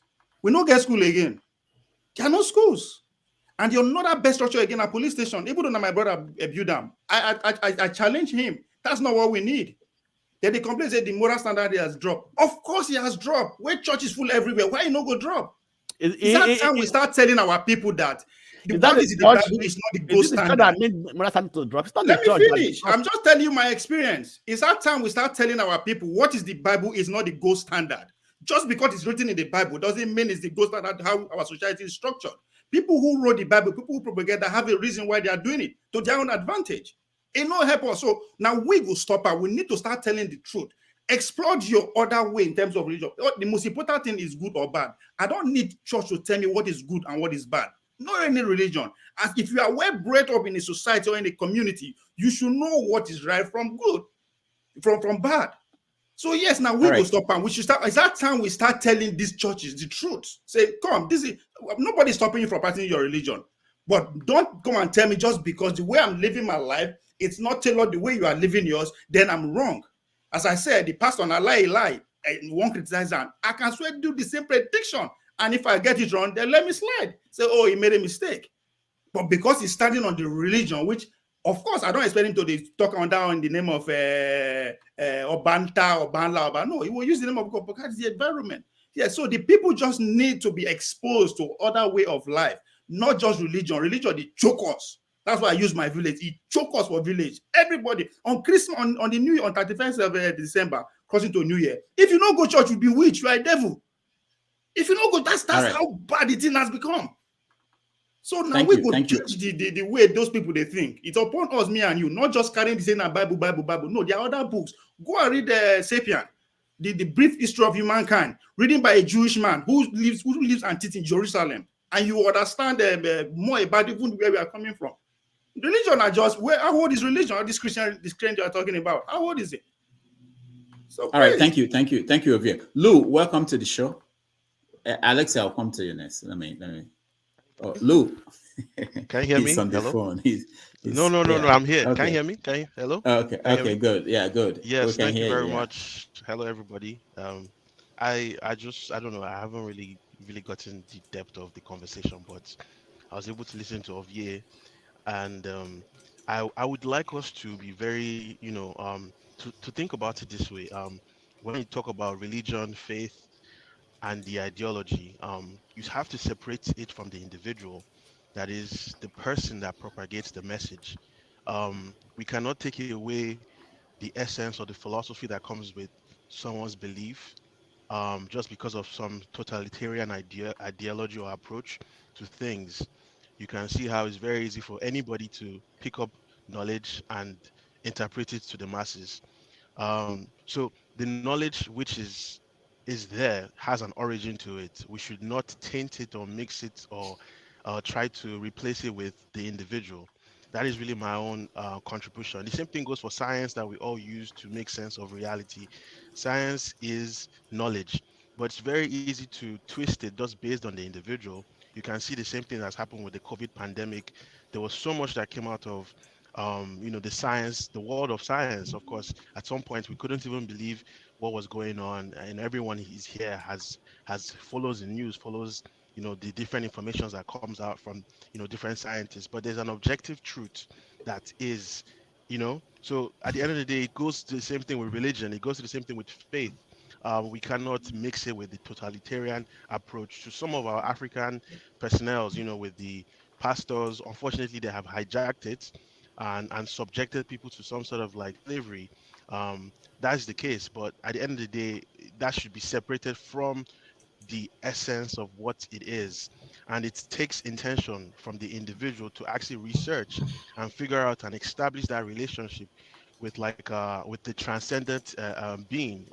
That is really it, the transcendent being, because we are all subjected to something. We don't know, we don't see it, but there's something that is bigger than all of us, and that is what governs everything that we see.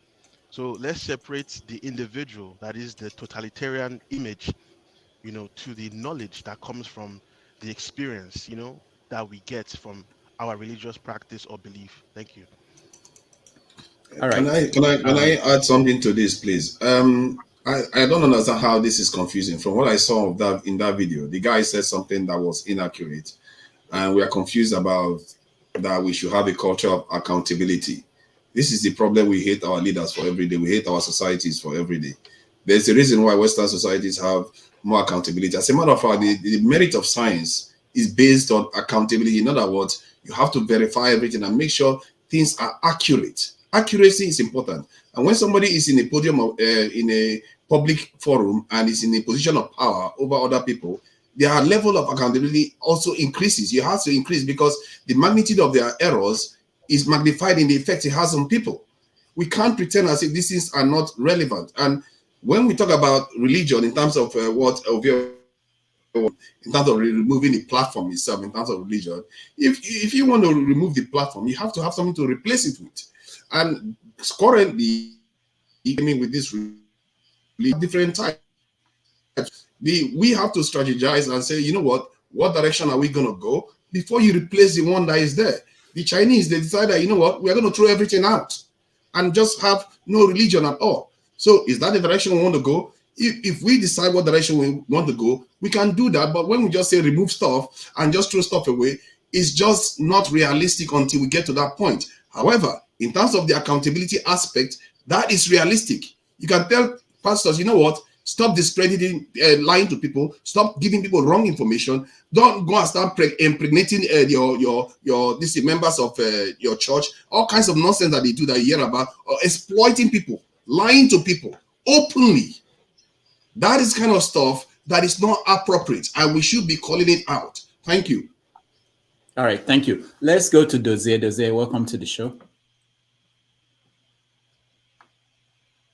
Dozie, can you hear me? We can't hear you, Dozie. Maybe you are. Yeah, Doctor, good evening, everyone. Doctor, good evening. Okay. Yeah, hi. Yes, I can hear you. Okay, so what's your contribution? Can you hear me now? Yeah, we can hear you. Yes, we can hear you. Can you hear me? Yes, we can hear you. Doctor, can you hear me? Yeah, I can hear you. Yeah, I can hear you. You must be obedient. You must be obedient. Okay. Good evening, everyone. What I'm gonna say about this religious, what I would say about these religious issues is that Black people, we are very gullible. I've said this last time I was on this show. I said Black people, we always take whatever that's presented to us without asking questions. My brother here, is he forefathers or something? He made a statement and said, "Oh, if we take off religion, what are we going to use and replace it?" My brother, the question you're supposed to ask is that who were you before that religion came to you? Because something was there before that, this so-called Christianity. Something was there. And the reason why I'm saying, I want to ask our people, we are all of us here, well, like a lot of Igbo people are here anyway. My question is that before Christianity came to our land, our forefathers were they not answering Osuchukwu, Uzochukwu, Chukwude, Chukwubueze? Were they not answering those names? Was it white people that told us that Chukwubueze? Which means our forefathers, they have known God before the Christianity. Christianity was of yesterday. Yeah, during the time the Christianity, during ages when the ancient Greek was world power, Christianity was not in Africa. Christianity came to Africa through Europeans, through the United Kingdom where I live, and the Roman people, which is the Italian. They brought it. In fact, the King James Version of Bible was translated in 1611. The Anglican Church of today, which is that Anglican Church over there in Africa, is called Church of England here, which is the monarch here, is the head. And that church was established between the year 1823 and 1825 by King Henry VIII. So what was our forefathers doing? Were they not worshiping God in those days? Black people, we need to wake up now. Another thing we have to think about. The people that brought this religion to us, how are they practicing it? If that Bible is really working. Because I don't believe that my conqueror can show me a way to succeed. If the whole power is in the Bible, do you think that white people will bring it to you? The same people that wants to be ahead of you at all times in everything? Black people, what is wrong with us? Okay, another thing about this religion we have to look into. Most of our pastors there, I don't blame them in one way because many of them are ignorant of what they are doing. Many of them don't even know the history of Christianity. And they don't care to know. And some of them knew about it. But the reason why they will never speak the truth about it is because this is where they are feeding themselves and their family. It's their business. Some of them are intentionally lying to our people. I will give you one example. One thing our reverend fathers back home there and the bishops are doing to the poor masses over there that doesn't have the knowledge that we have. Look at this. Rome is the capital of Italy. When a reverend father is traveling from Igbo land or any part of Nigeria or any part of Africa, when they are going to Italy, instead of telling the poor masses over there that, oh, I'm going to Italy, they don't mention Italy. They said they are going to Rome. So many of our people there ignorantly believe that some of them, up to today, some of them think that Rome is in the heaven. When they are going to Israel, instead of saying, oh, I'm going to Israel, they say, oh, I'm going to Jerusalem. So many people back there think that Jerusalem is in the heaven, but they don't know it's a state in Israel. Some of these pastors and the religious leaders, they are intentionally doing this in order, to brainwash our people so that those ignorant people. All right. Let me answer. Can I just respond to something he said? I did not say they should remove religion or remove churches. You can't even do that. So, I am just saying that stop forcing in on my people. Stop using it to victimize my people, calling them stupid, gullible, illiterate, just because they don't want to follow the way you are practicing your religion. That is not acceptable. Practice your religion separately, just like the Alex said. I believe what Alex said. It is in you. Do it the way you understand it. Don't come and making sure that everybody is more follow that way. And if they are not doing it, you start calling them names. You start doing everything within your power to make sure those people look less in the society. That's not acceptable. I believe what Yvonne Noah Harari said. He's a Jewish guy that wrote the book I talked about, the Sapiens. Bible is just the story of the kings and queens of the Israelites. He's part of them. He's their son. He's telling the truth. And I believe that guy. Practice your religion as much as you want. I practice my own. My tradition, I do it the way I want. I never come to tell you, say you have to do it. And if you don't do it right, then I start demonizing you. That's what we are saying. All right. When he said not doing it right, we're talking about somebody lying. And sorry, this is an interesting point because the previous speaker addressed something that what did our forefathers have before the Europeans arrived. Yes, we had different kinds of worship. If you want to return to that now, a lot of people are not going to be worshiping under the same roof anymore, and you're going to have more divisions and all the rest of it. So if you want to go back to a situation where that left us even weaker than we were before, you're going to have a lot of problems. You see what I mean? That is why you have to think about the societal consequences of saying that you should just remove what is there right now. There's a reason why people go to McDonald's, even if they know it's bad food. Because it's what is available right now. You have to have an alternative first. Hold on. Let him finish. Forefathers, are you done? I wasn't done. You have to have an alternative that is workable in the current context. If you don't have that, you are running the risk of even weakening your societal links that will even result in worse outcome for our people. We don't need that. And I think our people need to be thinking at such level before they understand the kind of decision that is required to move things forward. Sorry, Spanner, before you come in, let me correct something here, right? Let me just correct something here. Nobody is saying the way you are putting it, forefathers, right? It is not that the way you are putting it that everybody should. The idea that you people still believe that if we are still where we were, we foresee dead by this time. It's called evolution. Human being evolve.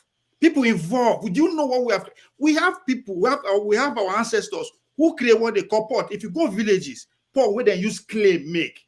It's as chill as fridge that you are using today. We have generation who actually use clay to build us. That no matter how hot it is outside, if you go inside, it will chill. We will not be where we were if to say we see data place. No, we evolve. That's human life. Even the animals on the forest evolve. If you think that if they go back to our way we are practicing our religion, we foresee they do and the way they do, and then you are mistaken. Then you are not reading books. human being involved. All right, thank you. But that is a false narrative. What is the religion that you have in place right now to replace Christianity? No, so if you're not involved, forefathers, hold on. No, Ovia, hold on. Everybody, hold on. It's not just two of you that are here. Let me hear from Alexi.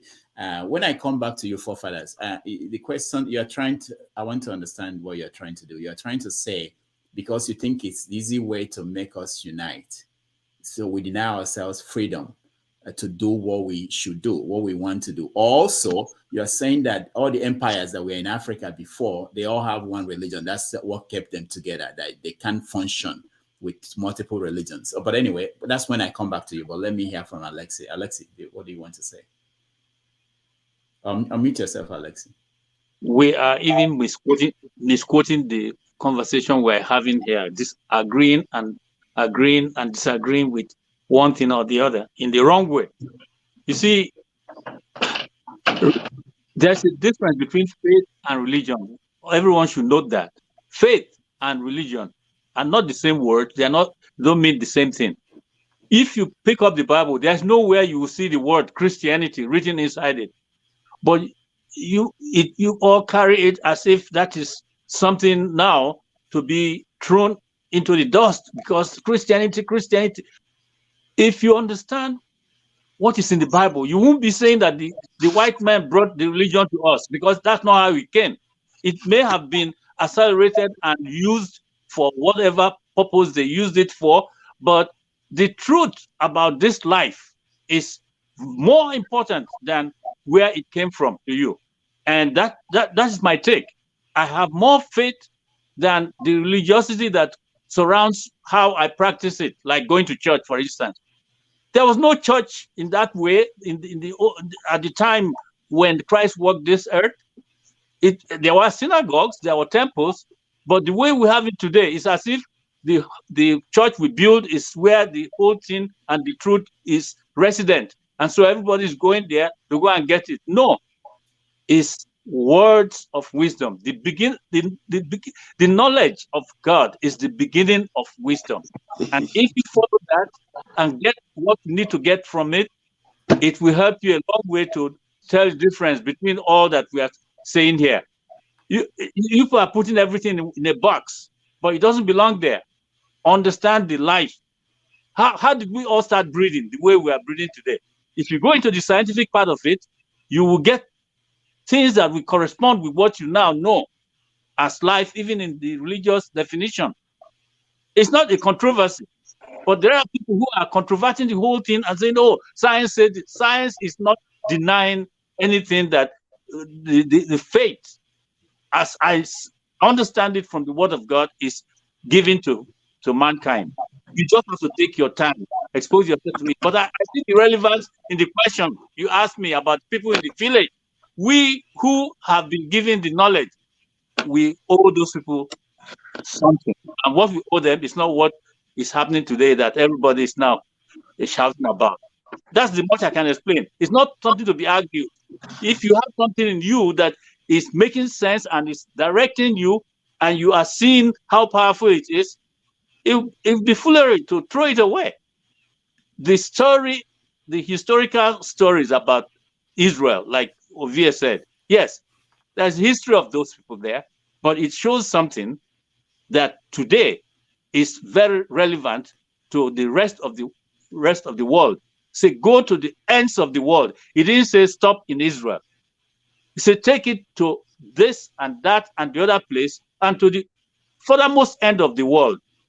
It's not the white man in Britain that made the Bible. No. He heard about it. Now, if he misuses it, he will pay for it. The time will come. And we are all seeing what's going on.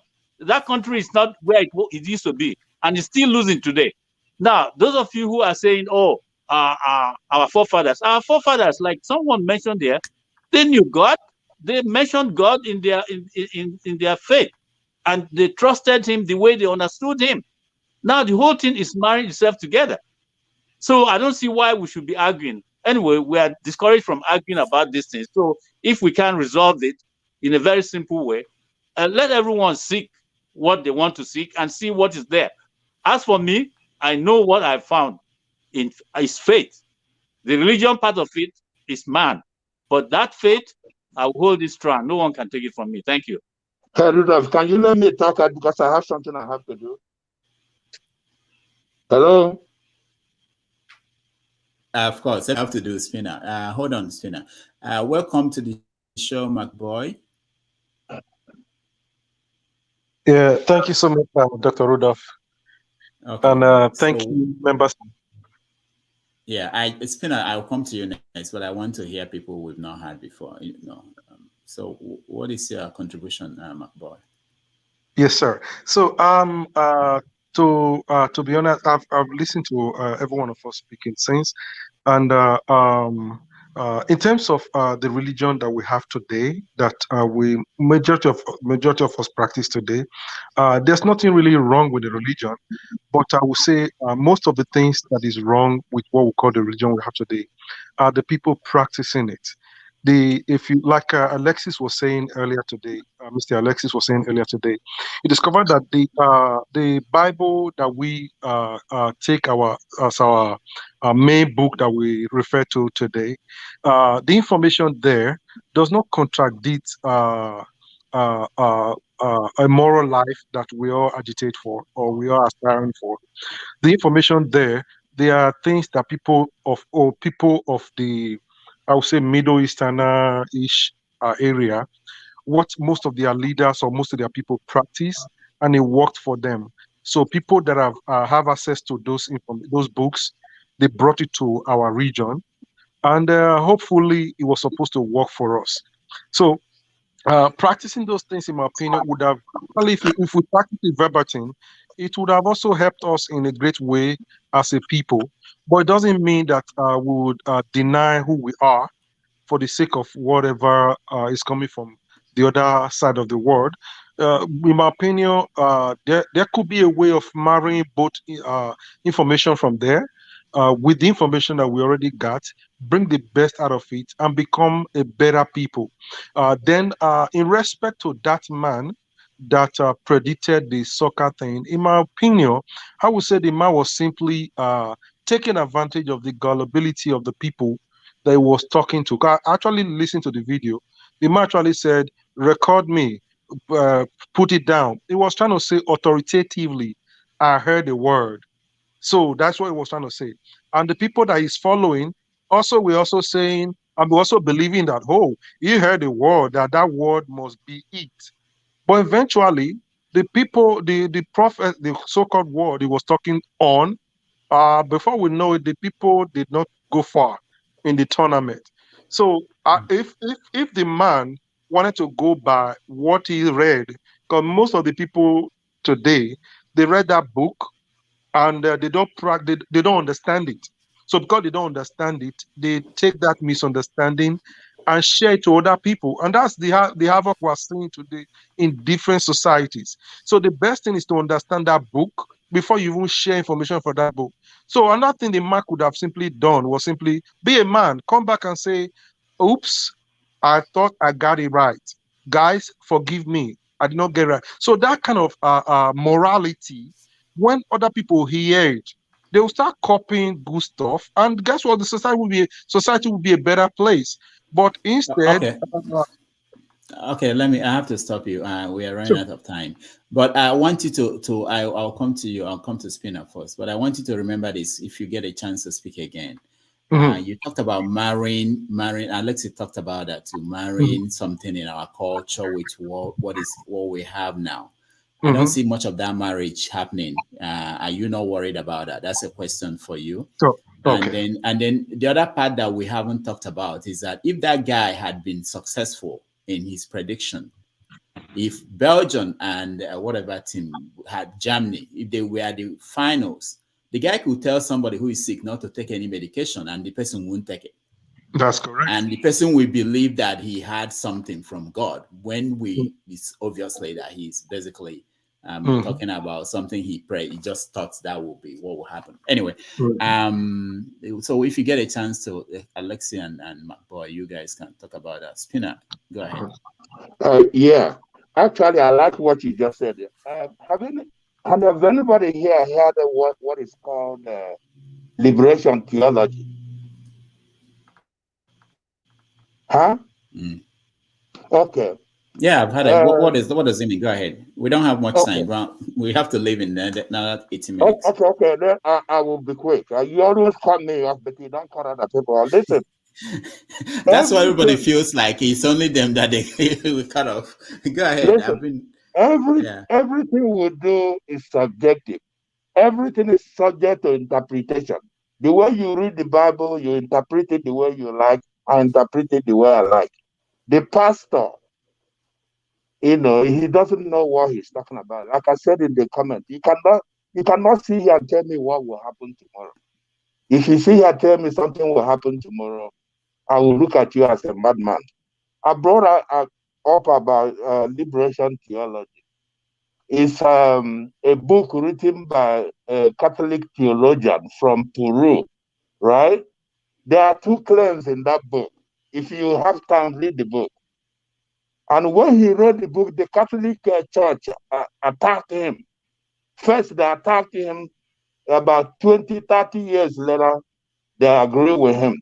He made two claims. He said that Bible should be interpreted from the point of the poor. You get that? Bible should be interpreted from the viewpoint of the poor. Well, I mean, think about that for a minute. Because why he said that is in Peru, where he was, there were a lot of people poor. He was trying to help the poor people. And actually, it's the same situation we have in Nigeria. The leaders there take all the money. A lot of people were suffering. Then the second thing he made, the second claim he made in the book is that today everybody knows that salvation, right? Salvation is based on individual. People go to heaven or hell. But the man claims in the book that the Bible should be interpreted such that communities will go to heaven or hell, depending on what the community, how the people are treating one another in that community. But anyway, that's all I have to say. Think about that. The problem I have with Africans, we don't take something, interpret it to help us. Instead, we take it to harm one another. That's the problem we have. You guys can dance around it all you want. Anyway, that's all I want to say. Thank you. All right, Lou, you're next. Yeah, so I think it's not necessarily an African thing. I believe it's a human condition. It's very easy to hijack any movement, any ideology, any sort of belief, and of course have a following. It's all about followership and leadership. And like we see it in our politics, our leaders haven't really been the best. It's an idea. Politics is an idea. It's set by itself. It's how you apply it. So the application is a situation. At the end of the day, is not an African condition, it's a human condition. So it's who we find in those leadership positions, from pastors to government to presidency, whoever it is, goes back to even a primary school or secondary school with your head captain or class captain. It depends on how they are as an individual and how they decide to govern everyone else. So I think that's just really it. It goes back to religion too. So how you decide to interpret it is, it's up to you it's up to you as a person. So you have to do your investigation and go through, the experience by yourself, of course, before anyone can impose any sort of impose their own ideology on you. So that's my contribution. All right, thank you.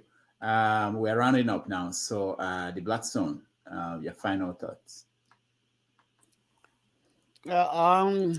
I think everybody has to take time to think over some issues before reaching a conclusion. No matter what the pastor says, no matter what you hear from anybody, go back and investigate it, read it. Religion, people have already actually misused it in many ways, and I think that it is not the religion that is the problem. It's how the people use it, how the people interpret it, how the people push it to people. Hold on. Blackstone, hold on. I hear this every time. It's not the religion that is the problem, it's the people, how they interpret it. If something is not clear, because why is it that people don't understand it? Who understands it? I've asked here, who is the good pastor? Nobody can tell me one. And you said it's not the fault of the religion, it's the fault of who? Everybody's a pastor. No, Mr. Rudolph, if all of us here cannot say, yeah. Everybody's a pastor. No. Because, excuse me, let me finish. No, hold on. No, we don't have time. That's why I'm trying to cut it short. Everybody's a pastor because everybody has the Bible. Everybody have access to the Bible. So read the Bible. Not everything that tells you from the the black son. Okay, the black son. If that is your theology, okay, if that is what you believe, why are you not preaching it? Why are you supporting people going to church? Why are you not telling people don't go to church? You're a pastor.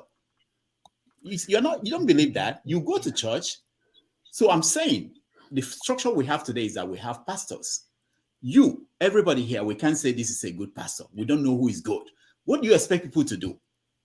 You want them to just go anywhere. It's like saying that you don't know any hospital that is good. I'm sick. I need treatment. I will just go anywhere and hope that somebody will heal me. Can you think about that? I think that's fundamental. Yes, this idea that we're throwing away the responsibility. We can't identify who is good. And we don't think we can do anything about it because it's not the problem of the church. It's not the problem of the religion. It's the problem of people. If we're the problem, then we should look for something else. It's like saying the car is not good. If the car is not good, it's not good. Find a car that is good. Anyway, thank you, Blackstone. We have to go. I have a meeting in the next 10 minutes. H.O., go ahead. When they brought Christianity, they brought the Bible, they brought school, and they brought hospital. But when Africa took it, they turned it to ATM machine and fake miracle. So we need to examine our head. The so-called daddy Jews, they know the truth, but because that is where they fund their lifestyle, whereby they cannot ride private jets. That is why they pretend they are teaching us the truth. It is not a business center, nothing more, nothing less. They open university and they went to take what did they call it? They register it in form of a charitable organization where the government was expecting that the money they make from the university to be used to serve humanity. But that's not the truth. The truth is that they use it to fund their lifestyle. The poor man cannot attend their school. So let us tell ourselves the truth. Nigeria is what it is today. The politics and the religion is the one that has destroyed us. And until we tell ourselves the truth and liberate ourselves, we will still be where we are today. All right, H.O., thank you. Let me give you my closing remarks, Rudolph. Let me just my closing remarks. I'm coming to you next. It's more a form of a question. I'm not going to go on and on and on. You understand? Okay. I understand, Mr. Alex, that yes, even this current religion, some people will argue that is the evolution of what we used to have. The question I'm asking is that who is in charge of who is leading the evolution and who are the followers? If you figure that out, you understand what this is all about. Unless you don't understand how history evolved and how the current world works. Again, to counter Mr. Alex, it is not the prediction of the Bible that is coming true because America is declining. No, American empire is declining. It has nothing to do with the prediction of the Bible. The history of the world involved. The Dutch Empire come and gone. The Spanish Empire came and gone. The British Empire, we say I'm good. America is not going to be an exception, even though the one that will come next before. So this idea that our religion, just because there are so many and they call them all kinds of names now, they are evil. No, we are not smarter than our ancestors, unless you don't know your history. Those people exploit wealth. Fine, we have a superior race that came with not the superior race, people who come with a superior machine gun and all that, decide to conquer and all that. We agree with all that. But we are not saying the only way we can unleash ourselves from that conqueredness is for us to actually pay attention to the kind of religion that we are practicing now, even the language we are speaking. The fact that we are even proud going against each other with another man's language shows the problem right there. and the education. These three things goes hand in hand to conquer, to keep oppressing anybody within any society. So if you see it from that way, you're not going to blame that man as he lied. The man did not lie. What it make a prediction that's supposed to come in the future, it don't come to pass. We all do it. The only problem here is that you can drag him on the floor is that he's saying that in the name of God, which the Bible says is don't use my in the God name in vain. I mean, he lied. So we should actually pay attention here. It's the platform that the man is standing on. That is the problem here. It is because all of us can relate to that platform, and we want to separate ourselves from that man. That's not right. Knowing that even the people that will say they are guilty will follow him, not because of now we pay so much emphasis that book you have to follow it dot to dot. That is the only way. And if you miss a step out there, then you are no longer worthy of it. This then your community or in this world, which is a big lie. Okay, that's thank where I'm you. coming Thank from. you. Roman, I saw you. I can see you there. Alexi, let me come to you to give a round of final words. But there's something that Ovie said here that I wanted to address. I know you said it in passing, and I kind of shook my head when you said that the collapse of America and Britain. People say that all the time. It's because they turned their back on Christianity. We know that the next country coming up is China. They are not Christians there. And they don't even know what you guys are talking about when we say Christianity, but they are going to come up and nobody can stop it. So I want you to address that in your final words. Go ahead. Alexi, unmute yourself. Alexi, yeah. You see, that's the thing I'm talking about. You just said about Chinese that they are not Christians. You may be right from what we can understand, but if you go into the history of China, to the very beginning, you'll be shocked how the story of Adam and Eve, which is what the Bible tells us, is also in what they have. There are things that we cannot just bring out as solidly as we think they are, because there are other things surrounding them. The whole world, okay, let's put it this way. The 10 Commandments that we use today as Christians, tell me which country where they will let you break those laws because they don't believe in what you believe. Stealing, is that a normal thing? In China, they will kill you. But we are playing low on that. Thou shalt not steal. You just said it now. Don't use the name of the Lord thy God in vain. That man used the name of the Lord God in vain when he tried to popularize himself by predicting March. Even it's a very high risk area he went into, something that was going to be proved in a day or two. He went and predicted who was going to win.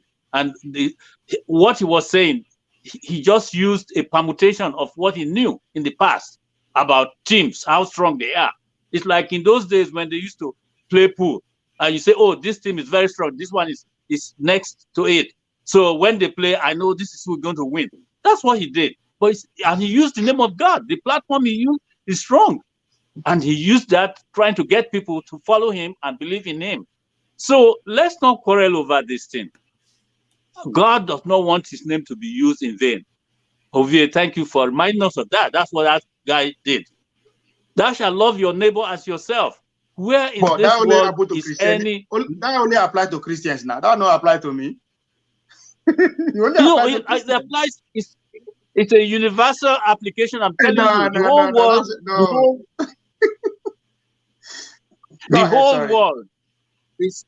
the whole world has. Alexi, we don't have a lot of time.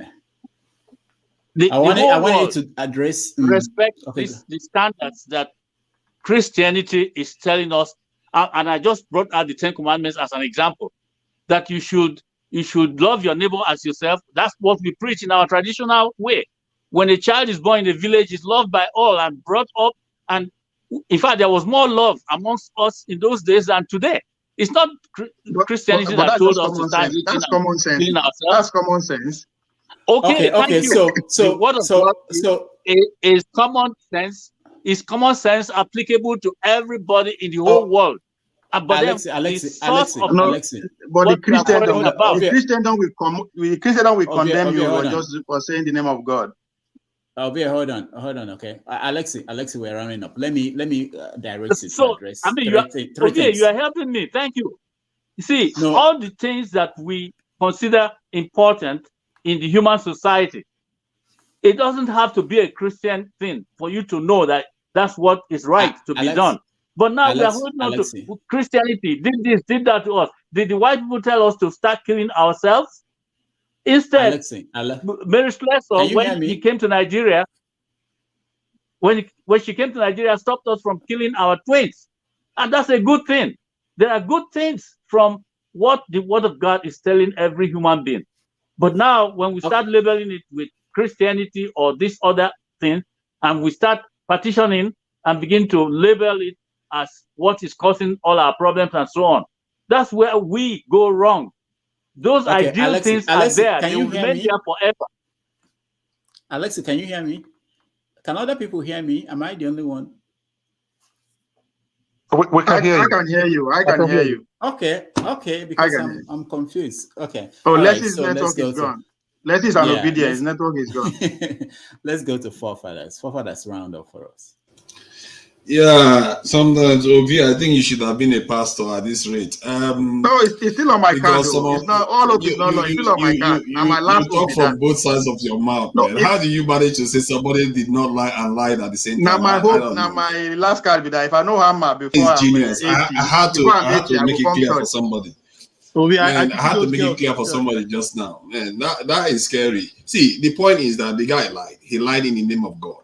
Clearly, he said, in the name of God, this vision is going to come to be. And you manage to argue for and against it in same sentence. That's scary, Ovie. You do that quite a lot. In terms of religion, for me, you have to think about, you have to go a little bit deeper. Why our forefathers even started it in the first place. I feel like they saw the world and they tried to explain it the best way they know how. And it started from scientific ideas and then emerged into organizational and stuff like that. Then it became what it is. That's why religion contains a lot of truths. And but Western societies took it further and made it so that it is repeatable and testable. That's why you have science. Science is a form of religion right now. They define our paradigm. They define the size of our universe, how time flows, and all the rest of it. So if we as Africans want to move forward, we have to confront that reality of life. We can't totally separate it. We can decide that, okay, we want to get rid of this religion. We want a different form. If we want that, we have to have one that gives us enough strength to confront the challenges of today. So that's why I say, if you want to do away with religion, you can replace it with a scientific system, a technological system, and a customary system that are meshed together so that it is repeatable and testable. Because people that have quality information are the ones that are going to rule the future. There is no two ways about it. And we can pretend as if about something and a pastor can say something here that is not repeatable. That is why we lost. If it's repeatable, then it is true. Even scientists don't fully understand the world, but they use the ones that are repeatable to craft technologies. And that is the direction we have to be looking at. And I don't have any dog in the fight. For me, all I care about is the health of our communities and our society to be able to confront the challenges of this century. That's all. Thank you. All right, thank you. Lou, you're next. Yeah, my final remarks will be, I just believe that you as a person, wherever you are, whoever is listening, should be more open to asking questions and investigating and finding the truth for yourself so that you can create your own interpretation of what it is.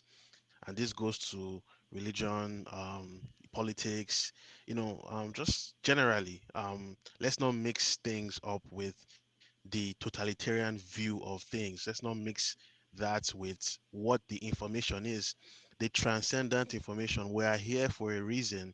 We are subjected to something. We don't know, we don't see it, but it's definitely something. The laws of science is governed by something we cannot see. and that's why it takes investigation to get to conclusion. So it goes back to religion at the same time too. So let's be open-minded to that too. Our people, it takes time, but with just the intention and with education and just exposure and just talking, engaging people like what we're doing now, we would enlighten more people to open their minds up, not to be shackled in the construct of what we have currently back home, where pastors or individuals take advantage of people's circumstance or the economic circumstance. Thank you. Thank you, my boy. Yes, sir. So, first of all, before I state my closing remark, I want to quickly, which Alexis already, I think Alexis or Forefather already partially did, like the man that spoke concerning the soccer match, I would say, to be honest, he lied. Um, has other people predicted before? Yes, they do. But for his own, he was trying to use a system that's been established to kind of expand his market. That's what he was trying to do. And eventually, in my opinion, I'll say God step in and say, no, you can't use my name to gamble. Then to react to the question you asked earlier, Dr. Rudolph, you asked a question about... Hold on. You said, but we can't go back to that. You said that God was the one that stepped in. No, I just borrowed that word. No, it's a borrowed word. Yeah, borrowed. Okay. I just want to make sure that we clear that one, because it's another kind of prediction, predicting that God stepped in. Okay. So now, regarding the question you asked earlier concerning two questions you asked. You said if he had succeeded in that prediction, what could have happened? What could have happened is his market would have increased, and the level of lies would have also multiplied. In fact, it would have been endless. But I would say personally, thank God I didn't go that way.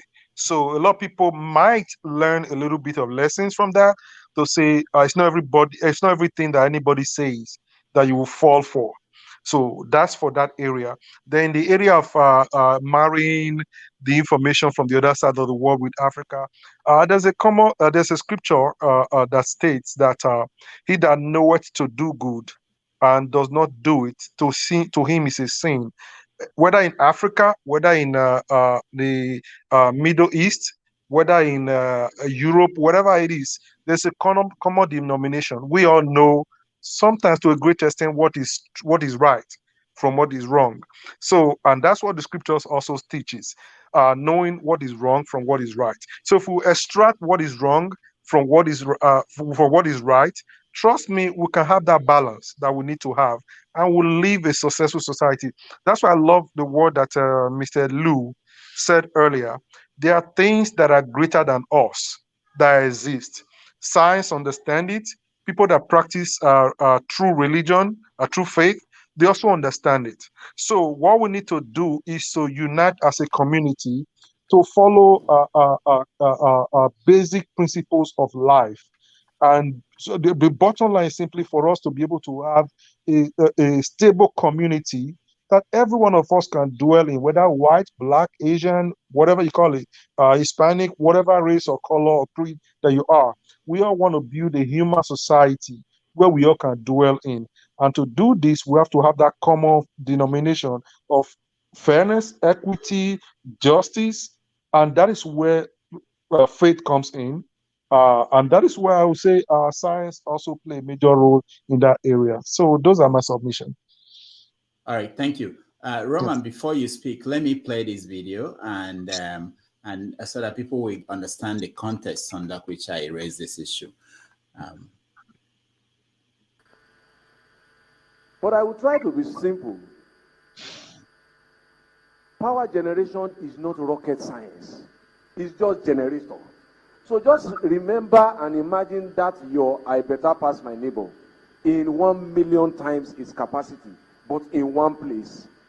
So if you can make that size of 1 kilowatt, you can make a power turbine of 1,000 megawatts. Very simple, and people believed him. I thought he would do it.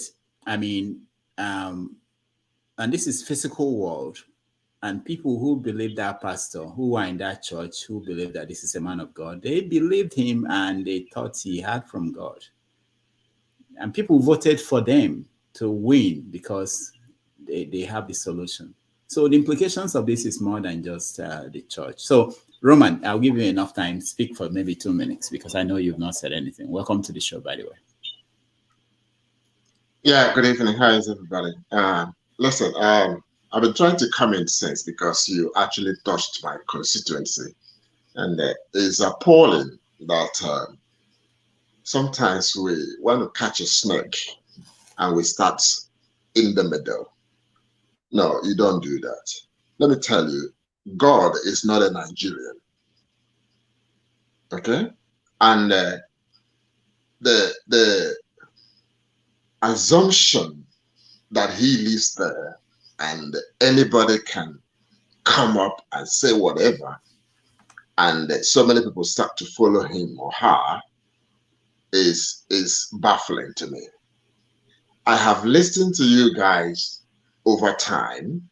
The same people that are commenting on politics have now turned into pastors and predictors and religionists and atheists, etc. It is inconceivable that it is happening because I think it would be better to leave the matters of God to those who have researched, who have been regenerated, who are now convinced that God exists. For those who don't believe, for those who don't know, it's all right. You can excuse them. Listen, God is not a religionist. The Bible is not a Christian book. As a matter of fact, Christianity is a man-made phenomenon. God doesn't recognize Christianity. God recognizes his creation and the life that creation lives under his principles. So we all, I'm a Nigerian, I'm an Igbo man, and we have translated our Dibia Babalawo mentality into what we now call religion, and everybody's following it. That has nothing to do with God, from creation to the historical aspect of Israel, to the exodus of that information to Europe, Asia Minor, and then eventually Africa and America. Listen, it will continue and nothing will stop it. If you don't like, don't believe. God does not force you. Let me just address a few people. Alexei, don't defend God. He's too big to defend himself. Don't be an advocate for him. He can advocate for himself. Ovie, listen, I know you're a young man. You don't have to answer to everything. And you don't have to pretend to have opinion on everything. Okay? I like your political posturing. Is entertaining. And I know you do it deliberately. You know, I've been to one man show once or twice and I saw you there. And it baffles me that you are there with another opinion. When you come here, you are something else. Great. And you're not the only one. I watch a few of you here and there, and people pretend to be something in other fora. And when they come here, they are something else. The same thing that you are doing in tackling this issue of religion. But let me just say this before I close. Time, matter, and space are the fundamentals of our existence.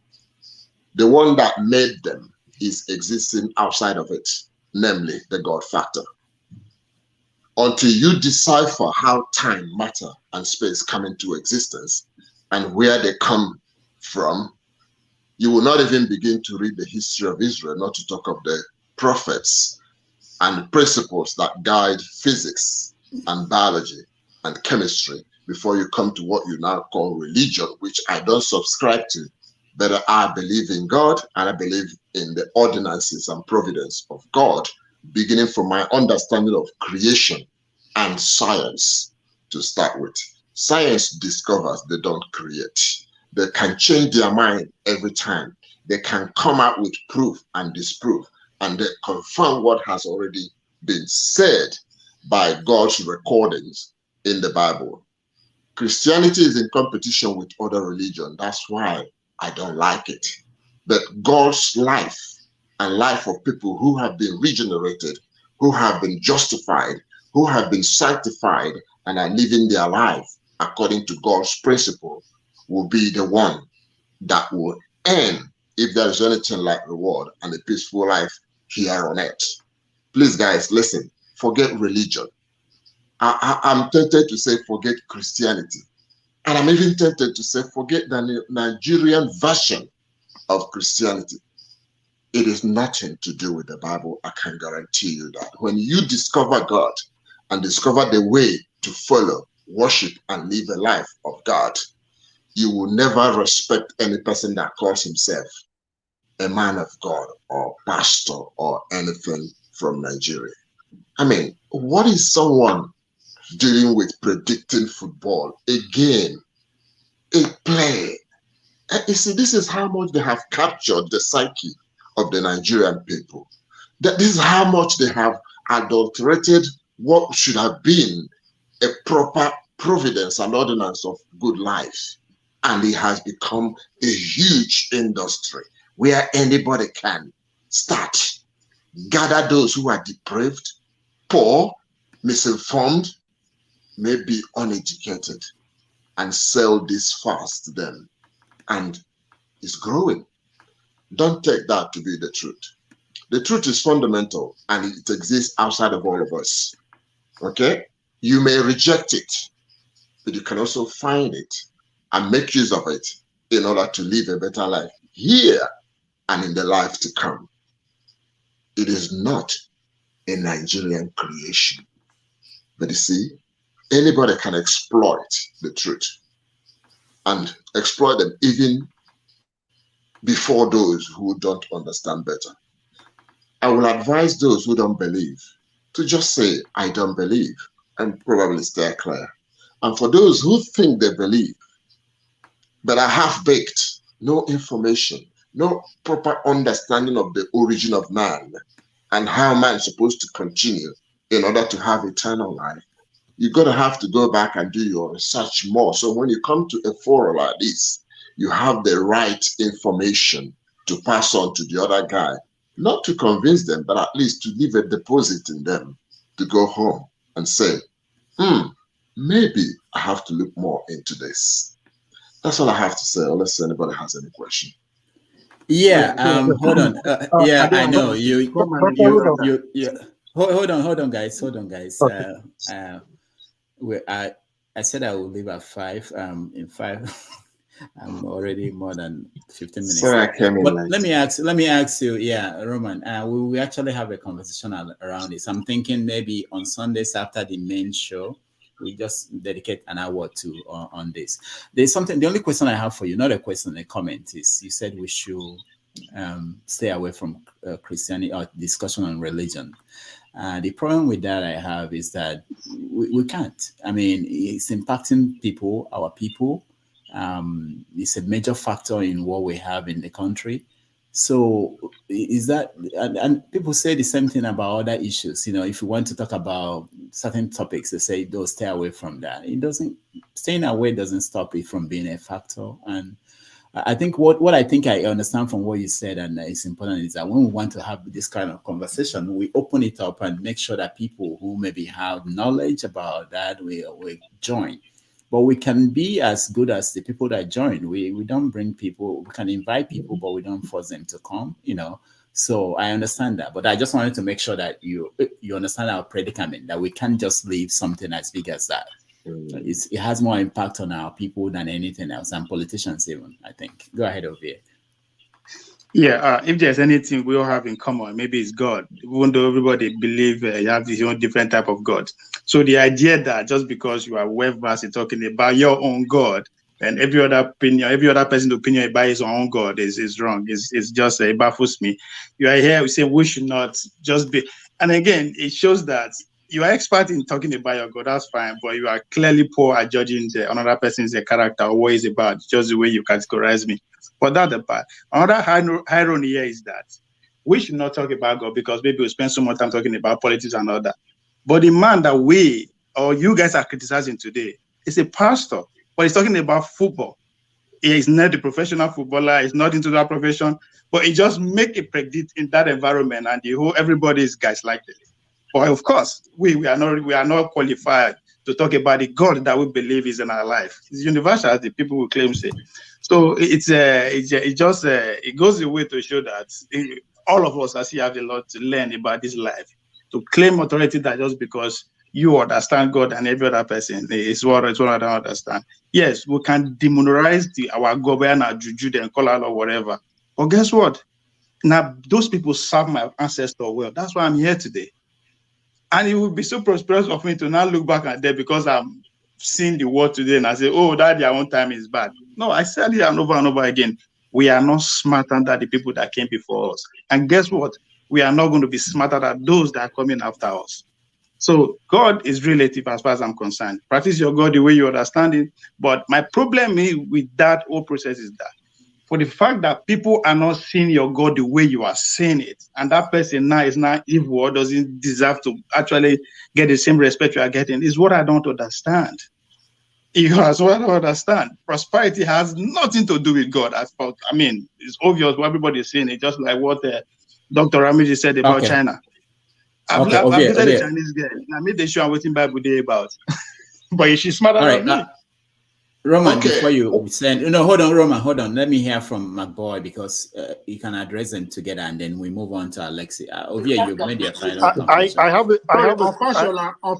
Fashola make promises. The pastor make predictions. Two different things. Fashola make promise based on what we have, that he can use what we have to give us this.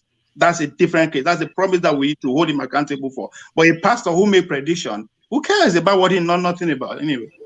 So it's too different. The pastor is even more relevant because he's in the name of God. Don't you understand that? That is your God. He's in your God. That is your own God. He's not my God. I don't have a problem with him.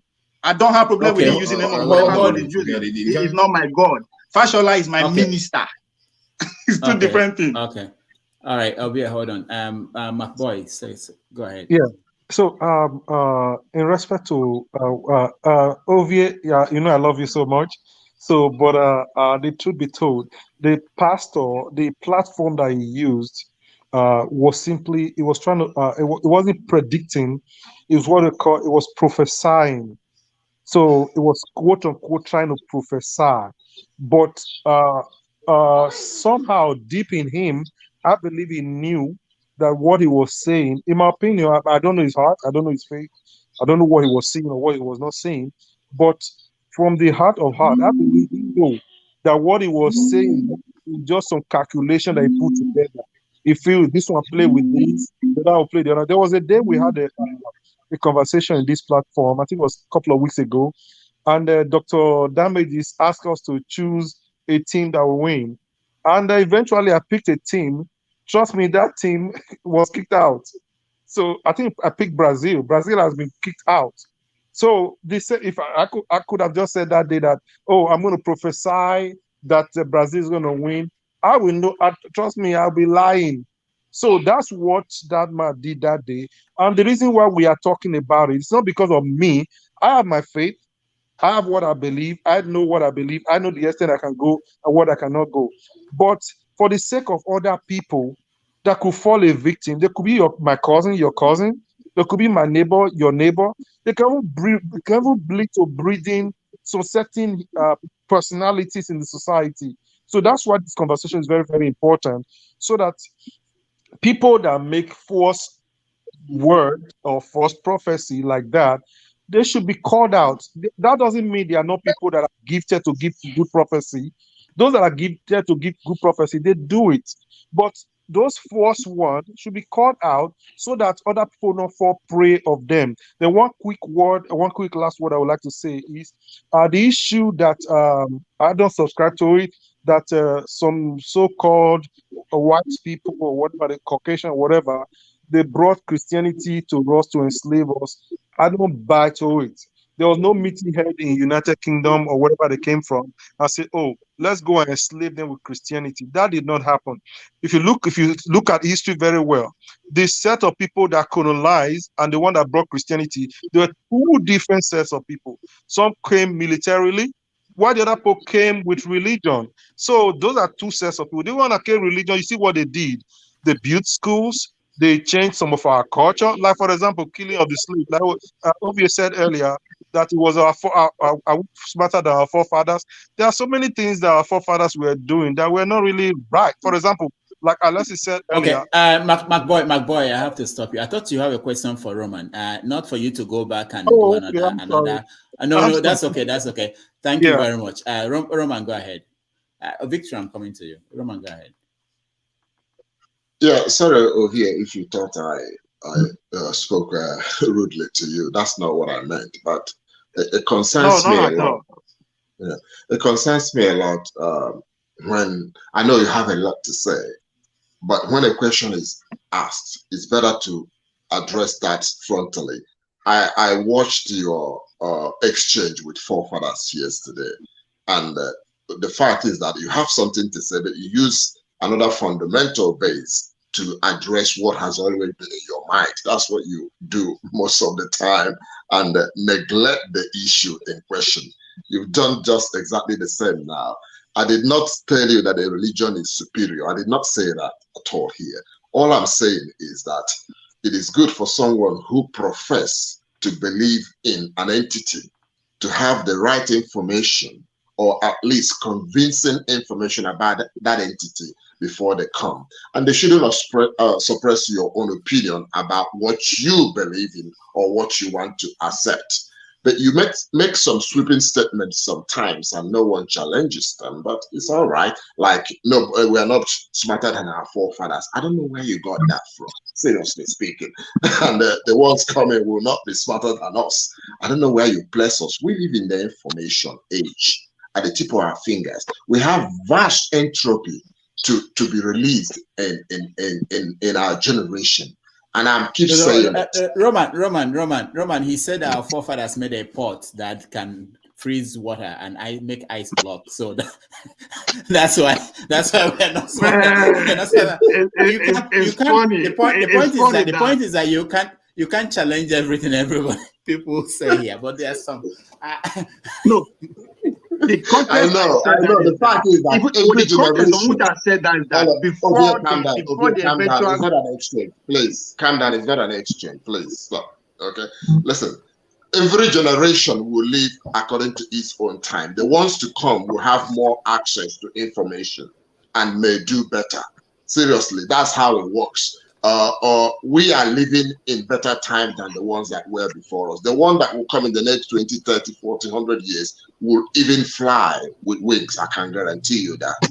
Okay, so please, because they did something you're holding on to does not mean that is the best. My conclusion is Roman, before you conclude, he Ovie brought that pot to he has that pot with him in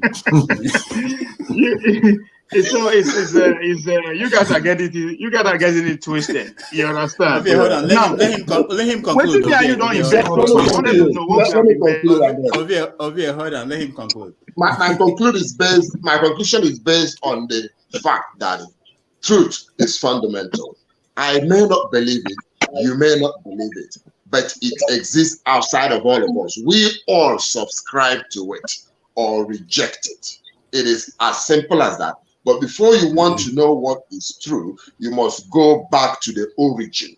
And if what you believe in does not trace you back to the origin of man, then I can tell you to forget it. Everything you believe in must be traceable back to the origin of the first man or the first woman.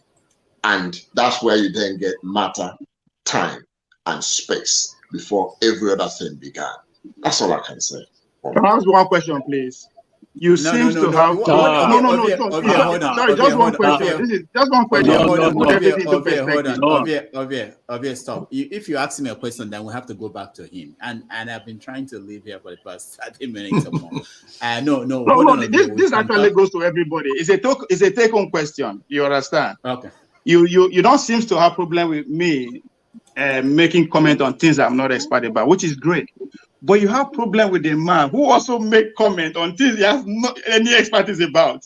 Don't you see there's a problem that because he used the name of God, that's your God, that's fine. But that is fundamental. This is annoying. See, if somebody on the street diagnoses you with malaria and a doctor diagnoses you with malaria, If one of them gets it wrong, that one has to be held accountable. Which one? Yeah, the professional has to be held accountable. That is what the pastor is. Don't you understand? No. Oh, He's present on football. He has no any expertise on football. So why would you hold him accountable for that? Okay, yeah, guys, let's go to Victory. You are next. Victory. I don't know if he was talking to me. I never mentioned this morning.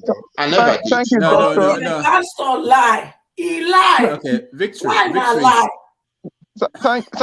Thank you, Doctor. Very funny show. Doctor, I must thank you for everything that you're doing. You think, hold on, Victory. You think that you have control over Vie and forefathers, then HO will come out from where she is, and you lose it. Go ahead, Victory. Doctor, I must thank you for everything that you're doing for the community, I will say, and the diaspora people. I watched the entire show of last week with Dr. Franklin, and I thought that was a golden session. That I think that session should be taped and should be spread widely for people to watch. He basically went through everything that people have been breaking their head for, and screaming about. And this is the whole idea of sharing ideas. You share ideas with other people, and you get other people's opinion, and then you kind of analyze it and you say, okay, maybe this guy does make sense. So I really want to thank you. It was such a wonderful session. I literally blew my mind away. Like I sent it to a few people that I know. Go through this thing. That's the solution to your problem. But anybody that go through that entire session and stay going on with this whole agitation, then especially discipline a mad person. That's what I would say. As regarding to the issue of religion, it's so funny. The white men came to Africa. They brought the Bible. At the same time, they enslaved us. So how do you contrast these two things? Somebody giving you the Bible on one hand, and they're taking you to captivity on the other hand, and using you to work for over a period of 100 years. And when they find out about the steam machine, they say, we don't need you anymore. And that's how they actually abolished the slave trade. And the people that actually owned the slave were compensated heavily for it. And even up to, it was even about 4 years ago, even here in the UK, they were still paying them for the compensation. And this is the same Bible our people read. So sometimes I wonder is it that our people don't analyze things? Don't we read? Can we look at things and say, why certain things this way? And we start asking questions.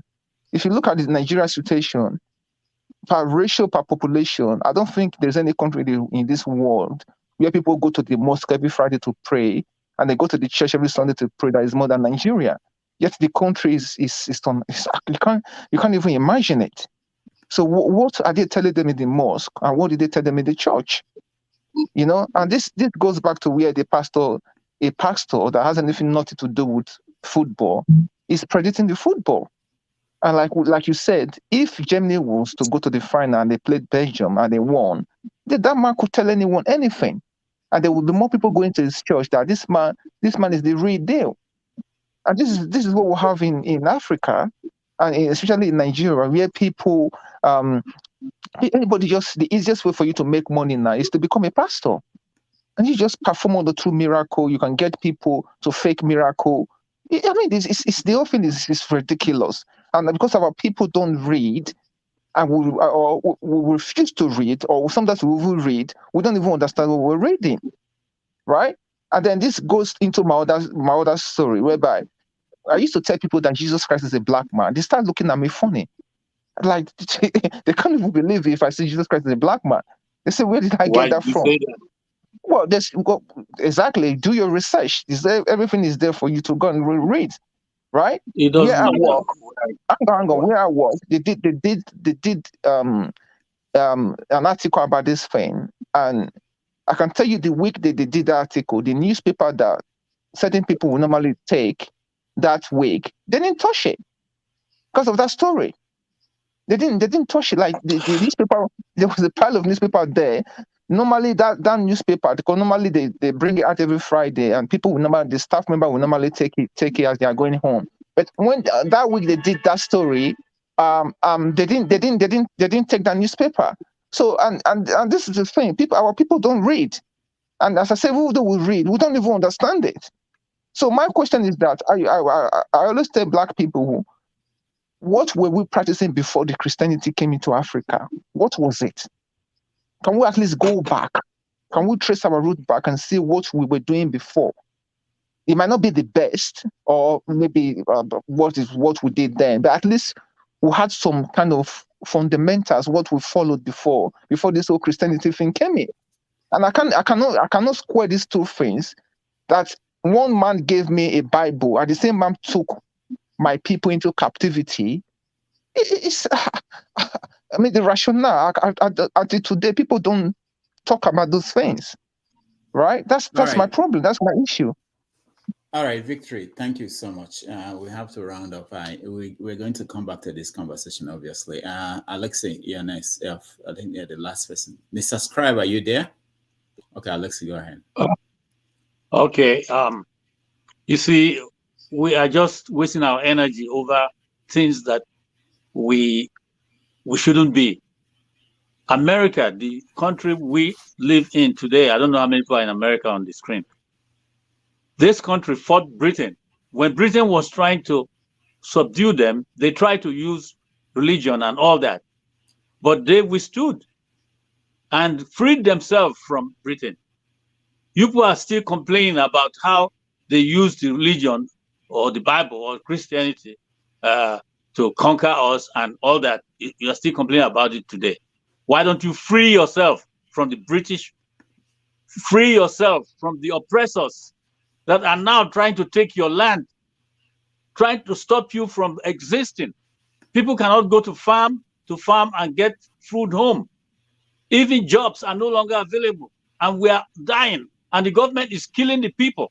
You are here talking about the religion and whatever. America freed itself. Most nations that are free today freed themselves from their oppressors. And that's where we should be concentrating our minds on. If you don't want to believe in God, that's your business. But eventually, we see who wins in that whole thing. So let us free ourselves. We have oppressors over our head. When George Floyd was simply, as it will look, killed by someone who put his feet on his neck, a policeman, the whole world knew that was wrong. Nobody was saying it is wrong in Christianity, it is right in another belief. The whole world reacted, demonstrated, shouted, yelled. This should not be. Something worse than that is happening in your country, in Nigeria. Somebody used hammer to kill his fellow man, breaking his skull and testing his brain particles. I mean, look, this Nigeria, as it is today, is a very big problem to all, whether you are north, west, east, or whatever. Let us do something about it and come out of the mess that we're in. It's not by political voting and all this, because eventually you'll see what will happen with all this voting we are talking about. Structurally, we were put together for the interest of somebody else. And we have been killing ourselves since then. Now the government is participating in that killing. And we are keeping quiet because we think it's happening to certain people. We don't want to call the government and say, stop. But some of us are calling other countries to say, somebody is in your country that is causing people to be killed in this country, when people are dying in hundreds every day through the activity of the government. Some of us are satisfied with that because we think they deserve to die. We have a big problem in our hands. Religion is not the problem as individuals. We may use it to come together to kill another group, but I know that no good religion says go and kill another man. Murder is a universal offense, and it is happening in our country every day, and we are doing nothing about it. Some of us are even happy about it. Even on this screen, we think it is right because so and so is doing so and so. Look at this man celebrating that the agitation thing is somebody who is crazy that will continue with it. What do you mean by that? Agitation against evil is what you are trying to defend because you had something last week on this screen? man, something is wrong. And that's how it comes up on the surface for us to see. We had better come together, sit down, and do something about Nigeria that is killing everybody. A country that is not moving, and you people are still hoping that it will move, it will go forward. If you change the leader, it is not that. It's more than that. Let us free ourselves, and let's see what will come out of that. I have said it before. We can always reconfigure ourselves after this. Let us come together, decide what to do, whether we're going to live together or not. And whatever we decide, we are still free to make changes within this period of time. We have seen that the country has gone down, down, down. All we are trying to do now is to revive it. And everybody is expecting Obi. Obi is just one of us. How much can he do? He's a good man. He did well in his state. But is that going to be the case? Is that going to happen when he comes in? How can he? Let us think again and do the right thing. I rest my case with that. All right, thank you so much. So sorry, I was looking for a video. That was why it looked like I left him to talk for a long time. I was looking for a video I wanted to play at the end, and that was Mama G.O., who actually said some more outrageous things about the World Cup that we didn't get to, but I couldn't find it. But I want to thank everybody who joined us today. I really appreciate all your contributions. And we are going to find a time to discuss religion on a regular basis, because I think it's very important. Whether we like it or not, whether we practice it or not, it influences our people. Did I miss somebody? Is anybody? No, I didn't miss anybody. Are we going to discuss my God too? Because I worship the sun. Yeah, that's in general. That's one. I also have another God. It's called Oruku. I have a stone I worship in my village. It's called Oruku, one of the biggest stones in my village. Check it out. We discuss them all, and but it's very important. I think the only thing I disagree with Roman is that we shouldn't talk about it. I think we should talk about everything, and you don't have to be experts. Me? No. I've come from one village called Ososo. Minority of the minority. Why your name? Why is your name Ovie then? That's not the Robo name. Ovie no be Isoko name. Okay, sometimes All right. Mr. Scribe, thank you so much for joining us. What you mean? At the same meaning. I'm not from I get that a lot. I'm not from there. Thank you so much for joining us. Forefathers, thank you so much for joining us. McBoy, thank you so much. Ovie, thank you so much. Victory, thank you. And Alexi, thank you. We will have a show on Saturday and we'll be off on Sunday. On Saturday, we have, I'm getting Tony Nadi to join us. I think it's a very important conversation to have now as we prepare for the election. Then on behalf of everybody here, those who watched at home and the comments, they were on fire. And one of the things they were saying on the comment section for all of us here is some people wanted us to talk about the killings happening somewhere in Enugu. I don't know if there's a new one. They're saying there's a new one happening today. I'm not aware of that. But the point is that we have to talk about so many things. There are so many things going on. We can talk about one thing every day because you liked it, but we'll look into that, and maybe on Saturday we'll discuss that. Thank you, guys.